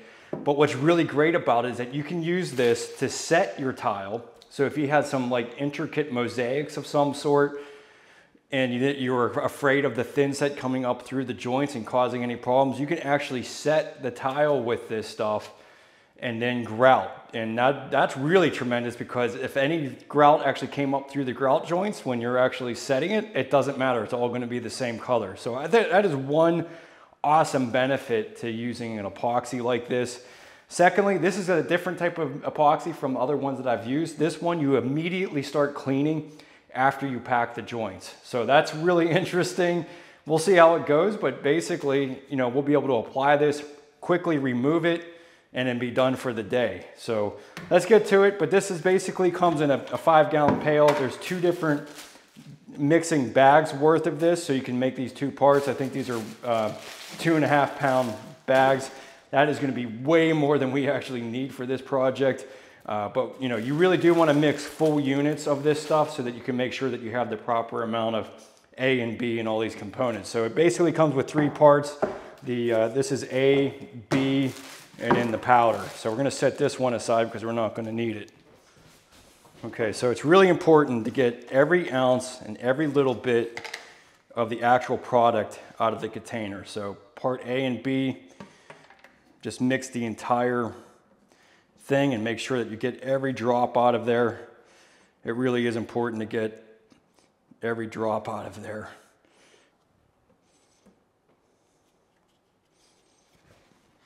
So part A is a little bit stickier, so I'm just going to get a trowel.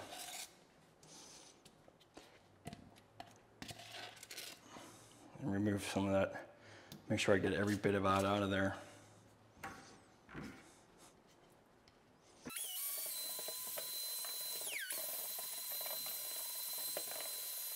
Okay, so you just want to mix those 2 parts together, and then we'll add the powder.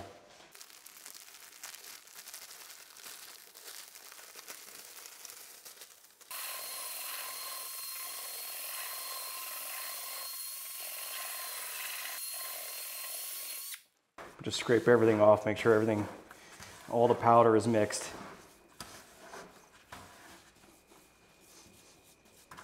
So I should mention that I'm only doing the floor in this color. So we're not doing the walls in this light gray.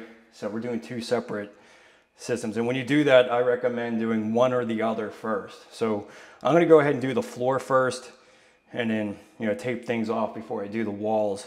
But if you're doing 2 different colors, you really have to do this in 2 separate, basically, days for the most part. Otherwise, you might end up mixing some of the grout together. But we go ahead and just pack the joints with this stuff. It is going to be a little bit sticky because it's a very thick consistency. But this is really nothing different than any other type of grout, with the objective of just filling these joints.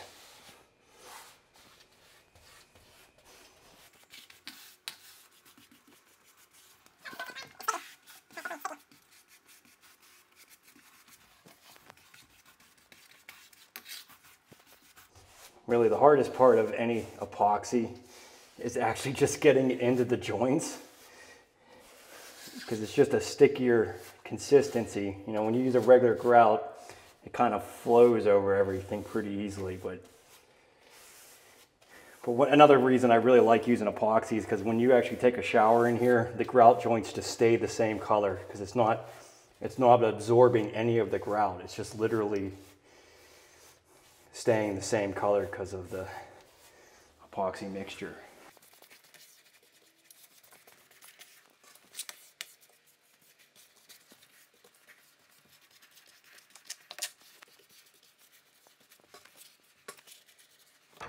Okay, so the interesting thing about this grout is that we just now go immediately into wiping this off, which I just find crazy, but because normally you're always trying to like wait at the specific time to remove this. But this stuff you're able to just immediately tool into place and not worry about the water washing anything out, which is pretty awesome. Is it working? It is working. Yeah, you can get a nice smooth joint, and I mean, if you take out too much of an area, you just fill it in. But yeah, no, that's really nice. Huh.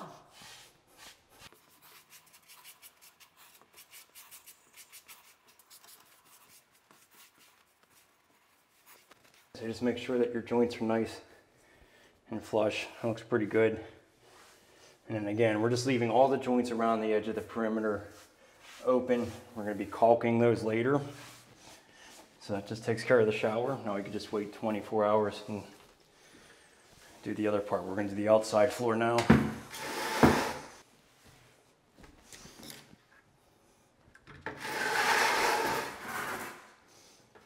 All right, now the easy part, I can just do the floor.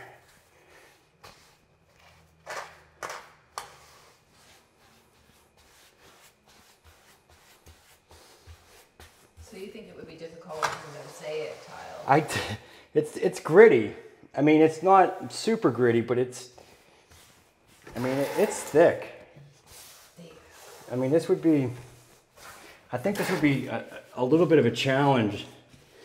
I mean, the hard work is getting it into the joints. I mean, on the floor, it's no big deal, but you know, if I was doing this like on subway tile or something, I think it'd be a lot of work.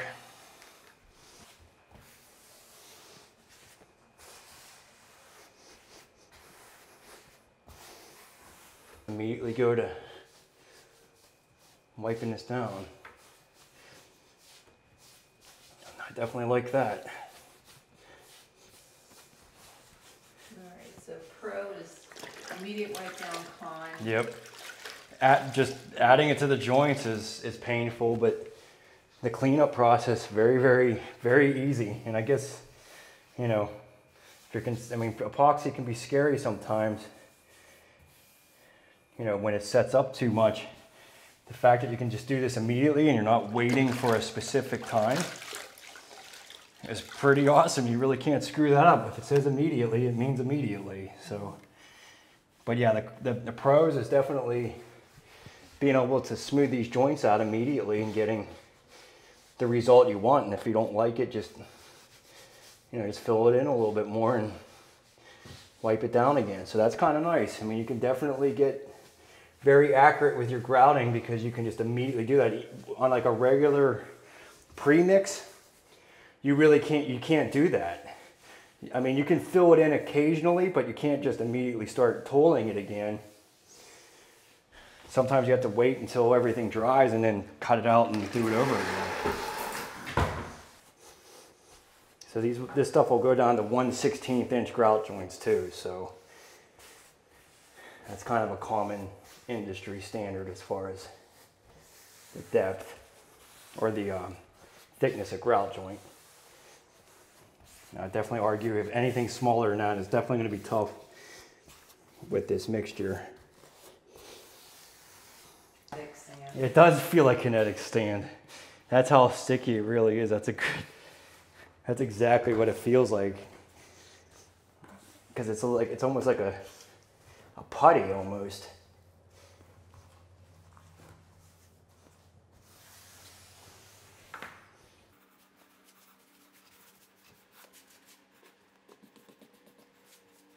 And the fact that it's an adhesive too is pretty awesome because like that's like really bonding this tile together. Because like now the whole grout joint is basically a bonded system. Because it's more than just a grout, it's actually an adhesive.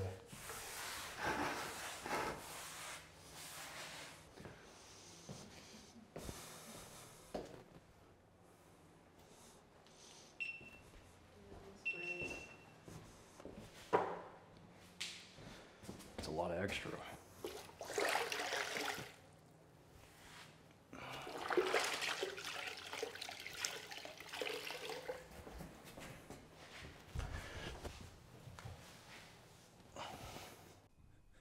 All right, so there's a learning curve for every new product out there, and I just got off the phone with my Sika representative that guided me through a couple of things that I not necessarily did wrong, but it could have made it a lot easier for me. And that's one thing I should mention. All these manufacturers you can contact, and they will help you with your project. If you have questions about anything that you're having a problem with their installations, they're more than happy to help you out and give you guidance on how to make it better and easier. So there's about 3 things in here that could have made this job a lot better and easier for you to do.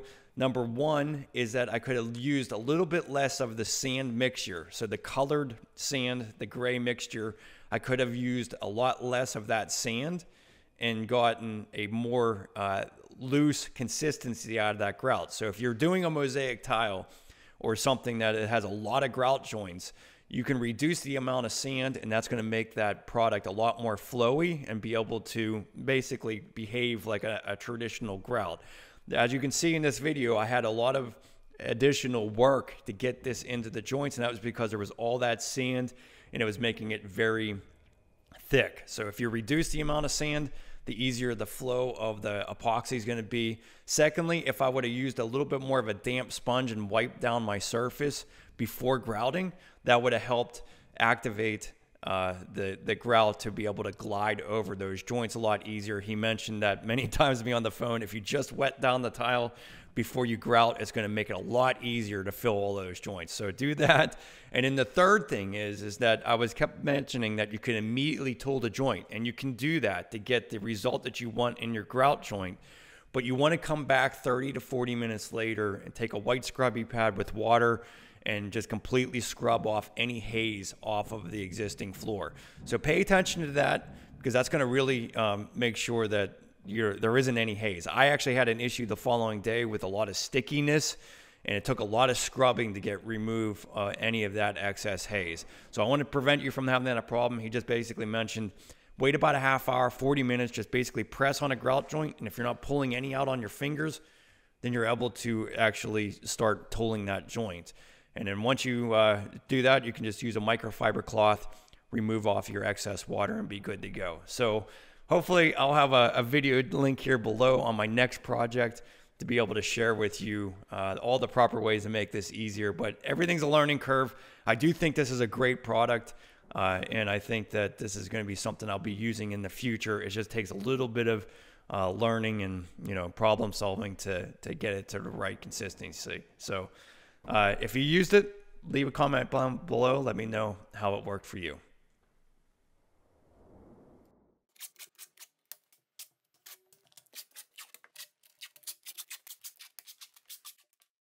All right, so I'm going to do the unthinkable.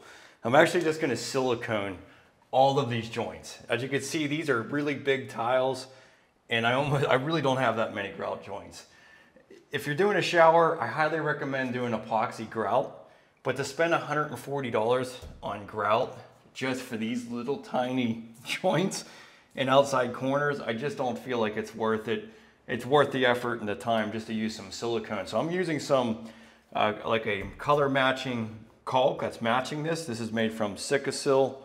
I think the brand the color is called Santa Fe. Yeah, Santa Fe. So Santa Fe is the color. I just wanted something that's going to match, these kind of fake grout joints here. But I taped everything off because silicone can get really messy, and I didn't want it to smear on all these little grooves and make it really difficult. So we're going to caulk it, kind of feather it out, and then remove it with some water, with a sponge basically to remove a lot of the extra stuff. But I mean, these little joints here, it's about a 1/16 inch. And then obviously these seams here, these are a little bit more, got a good 1/16 to an 1/8 inch gap in between there. But it really is going to be worth the time. The reason that you wouldn't use silicone like as a grout is just because of the time consuming aspect of doing this. It's just with only having these small amount of joints, it's going to be worth the effort. So let's go ahead and just fill these joints. And the trick is just to make sure that you fill the joint completely with the silicone.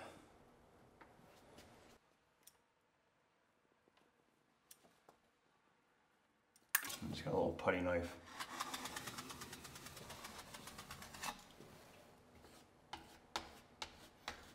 just want to make sure that that's full.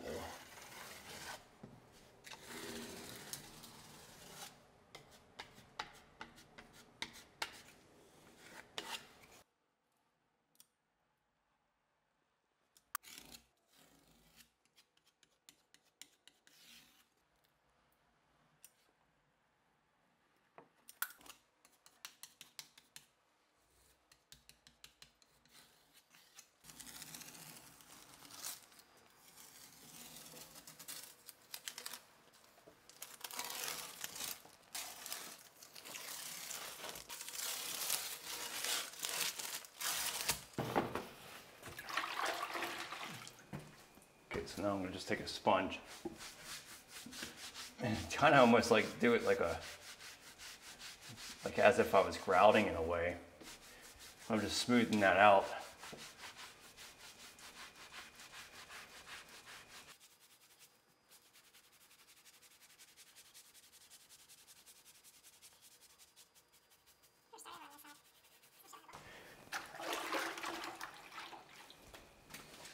Oh, that's like the perfect match. Yeah. That looks great.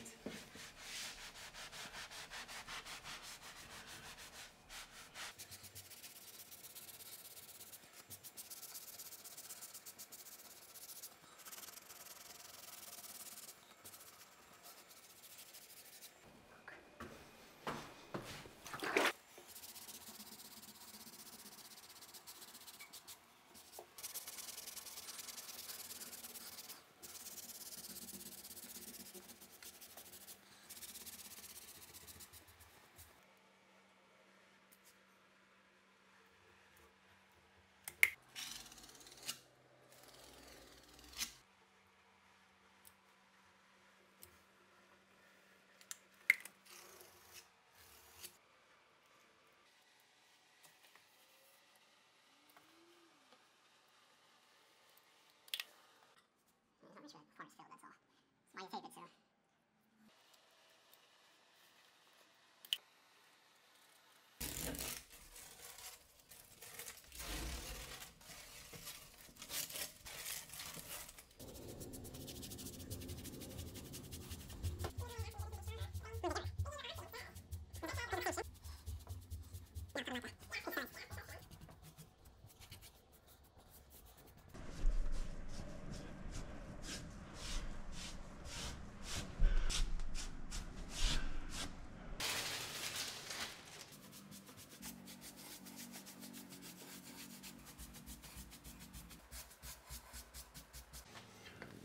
Okay, so we'll go ahead and do these corners.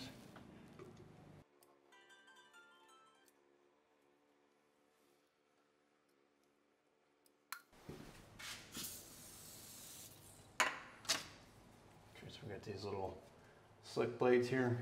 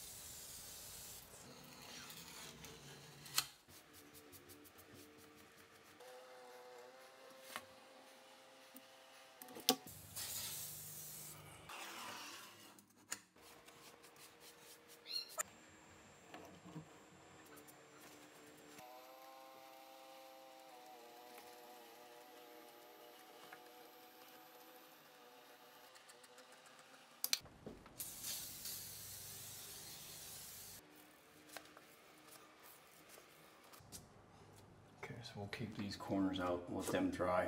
Anything that's wet, it's not gonna caulk right, so it looks pretty good. Sometimes the finger is all you really need to make it look good.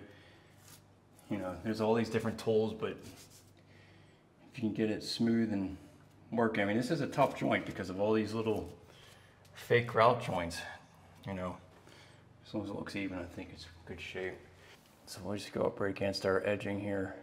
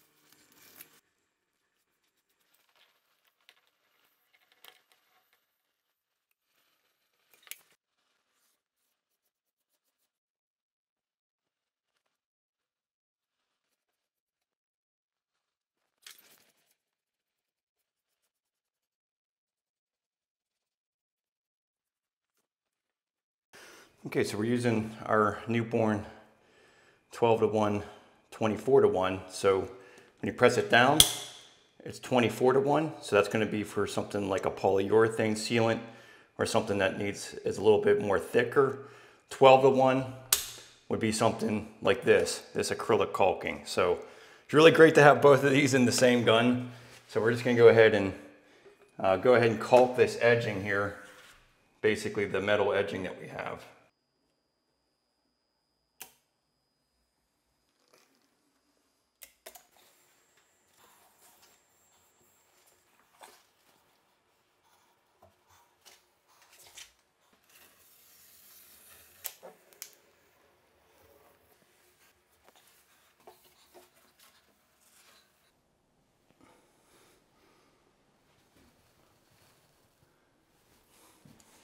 Okay, so for the ceiling, these ridges are really troublesome with getting caulking in between there and making a nice caulking joint.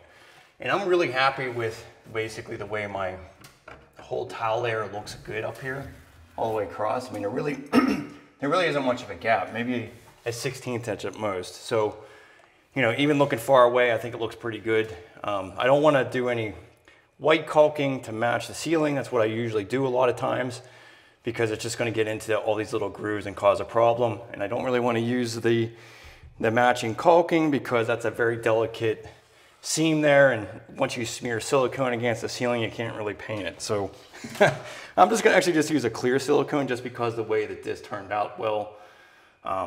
And you know, these are really big tiles. So I was able to get very accurate with my cutting. So there's a bunch of different ways of going about this. So number one is to caulk it the same color as the ceiling, and then you can paint it and make it look good.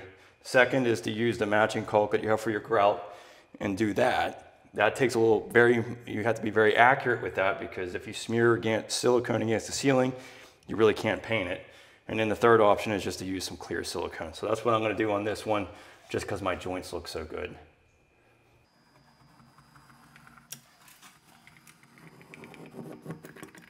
I mean, all the clear silicone is really going to do is prevent it from looking like there's a gap. And then I also have to I don't have to be so stressed about getting it on there because it's clear. So it's kind of a win-win. I knew that ink blue light was gonna come on.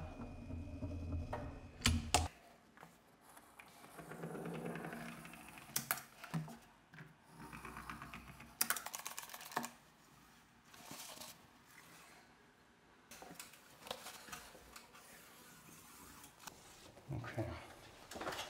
Yeah, it works good. That prevents it from looking like there's any gap there. And then, you know, yeah, that worked out well.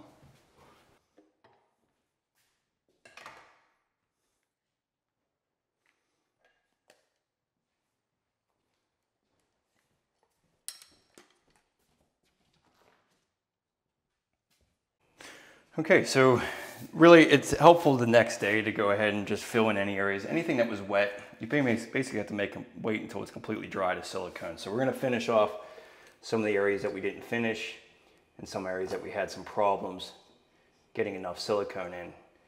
But this is an important one right in between the curb and the outside floor. And really the key is just to fill the joint with just enough silicone where it's kind of somewhat puffing out of there, but not too much where you're gonna have a problem finishing the caulk joint.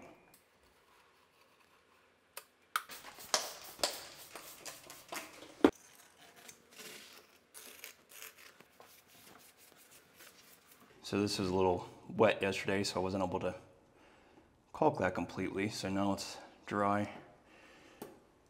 So much easier to do it the next day.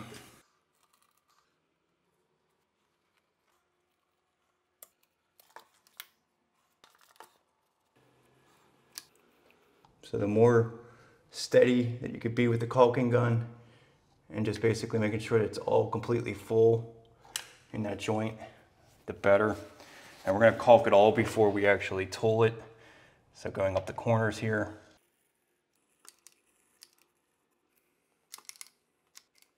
Just spray everything with a little bit of Windex or soapy water. I'll take our little tool out. So this has like a little scraper, which is nice because you can get it off of the tile. But then this is like the perfect little round circle. It's like a popsicle stick essentially. And now you can just go ahead and put pressure against the tile. And since you have it wet with the Windex, it's not gonna smear on the tile surface.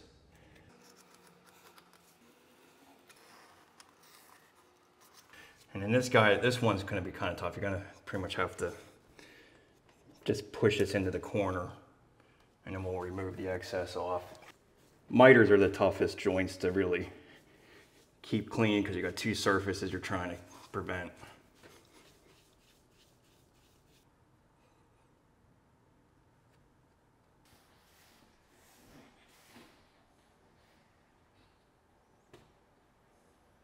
All right, so now time to put the jewelry of the shower in. We'll go ahead and put our shower head in first. Shower arms, I want to make sure you put some Teflon tape on this. You want to go clockwise, 4 to 5 revolutions. Try to keep it as flat as you can, but you want to go clockwise so that when you're threading it in, it's kind of tightening the actual stuff. And then we want to use a little bit of pipe sealant. You don't have to go crazy with it, just a little bit over the threads, and this just kind of gives you a little bit of insurance along with that. So you can see here, I really don't have a whole lot there.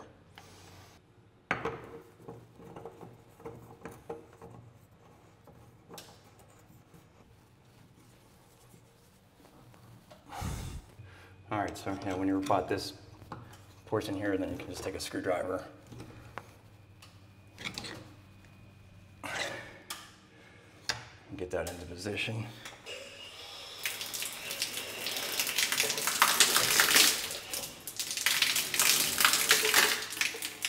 As long as there's a rubber gasket in there, you can just thread it on. I mean, really, it only has to be hand tight. It just has to like not leak. Nice. Very nice flow. Yeah.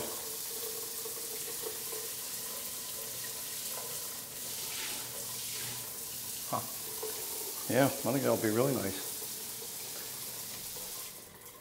All right, so this is my least favorite part of these Amazon shower valves, and that is the escutcheon plates. So they have no gaskets. They don't have any screws to mount this. It literally just sits on there and that's it. So this is kind of a recipe for water to get behind here. So what I'm going to suggest is just to set this into place, and then you're going to have to silicone around the edge here.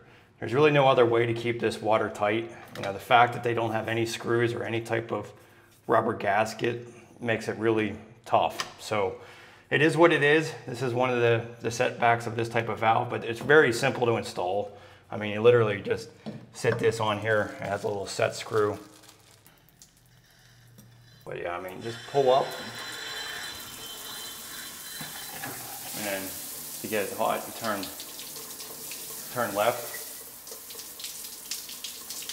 So that's the hot position. There you go, it's getting hot. And that's cold. So pretty simple, but we'll caulk that here in a minute. We gotta let everything dry. You can't really silicone against anything wet.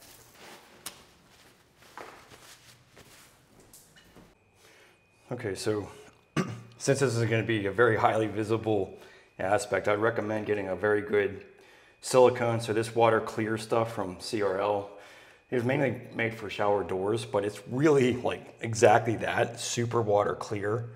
So I would use something like this, since this is going to be kind of an exposed look here.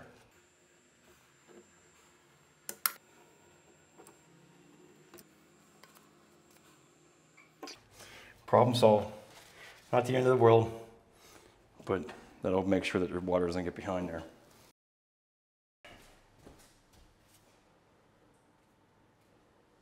So this is just going to be in the middle of a partition, and it's going to have a nice real design to it, and you're not going to be able to see through it, which kind of gives you a little bit of privacy. But I think this is really going to provide a great wow factor just for this shower. And we're just doing a partition in this one. So it's just going to be this 34-inch panel, about 74 inches tall, and it's going to be open to walk in on the other side. So you have about a 24-inch opening on a standard 5-foot bathroom. And it's also a lot safer for anybody elderly or anybody who has a disability. You're not having to work around the door. You know, if somebody fell in the shower and the door is closed, you can have a real problem getting somebody else. So having an opening that you can just walk right in, I think makes a lot of sense. And the fact that this is 3/8 inch thick, very sturdy. So you're gonna have something that's gonna be really well supported in your bathroom. So let me show you how to go put this in. It's going to be a really streamlined installation. The hardest part is just going to be drilling through the tile. Okay, so it's just a matter of setting this up where you want it to line up on your curb and your wall. So looking here, you're going to have a bottom channel and you're going to have a side panel that actually adheres into the tile work. So I'm going to put the bottom down first, but I think I'm just going to go right with one of these fake grout joints and just go right down the middle. So that looks like to me, I'm gonna mount the bottom first. If you wanted more room in the shower, you can bring this all the way out to the edge of the curb if you wanted to. Absolutely nothing wrong with that, but I'm gonna try to keep this somewhat centered, I think. Is that what you want? Oh, well then right there. You're fine there? Mm-hmm. Okay, all right. All right, so whatever the client wants, just put it there. So we'll just make sure that we stay even on this curb. So 1 1/4 inch. 1 1/4. All right, so one thing about curbs. All right, so this is a foam curb. So we can go a little bit into the curb, but we can't penetrate it, or you would end up with problems with water getting through the curb because it's hollow, kind of hollow underneath of it. And if you have a screw hole like this, if water got into that channel for some reason, it's going to go straight down. So you just have to be careful not to penetrate all the way through the curb. So we're just going to draw out the towel. We're going to use a little, anchor plugs, and we're going to cut our screws so that we don't go all the way into it. But with this type of system, the Towel Redi shower pan, the foam is waterproof all the way through. You just can't penetrate through the 1/2 inch layer below it. So you have a good solid 1.25 inch that you could pretty much play with this tile thickness. And that screw can go into the foam, it just can't go all the way through it. So we got this marked. Now let's go ahead and drill our holes. I'm just gonna use a 1/4 inch bit here. Okay. So I just punctured through the tile and that was it. Same thing on this one. All right, so I just went right through the tile. We'll just leave it at that. So mark our bit. So that's how far in we are. So 3/4 inch.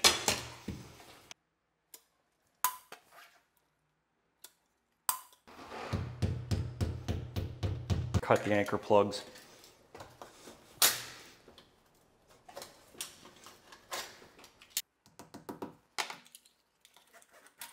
Okay, so then we're going to make sure that we don't have these screws penetrate, so we'll just go 1 inch on our screws, and we're just going to cut the screws. So I just add a little bit of silicone to the bottom of this channel.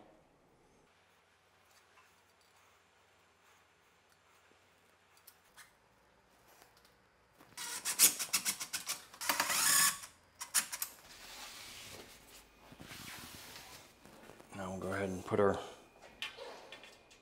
side channel up. There's already holes in the back of the channel here.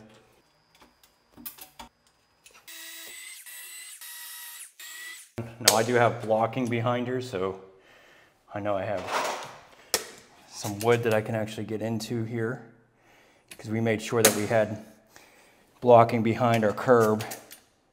And I always recommend doing that when you're building a custom shower. You definitely want to have some blocking behind your shower door area.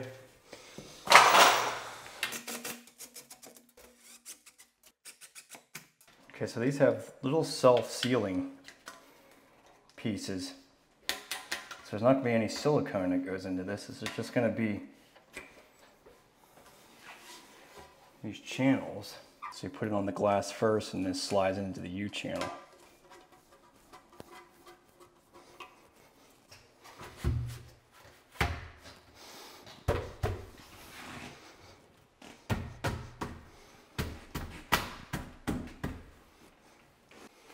Okay, and then you got another one for the top here.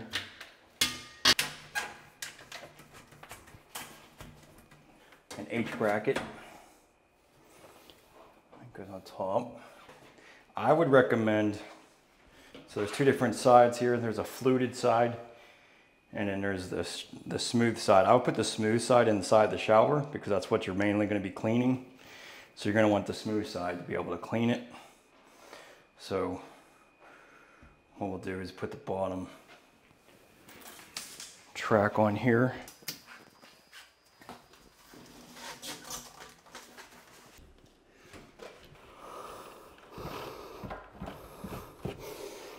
There we go.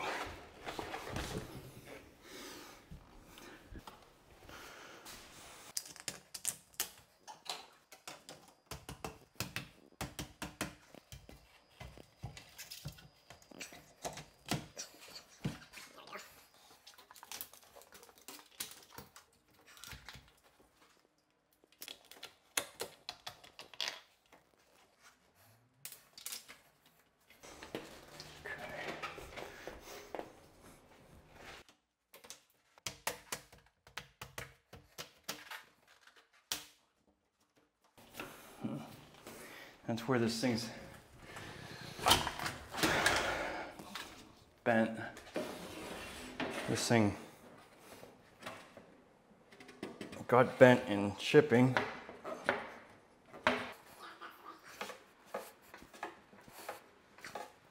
Shouldn't have to do this. This is a pretty nice, yeah, it's probably, should be all right.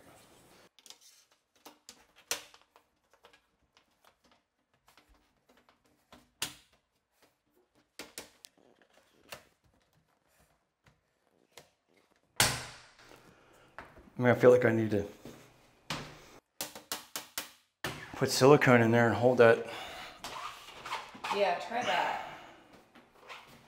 All right, so since I have a problem with my U-channel, I'm gonna just silicone my sleeves on and then silicone the U-channel on. Basically my U-channel is slightly bent, so I need the adhesion of this to basically hold up overnight so that everything stays aligned with each other. Now, most of you are not going to have this problem unless you had a packaging issue like I did, but this is a way to get around it. Just add a little bit of silicone to the sleeves.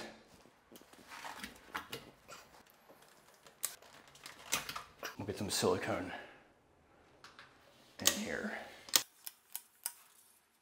You can even see it's bent, so, but it's all right.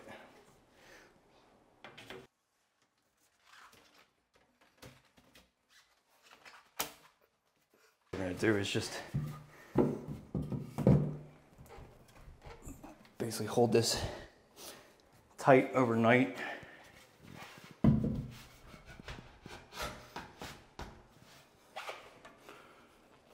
And that should hold it once that sets up. All right, so I'll just hold up overnight and then I'll stay nice and straight. That's the way it looks. So pretty cool. Absolutely love the design. I think that's gonna look really slick in here. So great job, Vigo. Looks awesome. Things in there anyways.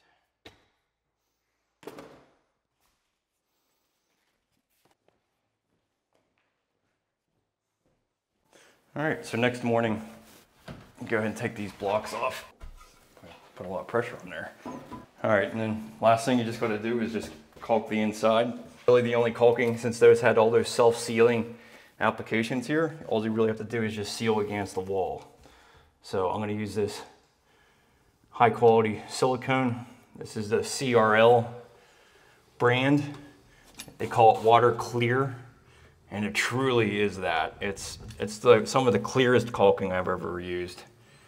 And I love using it for shower doors because it lasts a really, really long time. It doesn't yellow. And it's just, yeah, it's high quality stuff. So then we'll just go right across the bottom.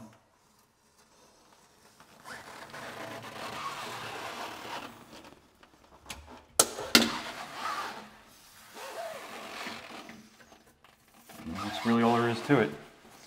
So, nice sturdy, thick door, you know, and most of the overspray is gonna be right in within this area. We'll test it out a little bit later, show you, you know, how well this actually does work, but it makes a lot of sense. You've got this nice opening here now. Very simple, awesome, sleek design. So I've been getting a lot of comments about this partition wall and whether this can actually contain the water in this standard size shower. This is a 32 by 60 inch shower. This is a 34 inch wide panel. And I'm gonna demonstrate how well this actually does in a standard shower. We just have a regular shower head. I'm gonna put a piece of paper down. So let's check out and see how the shower works out. This is a really decent size amount of flow. Oh shit. All right, technical difficulties. Don't wear the mic in a shower. All right, so like I was mentioning, this is like an 8-inch rain shower head. Pretty standard size, but it has a real decent flow. Yeah, so let's see if there's any water.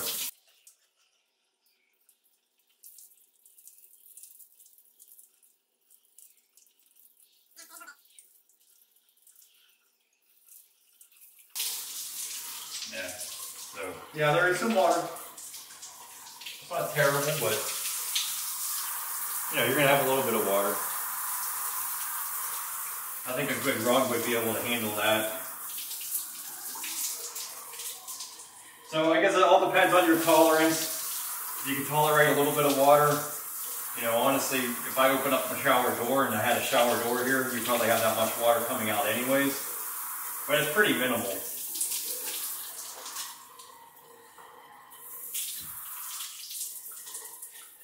You think that's enough?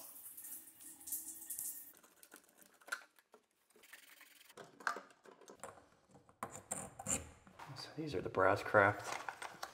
These are compression valves.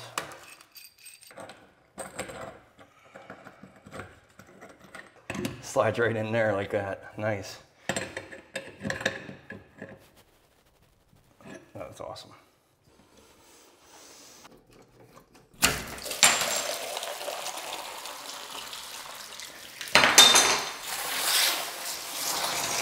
What the hell? Why is there so much water in this one? I need that bucket over there.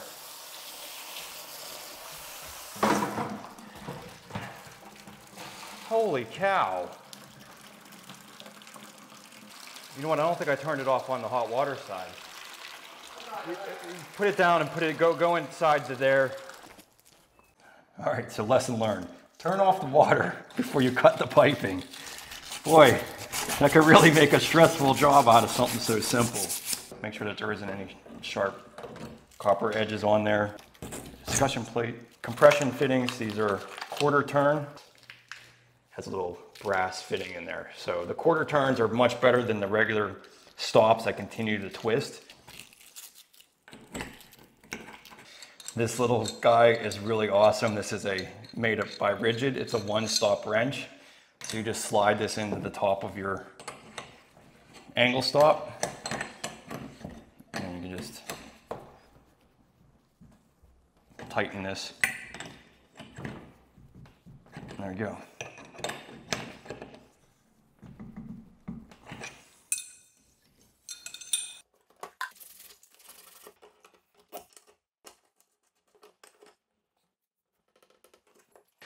So this is the king of all thrones, the Mercedes of toilets. The TOTO has been a company that's been around for over 100 years making high quality toilets. I'm really excited to show you this install. This is a one-piece Aqua 4 toilet. We're gonna add a bunch of different features onto it, which makes it really awesome. They're gonna have an Autoflush, and we're gonna be installing a bidet toilet seat that has a heated seat, high functioning, well worth it. You're gonna really love this. I can't wait to show you how they install this, so let's get to it. So one of the reasons I really like TOTO is not only because of their design features. It's something that is really, it really sets off the bathroom. When you walk into a bathroom and you see a TOTO toilet, you just know that there's gonna be high-end finishes, and everyone did this to their best ability. It's always a professional that installs these types of toilets. They have innovative technology that makes it very easy to clean. So it has a high advanced way of cleaning. The way the actual function of this, it's like kind of self-cleaning in a lot of ways. It has a universal design for all ages. So this is really something that can fit for just about anyone. This is an elongated toilet. This is the Aqua 4, like I mentioned. So we got basically a 16-inch height off of the floor. Now this is going to have a dual flush system to it, basically one for high volume flow and low volume flow to conserve. But what's really cool is having the auto flush detail that we're going to install. I'm going to show you how to install this, but this is going to automatically flush when you're using the bidet toilet seat. Now this bidet toilet seat is called the Washlet S7. We'll open up the box and show you what's in it. But what I think is really tremendous about it is the sleek design. I keep saying sleek design because that's exactly what they've been trying to do, making it look all seamless. You're not going to see the wires just kind of falling out all around the toilet. Everything is made so that it is designed pleasing to the eye. So the Washlet is really an amazing toilet seat. It heats the water, it heats the seat, and in the bidet functions allows you to adjust everything from the temperature to the pressure. It really is going to keep you clean. So I can't wait to show you. Really, when it comes to the toilet, when you have a one piece like this, there really isn't too much to it. You basically have the rough-in that you install, and then the toilet's all incorporated. So there's no additional assembly needed for the actual toilet. You want to do rotation like it's on like a post? Let me just go around and show the toilet. Yeah, Yeah, what is it? The Price is Right. The Price is Right winning assembly. And this, check this out. This is finished. It's finished. Every other toilet, it's like a rough porcelain coating that is just nasty.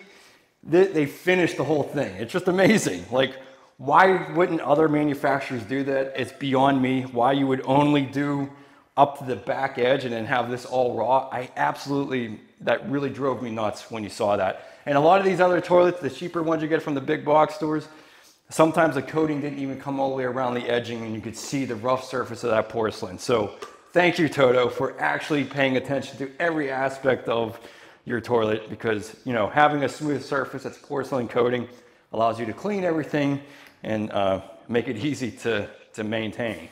Okay, so first off, this is definitely different than any other toilet as far as the mounting bracket goes.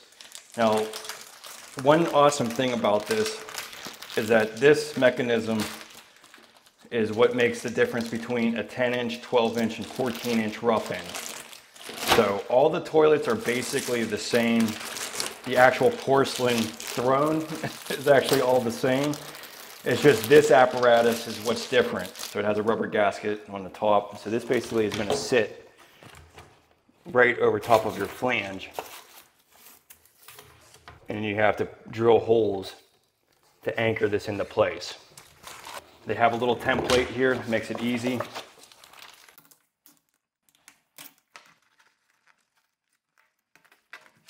Okay, so just make sure even here. So 11 3/4, 11 3/4. So just mark where your holes have to be. Okay, so you're gonna have to mark 6 holes there. Okay, so we're gonna drill this with a 1/4 inch hole.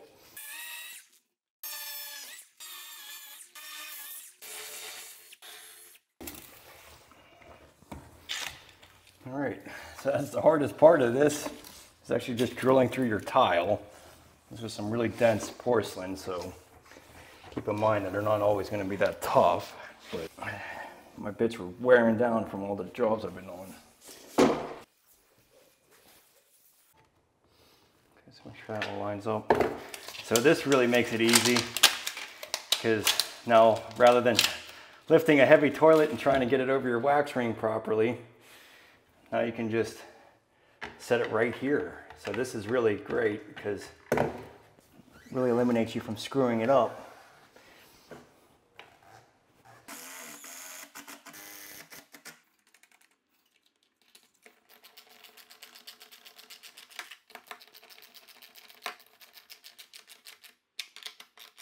Make sure that's all flat against the tile. All right, that's all there is to it. You can even show over here that you can even see here that the wax ring is completely squeezed against that gasket, so that's definitely cool. These little blocks, this is what you basically mount the toilet with.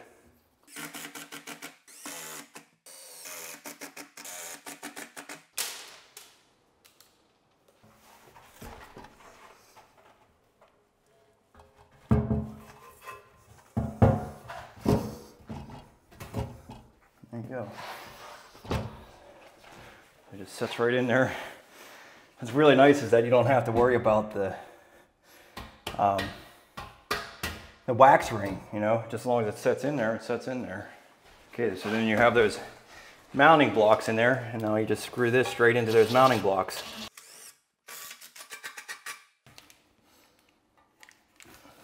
Pretty cool.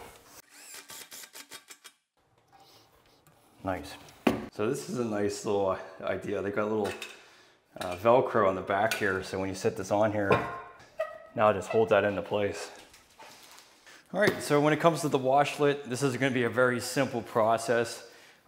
Really, when it comes to bidet toilet seats, the biggest trouble that I see most people having is not actually having an outlet next to their toilet, which is very common. But nowadays, everyone is kind of installing an outlet there just for this specific reason. So check out some of my other videos on how to go about adding an outlet for your bidet toilet seat so that you can have power supply to that. But in this video, I'm going to show you how to install this because we already have an outlet there. But what's really great about this is that everything comes with the actual bidet toilet seat. It's got the remote control, which I think is very helpful. It's got all the different options on here. I mean, and there are a lot of options. Everything can be customized for the temperature, the amount of spray. You know, it even has it set for different people so that you can have your settings exactly the way you want it and the temperature that you want it. So Check out the manuals in here because it goes through a whole bunch of different things on there, but we're gonna go over the basics once we install this. So the remote is definitely pretty awesome. It's got the mounting bracket, and then what I think is really amazing that TOTO has done is made this unit so slender. So, you know, the heating water is always a problematic thing for most companies because it ends up raising and making the whole unit very big. So for this to almost look like a normal toilet seat is pretty impressive. It provides a very nice, sleek, small unit for this. So this is heating the water, heating the seat. Obviously this is the outlet, this is the plug to plug it in. But I think this is one of the big things that make this totally different than other brands that you see out there. Just simply because most of them look very geriatric. This still looks very modern and sleek. So let me show you how to go install this. One other feature that we're gonna be adding to the bidet, which will be used in this display, is this is an additional item that you need to purchase if you want to do this, but this is the Autoflush mechanism. So this guy will go in back of the toilet and just automatically flush the toilet for you with the function. So basically once you get off the toilet seat, it flushes automatically, or you can press the button to make it flush as well. So I think that's kind of a cool added feature there. Anything that you can automate is great. This will also actually open up by itself too. So I think that's pretty awesome as well. Technology has come to the toilet industry and TOTO is the leading factor to that. So let's go ahead and install these items. First thing you want to do is install the actual auto flusher before you put the bidet seat in. You would want, if you already had your toilet installed, you're going to want to flush the toilet and remove most of the water in the tank so you can do this. But just remove your lid, and what you're going to have to do is take this mechanism. So this is your tube that fills the actual toilet. So you unhook this. So this mechanism here is what actually flushes the toilet. This is kind of like your flapper in a normal toilet. So this is the device that actually makes it flush full volume.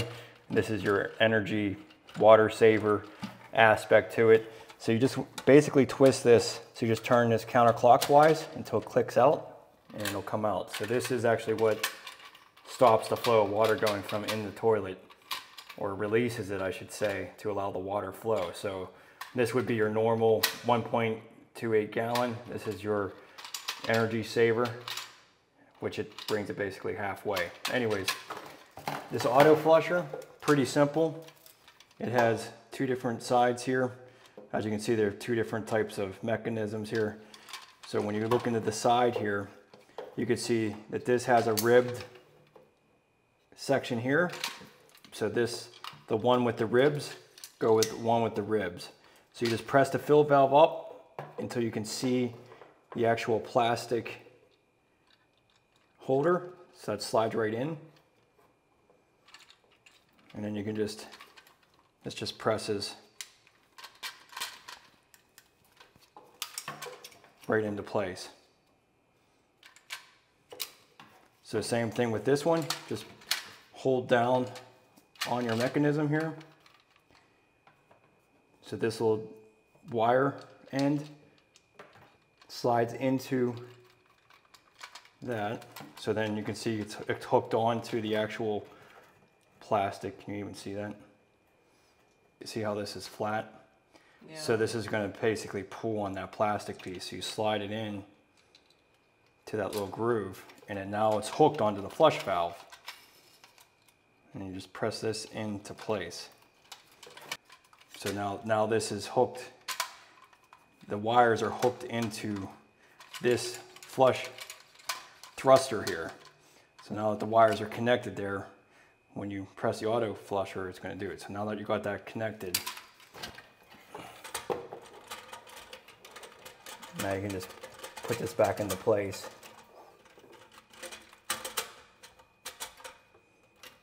So these should be basically parallel with the toilet. And then this guy just slides right onto it. There's a couple grooves right here and here. So that just slides onto your fill valve here. Oh, and I should mention right here is your new valve port that you're going to connect the water to. Now this needs to be cut down right where that was connected to.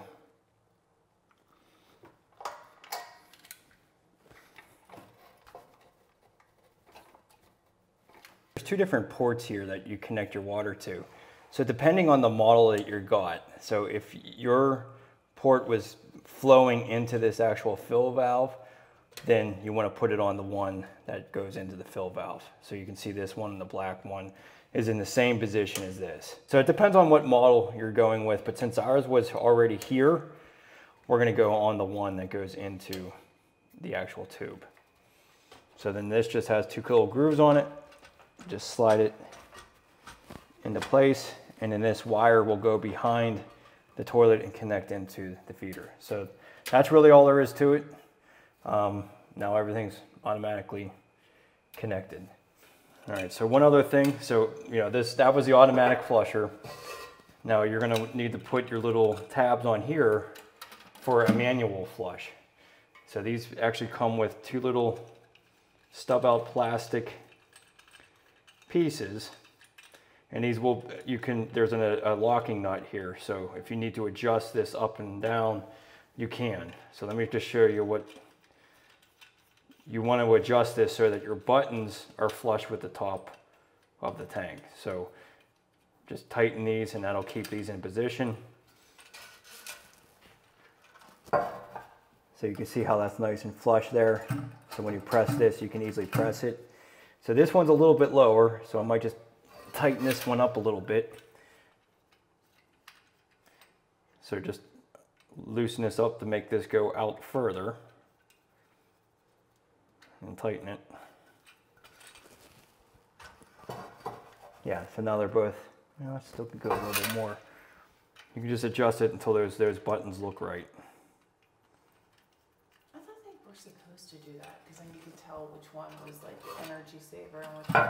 No, they just wanted the buttons to be flush with each other.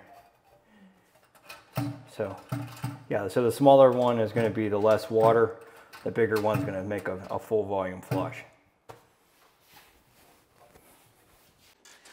All right, babe. I know you can't live without having a heated seat.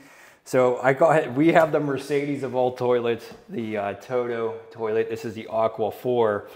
And look how slender this looks. This is going to be really awesome. It's got a heated seat. It's got the deodorizer in it. It automatically opens up. So there's a lot of extra features in this one I think you're going to really love. So let's put this together and get the luxury you deserve. I can't wait. All right, so first off, let's just take this wire for our automatic flusher. It's just around the back of the toilet. And then this. So this is what's really unique about this toilet is that it has this, you know, basically, what is it, like a 2-inch hole. This is where all the wires get tucked into. So you can just grab this will connect. But what I love about the TOTO toilets is they really think about every aspect, because there's nothing worse than seeing a whole bunch of wires and hoses hanging off the side of your toilet. It really looks terrible. So they've come up with a way to hide all of this inside the porcelain toilet. It's genius. It really makes a lot of sense, and it's something that, you know, really should have been done on many other features. So we got the wire up through here. We'll connect that in a minute, but we need to set this little bracket on here, and this is basically what mounts the bidet toilet seat to it. So this is the locking mechanism here that this will clip into. So make sure that your metal brackets here are facing towards you. This also will fit on other toilets as well, but you want to put your little rubber, basically locking nuts into place first. So before you put the bracket on, let's fish all these wires into here. Okay, then this is our bracket. So they have these little locking devices to hold this in place. Now you're going to be able to adjust this to fit evenly with your toilet, but we're gonna just center it for right now, get this temporarily threaded in, and see what it looks like with the front of our toilet. So this will just lock into place. You can see this little locking button right here. So this is a release button. All right, so then you want to make sure that this fits properly on here. So let's just release this a little bit and adjust this. So this bracket will allow you to move this back a little bit so it's even with the front of the toilet. There we go. There we go. That looks good. Okay, so then now that we got that positioned well, the bracket's set, now let's just run our wire. Okay. All right, so on the back of the toilet here, you have this little tab. So this just pulls out of here, and then this is gonna plug right into here.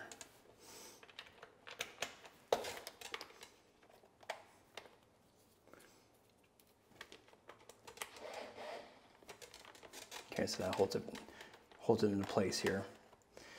Now, this is designed so that you can have this on a different type of toilet that doesn't have this big hole here. So if you wanted to, you could bring everything out the side. But since we have that, there's a little clip that finishes off the edge and has this little part here that will slide into here and then make this look all nice and flush on the side.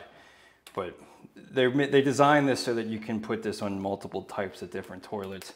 So if you need to come out the side, you can, but this is obviously gonna make it look very nice and sleek from the side. So now we'll just go ahead and push all of our wires into that hole.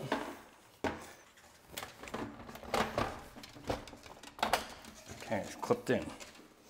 Perfect. And what's great is that all of these wires and everything are tucked behind here nicely. So this is very simple. This is just a T-valve.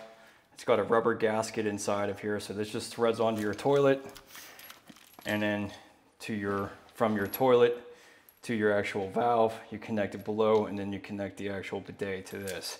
All of these do not need Teflon tape, so you don't have to worry about it. As long as it has the rubber gasket in it, you're in good shape. So I'm gonna go ahead and thread this onto the actual toilet. This is the end that connects to the actual T that comes out. This has a little bit of rubber gasket around there as well. Then you can twist this back to where this is hidden. Okay, so now that water supply is completely hidden back there now. And now we'll just go ahead and connect our 9-inch supply. I got a smaller one because I didn't want to have a lot of extra hose for what I'm doing here.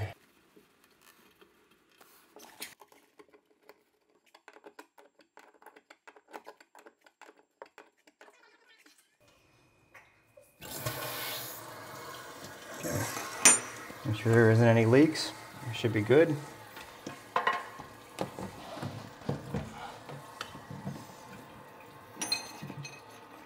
All you have to do is plug it in, and you can tuck all these wires hidden away from sight.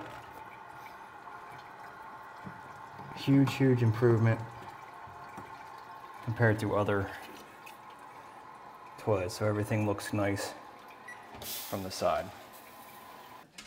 All right, so on the back of the remote is where all your normal settings are. So you got automatic opening of the lid. You got to add an automatic deodorizer. This guy is a water saving aspect. This is the temperature of your water. So if you want to increase it or lower it, you can adjust the temperature, the air blower. So you can adjust the temperature of that. And then this is your heat, if you want it all the way up for your heated seat. What else we got here? This is automatic flush. Okay, so this mechanism was blank, but now since we have the automatic flusher, we just put this guy on here. You could press that to make it flush. Oh, and that's the air. That's pretty wild.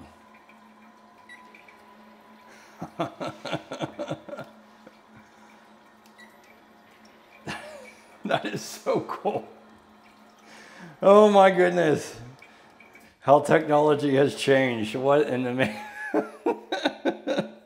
do that show all over again. Wow. Pretty fancy. That's really impressive. Look, so you can, it has an automatic opener.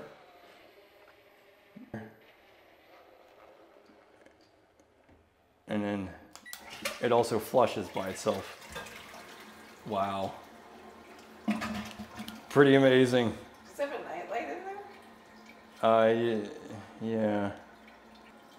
There's a lot of features to this. I mean, you can adjust all types of things, you know, the water temperature, the air blower, the heated seat, turn that all the way up. You've got energy savings.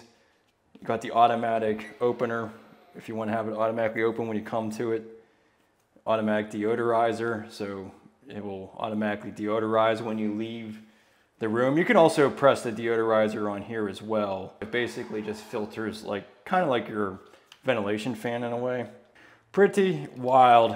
This is definitely really a luxury item here for sure. Absolutely love it. And look how sleek that looks. I mean, that is a nice looking bidet toilet seat compared to many others. The whole design of this toilet is really tremendous. Yeah. Awesome job, Toto.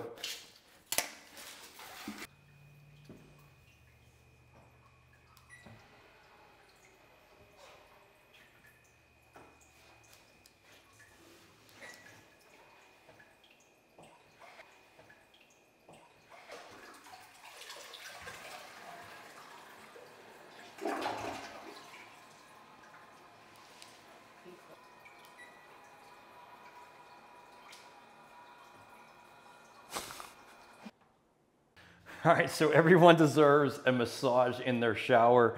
This is a massage panel made by Vigo, and what's awesome about it, it's a retrofit panel that will have a handheld sprayer and a rain shower head, but most importantly, it's gonna have some body sprays that will be able to massage you in the shower. And what's really awesome is that you can connect this to any one of your showers because all it is a connection point to your existing shower head. So we're gonna upgrade this towel, custom tiled shower, and install a Vigo massage panel. All right, so Vigo, it's been a company that I've been using for primarily their shower doors over the years, but I was really amazed by all the different products they also have for your bathroom. And they're all really well made. This is all real metal, brass fittings. It actually has a durable feel to it. Now they do make models that will actually have a valve incorporated into this. So if you just wanted to put a shower tower in and have the actual mixing valve where the water comes in and connects, you can do that as well. This particular model is a retrofit. You can adapt this onto your existing shower, basically just a port that your shower head connects to. Now, one thing you do want to pay attention to, you can see how long this thing actually is. I think this is 48 inches, 39 inches. So you have to pay attention to where your shower head is and where your existing valve is and make sure that this thing can actually fit. Majority of situations it can, but sometimes shower heads can be pretty low and you're gonna have a problem. Now there is a little bit of adjustment that we're gonna be able to make, and I'm gonna show you that here shortly. But just to go over the functions, you basically have an 8-inch rain shower head, or maybe this is 10-inch. Yeah, 8-inch rain shower head. You got your hand wand that you'll be able to use. And then again, you're gonna have your body sprays that you'll be able to connect, and this basically switches everything over. It's really simple on the connection point. As you can see, it has kind of like rubber hoses. This will connect basically to your shower head port, and this one will connect to the rain shower head that we're gonna be installing. So it's really, really simple. There's really not much to it. The only thing we have to do is install some brackets to be able to hang this thing on, and that's really it. So let's go ahead and get this started on here. Let's first put our shower head in, because that's one of the first steps. You want to be able to place this up and be able to make sure that it fits your height. So this really is pretty simple. It just has a locking nut and a rubber gasket. This suction plate goes on first. So you essentially just connect this into the back of the unit here, and you just thread on your locking nut.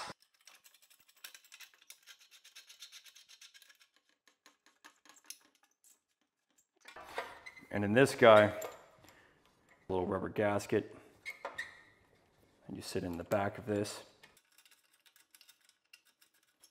So it just tightens on there. As long as that rubber gasket's on there, good. And in this guy is what's going to connect to your actual shower head. So let's go ahead and do that, but let's go ahead and put a shower head on. So you got your screen in here. It already has that rubber gasket on there. So as long as you have the rubber gasket, you're good to go. The gold, there we go. We basically have two adapters. We're going to figure out which one works for the actual shower head, but we're going to take out our existing shower head.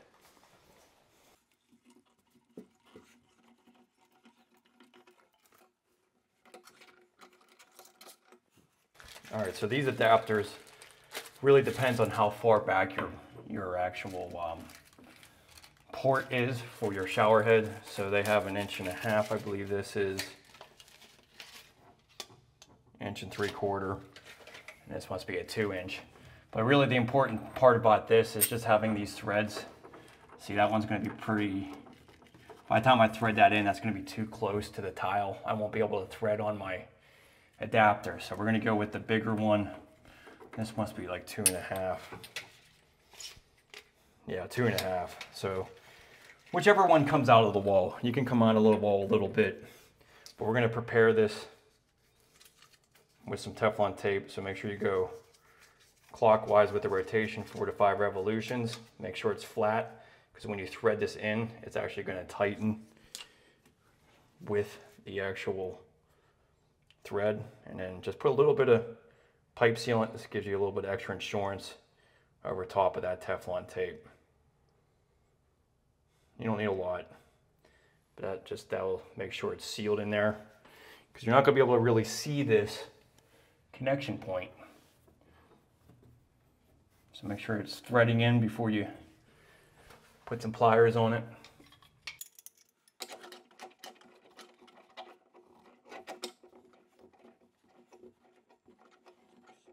Okay, looks good. All right, so then this should be, the top of your shower head should be about 4 3/4 from that pipe. So we'll just put a little mark there, but you have plenty of flexibility there. You're limited to what this pipe is here. So you can actually go up. Yeah, you can actually go up. You just can't go down too much because of this. Basically the length of this is where it's at. So this is about 4 3/4 from the middle of this to the top. So if we had this right at the top, that's not a bad point here. You want to be like 6 inches above your head. How high am I? 8. 8 inches. Mm-hmm. So something like that. I mean, you can even come down a little bit if you wanted to, but that the height of this is going to be dictating you. So you can't come down too far, or you're not going to be able to connect your port to here. So if you came down too far, you're not going to be able to do it. So that's kind of your limit. We're just going to keep it. We're going to keep it 8 inches above my head, because I'm pretty happy with where that's at. And then you can see here I have this much room between here and the valve. So now this has a little bit of room, right? But I have like a nice vertical line here that I can just reference. But you would want to put some kind of level on it. But you do have fluctuation here. The bar that this holds on to has about 1 inch of overhang on either side. So even if you're a little bit off left or right, you're going to be fine. But that's basically where we need to screw this in.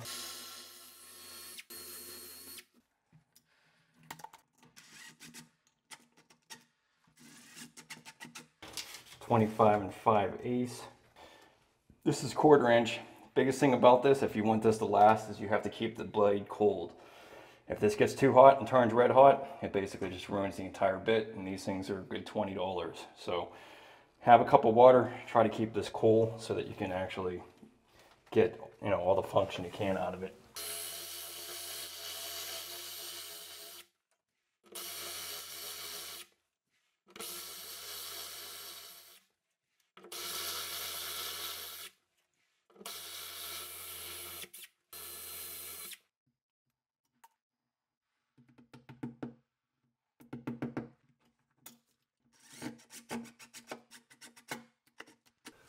Prepare this, put a little bit of Teflon tape on this.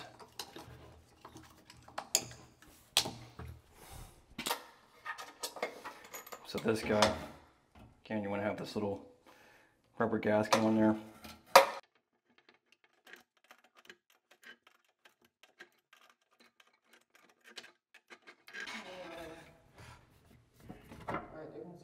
Yeah, so this clip is too high. There's no way I'm getting it on there. So now see how I'm hitting this pipe.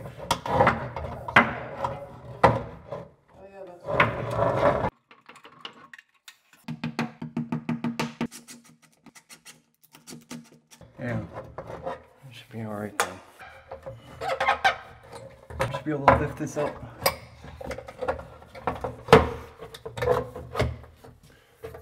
There we go. All right.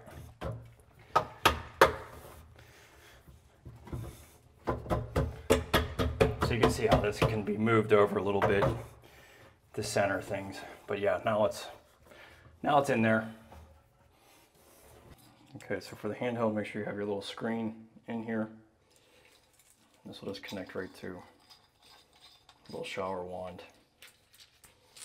Okay, and then this guy, just want to put your little rubber gasket in there.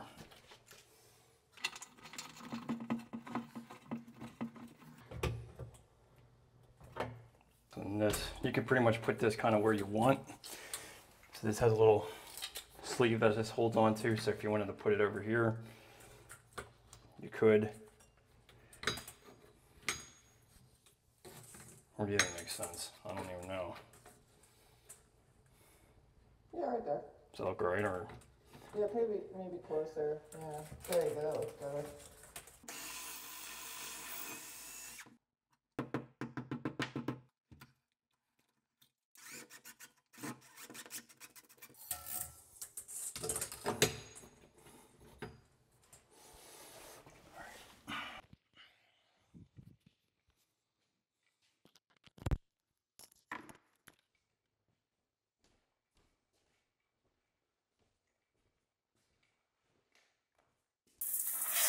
Oh, there we go. Ooh. Cold? Hot? So hot. Wow. Can't believe that thing's doing that well, actually. That's cool. So you can push these up or down. Why is that still so hot? There we go.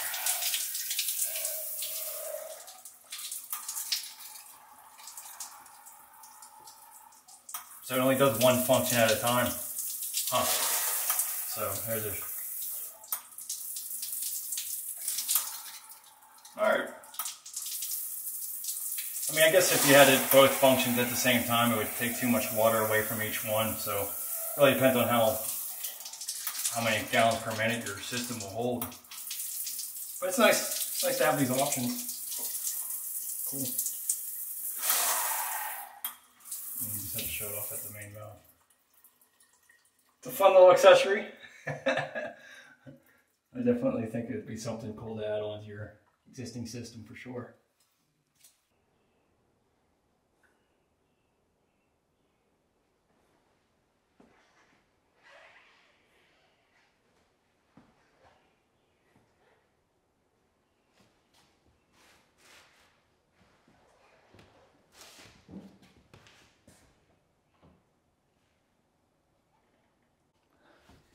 All right, so this hasn't grown on me. I'm gonna get rid of this custom towel top we created. And honestly, I think this vessel sink is just honestly way too big for the structure here. But yeah, we're just gonna put a normal sink in. So we're gonna get rid of this little, you know, time consuming mistake here.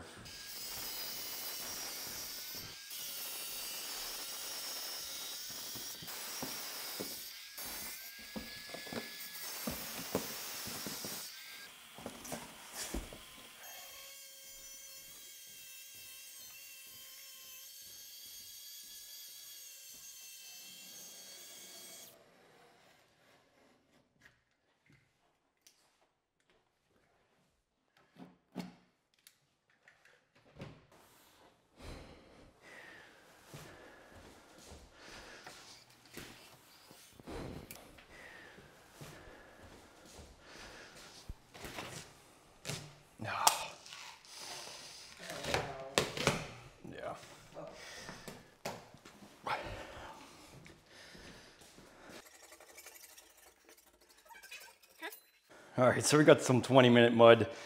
Fix our mistake there. It's really good to have a bag of this on hand if you're a contractor, because simple mistakes like this could take you a whole nother day to mess around with. So I'm just gonna mix up a little bit of this to patch the wall.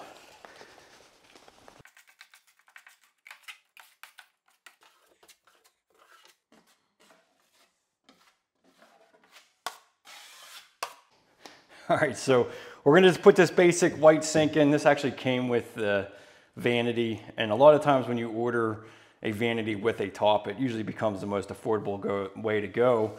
This is all porcelain, so it's a nice, it's a nice finish, nothing too out of the ordinary. But one thing you do want to pay attention to is your hole centers on here. So there's usually 3 different methods that they do this on. They have an 8-inch center, which is what this is. So they're all separate handles with the faucet coming out. Then they have a 4-inch center, which is kind of more your traditional, like bulkier looking faucet. And then they have the single hole. So this is obviously an 8-inch. Just pay attention to that because you have to make sure you get the right faucet for your sink top. And we got another one off of Amazon. It's just kind of so bizarre how there's no reference to brand or anything. I mean, I don't think they even have a name on this at all. It's so bizarre. But I tell you what, it's just absolutely amazing how inexpensive some of this stuff has gotten. And this is all metal. I mean, in my experience, it seems to be just as good as Moen and a lot of these other items. I mean, they're pretty much designed exactly the same. And like I mentioned, this is all metal. So it's not like cheap plastic. Now, we do have a drain assembly that is plastic, but most of them are made that way now. It even comes with the supply lines. So I don't know, it's really hard to beat what they're selling on these online sites because of the affordability. Typically, like back in the day, like when I started 15 years ago, an 8-inch spread sink faucet would be minimum $300. It was always the more expensive way to go compared to like a 4-inch center or a single whole sink faucet. So I always, tried to coach the client saying, hey, if you get an 8-inch spread, you're gonna be paying some money, but that's not really the case anymore. I think this thing was like $70. So this already has an incorporated seal on it. So you just basically set this into place and put your gasket and locking ring on here. So I always like the ones that have these little screws here because this helps get it really tightened into position. You're not necessarily relying on the locking nut itself. Use a screwdriver to get, extremely tight. So I thought this was always a great way to make sure that your faucet's not going to move.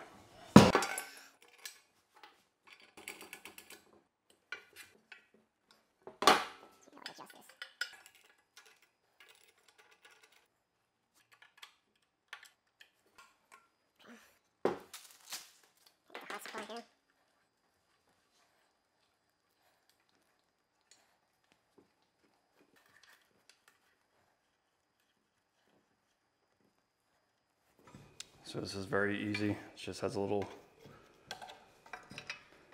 it's basically push on, so it just clips on there.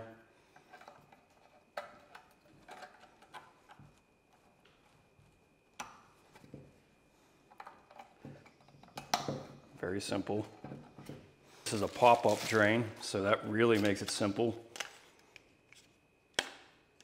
Oh, so this is actually a pop-up that you can pull out. So I always kind of like that idea because you can clean it pretty easily. So in a lot of these plastic ones now, they're coming with little rubber gaskets, so you don't even have to use any type of silicone at all. Basically just set it into place with that rubber gasket here.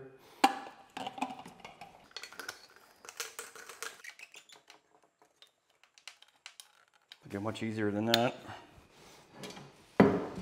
Then this guy will go in here, and then you'll be able to pull this out to clean it. This is actually really nice because, unfortunately, like you're gonna always have hair go down into this drain, but you can pull this out and then clean this.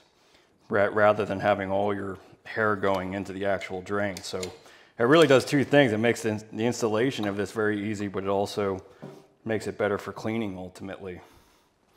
All right, so we're just gonna set this down. We're not gonna touch the wall yet because I still need to let that dry. But we'll at least get our mirror up, get the rest of that going, and then we'll, once this dries, we can paint it and get this set. So this is a nice mirror from Basilife. But I thought this was like a very nice, slick design, just all metal frame. So pretty simple, and you can see here, it can just like kind of hook anywhere, so it's really easy to mount. But you know, sometimes simple is best, and you can get these in all different types of sizes. I think I got a 20 by 30, if I believe. I can't remember what size this was. 22. So this is 22 by 30. So that's usually perfect for a 24-inch vanity.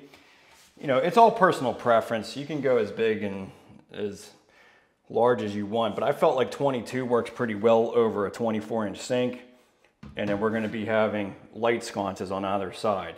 So, but yeah, this Basilife mirror, really simple to install, but really nice, slick design. I mean, it really, it's, you know, it provides a nice look. Can you hang it like the other way too? Sure. If you wanted to? Oh, absolutely. Yeah, you can do it either way. So, I mean, this can make sense. You know, if you had an overhead light, it might make more sense to do this way. But since we're doing side lights, you know, you could really do either. So it's nice to have those options. But I really like how you hook into this. So it has basically a little bracket that you clip into. So you know, you can be anywhere on here and it clips in. Pretty awesome. You know, let's just say to the bottom to the top here, that's 1.5 inches. So wherever we want the top of the mirror, we just measure 1.5 inches, put that in, and we're ready to go. Okay, so let's just determine our height. This is always personal preference. It depends on how tall you are. But let's just go off the top of our sink. I mean, I'm usually between, you know, 10 and 14 inches, but again, it really depends on your height. I'm 6 foot tall, so, you know, this is an 8-foot ceiling. So, I mean, if you had a wall, an overhead lighting, I usually set those around 8 inches. So that would probably work out well, but it all depends on, you know, what kind of light fixture you have and how it hangs down. So really the height of a vent or a mirror really depends on what you're working with. So I don't know, what do you think about that? I think that's a good height right there. 13 and a half. Yeah. All right, so we'll just center it off of that. We'll go 13 and a half off of the countertop. Now this is kind of a low vanity, just so you know, 33 and a half. So this is actually considered a low vanity now at this point, because a lot of them now are coming up 34 and a half or 35. So typically you're a little bit higher, but since we're down a little bit lower, yeah, 13 and a half I think looks pretty good. Let's reference our top so that we can measure down to our bracket. So 43 and 3/8, we'll say. 3/8 is our center. And we just want to come down 1.5 inches for our bracket. So our bracket's going to sit right on that line. 21 and 3/8. 21 and 3/8 is the center. So I was measuring 1.5 inches. Like basically the way that clips in there, it's basically right at the top. So 1.5 inches. And this is going to be center. So we just want to make sure that we...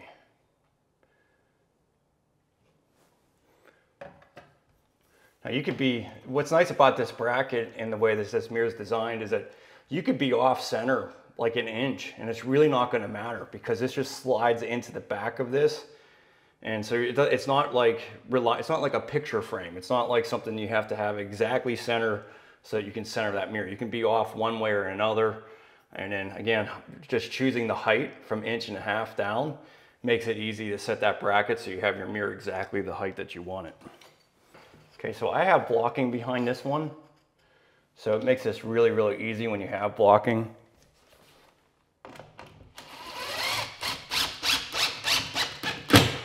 because it makes sure it's secure.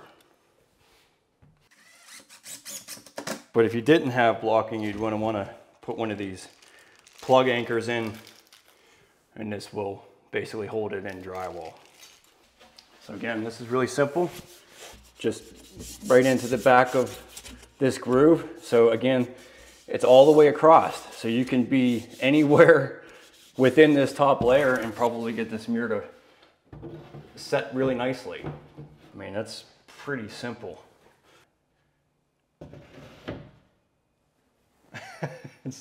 It's so easy, I can't even really show it because you obviously can't see this being clipped on there, but this guy just basically has a little ledge on it.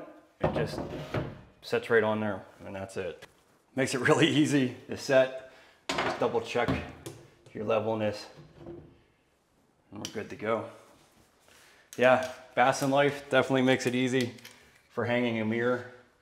And I tell you what, one thing I want to pay attention to here is see how nicely that sits against the wall right here. This is something that a lot of other mirrors with different types of mounting brackets, you end up being spaced off the wall and it kind of rocks. And I'm pushing on this and everything's flat against that wall.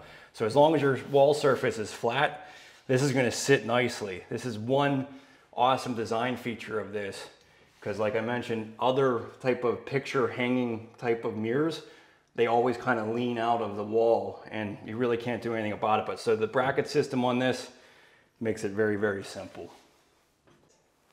So this does have a protector on it, which is nice, because as a contractor, I love to smudge things up.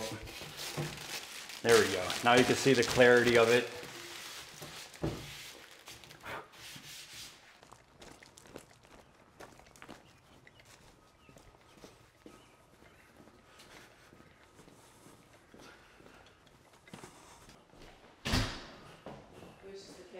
Yeah.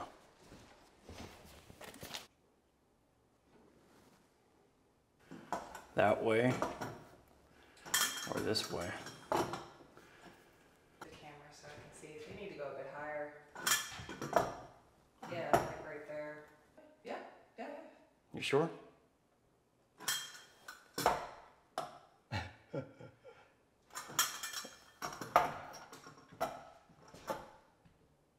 Yeah. I like the sides. Like that. Yeah. 10 inches, that's 1/3 of the mirror. Because it's 30-inch mirror, 4.5 from side. So this is, this is one of the reasons you always run your wire and leave it loose behind there prior to even considering where this is going to be. Because, you know, when you get these things, most people don't know exactly what they want until they get the mirror up. So having that ability to gauge it and not screw up the drywall can save yourself a lot of frustration. So we're gonna go 10 inches off of our top, and then 4.5 inches to the center. So we'll raise our laser up to our mark here, and 4.5.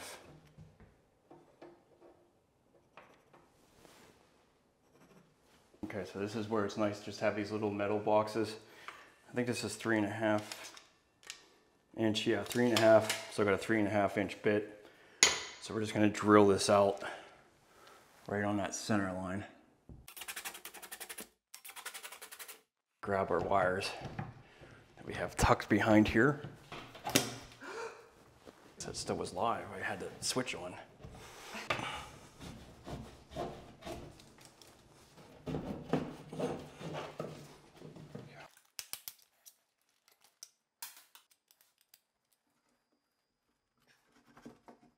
Okay, so you got that blocking right where you need it. So it really makes it simple. To mount our fixtures.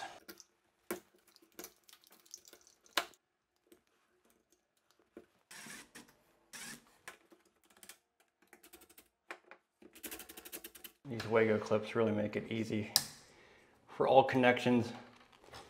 Great for stranded wire like this, because you can make sure you have a good connection.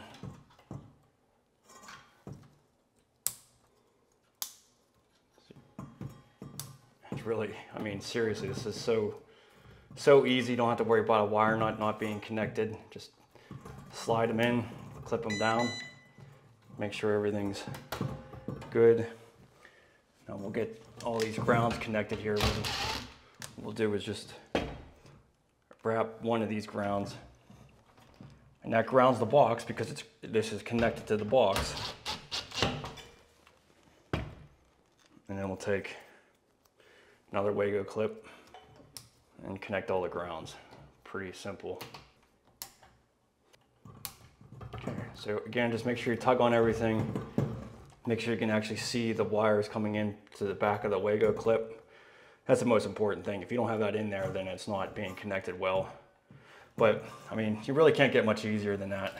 Now you can just tuck these in here, and there you have a nice safe connection.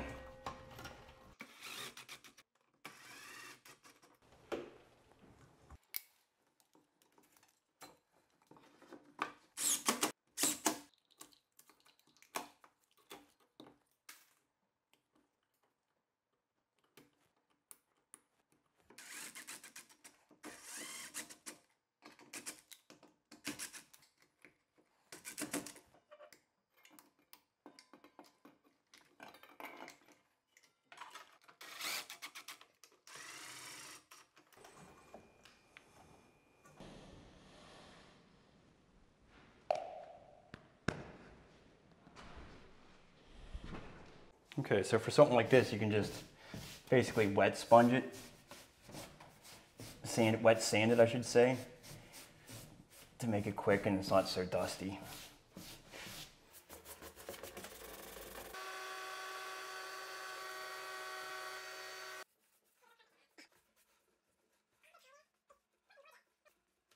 All right, so we're going to use some silicone. You hear that top? Did pretty dang well on that last one, so.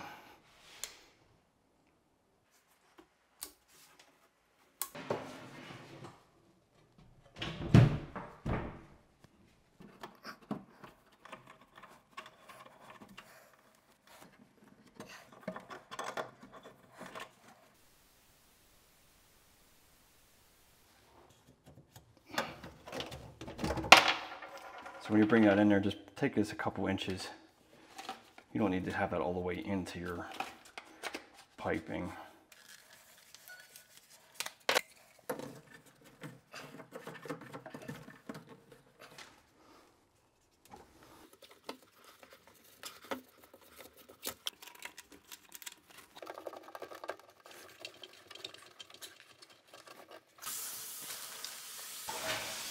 Ooh.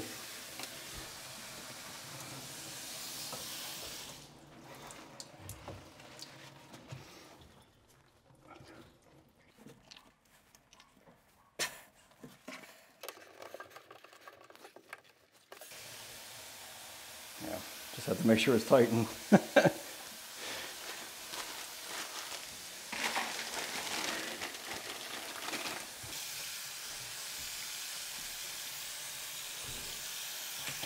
just press that, fills it up.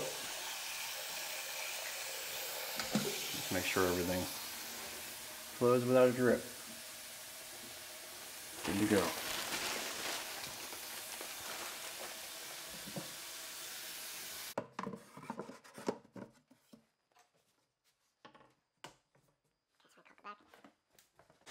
Okay, so I'm going to use my favorite caulking that I use for my countertops these days, and that's this Quad Max. So this is like a poly sealant. I mean, they consider it for windows and doors, but this stuff is awesome. You can actually use this for waterproofing, like things like Go board, foam board for your shower. But this stuff is really awesome for this as well, because you could even paint this if you wanted to. And in a lot of ways, these new poly sealants, they're just becoming way better than silicones. They don't yellow, they don't change color, and the elasticity of it is a lot better as well. So, big fan of this. You can buy these at most of your box stores. First tip on caulking though is make sure you don't cut the tip too much, especially when you have a tight joint against a wall. So just kind of do a 30-degree angle on it. Cut the back tip off so it's kind of somewhat flat, but I've got about a 1/4 inch, probably about a 1/4 inch 3/16 of a cut right there. You just don't want to go too much or you're going to end up having too much caulking. And then we'll just go ahead and seal right up against this drywall. And so the key is just to try to be as consistent as possible with your movement so that you don't have to, so it feels like you don't even have to tool it.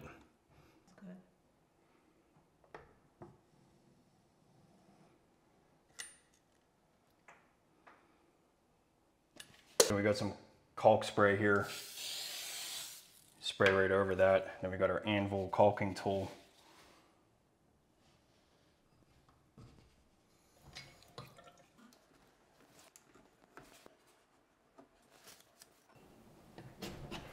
Nope, not gonna do it.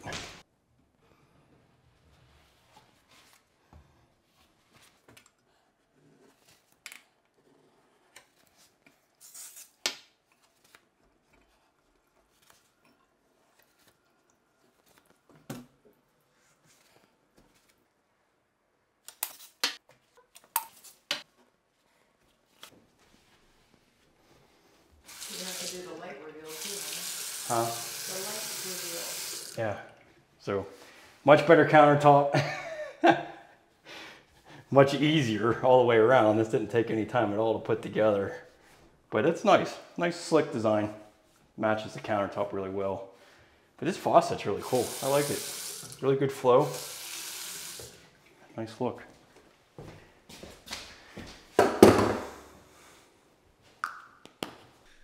So if you watched this entire video, you're really serious about doing your own bathroom renovation. And obviously this entire bathroom that's behind me here, I highlighted every aspect of it.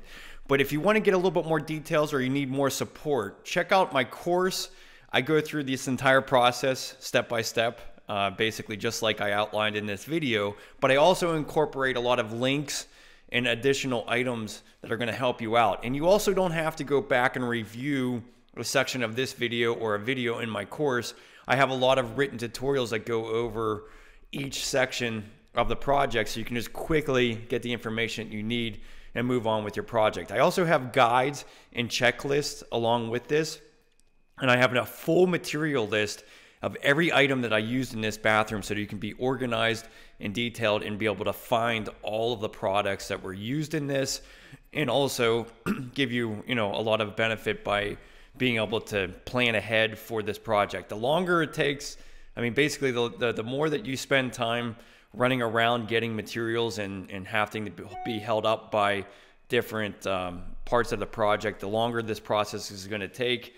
Now this project took me a good couple of months because of the video process, but if I was just doing the bathroom and nothing but the bathroom, I could probably do this in about 10 to 12 days from start to finish. But my other courses, they outline different plumbing scenarios, different electrical scenarios, and obviously gets into the demo process and in a lot of different things in older homes that you might have in your own home where the framing needs to be adjusted or structurally reinforced. A lot of unlevel floors will need to be helped out with, and I have each one of my tutorials on this specific course. I have links to other parts of other courses that will highlight different plumbing scenarios in all those different areas. So, and I'm always here for support too. If you join the course, you can always ask me a question or a comment.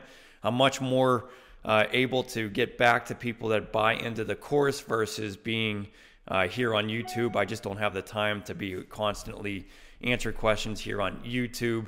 But I also have a service that if you need to get a one-on-one consultation with me for a half hour, I'd love to be able to help you out. I think this has been very beneficial to a lot of people that have signed up to be able to get specific answers to their questions on their own bathroom so that you're in the right path and be able to get this done efficiently. So anyways, thanks so much for watching this very long tutorial, and I hope to see you in a course or in a future course as well. I continue to add more and more courses. I'll be my next project here. I will be building a walk-in shower with a curbless entrance along with a bench and a custom glass enclosure. So I'm really excited to show you the options on that as well. So stay tuned, and I'll see you in the next video. Thanks so much.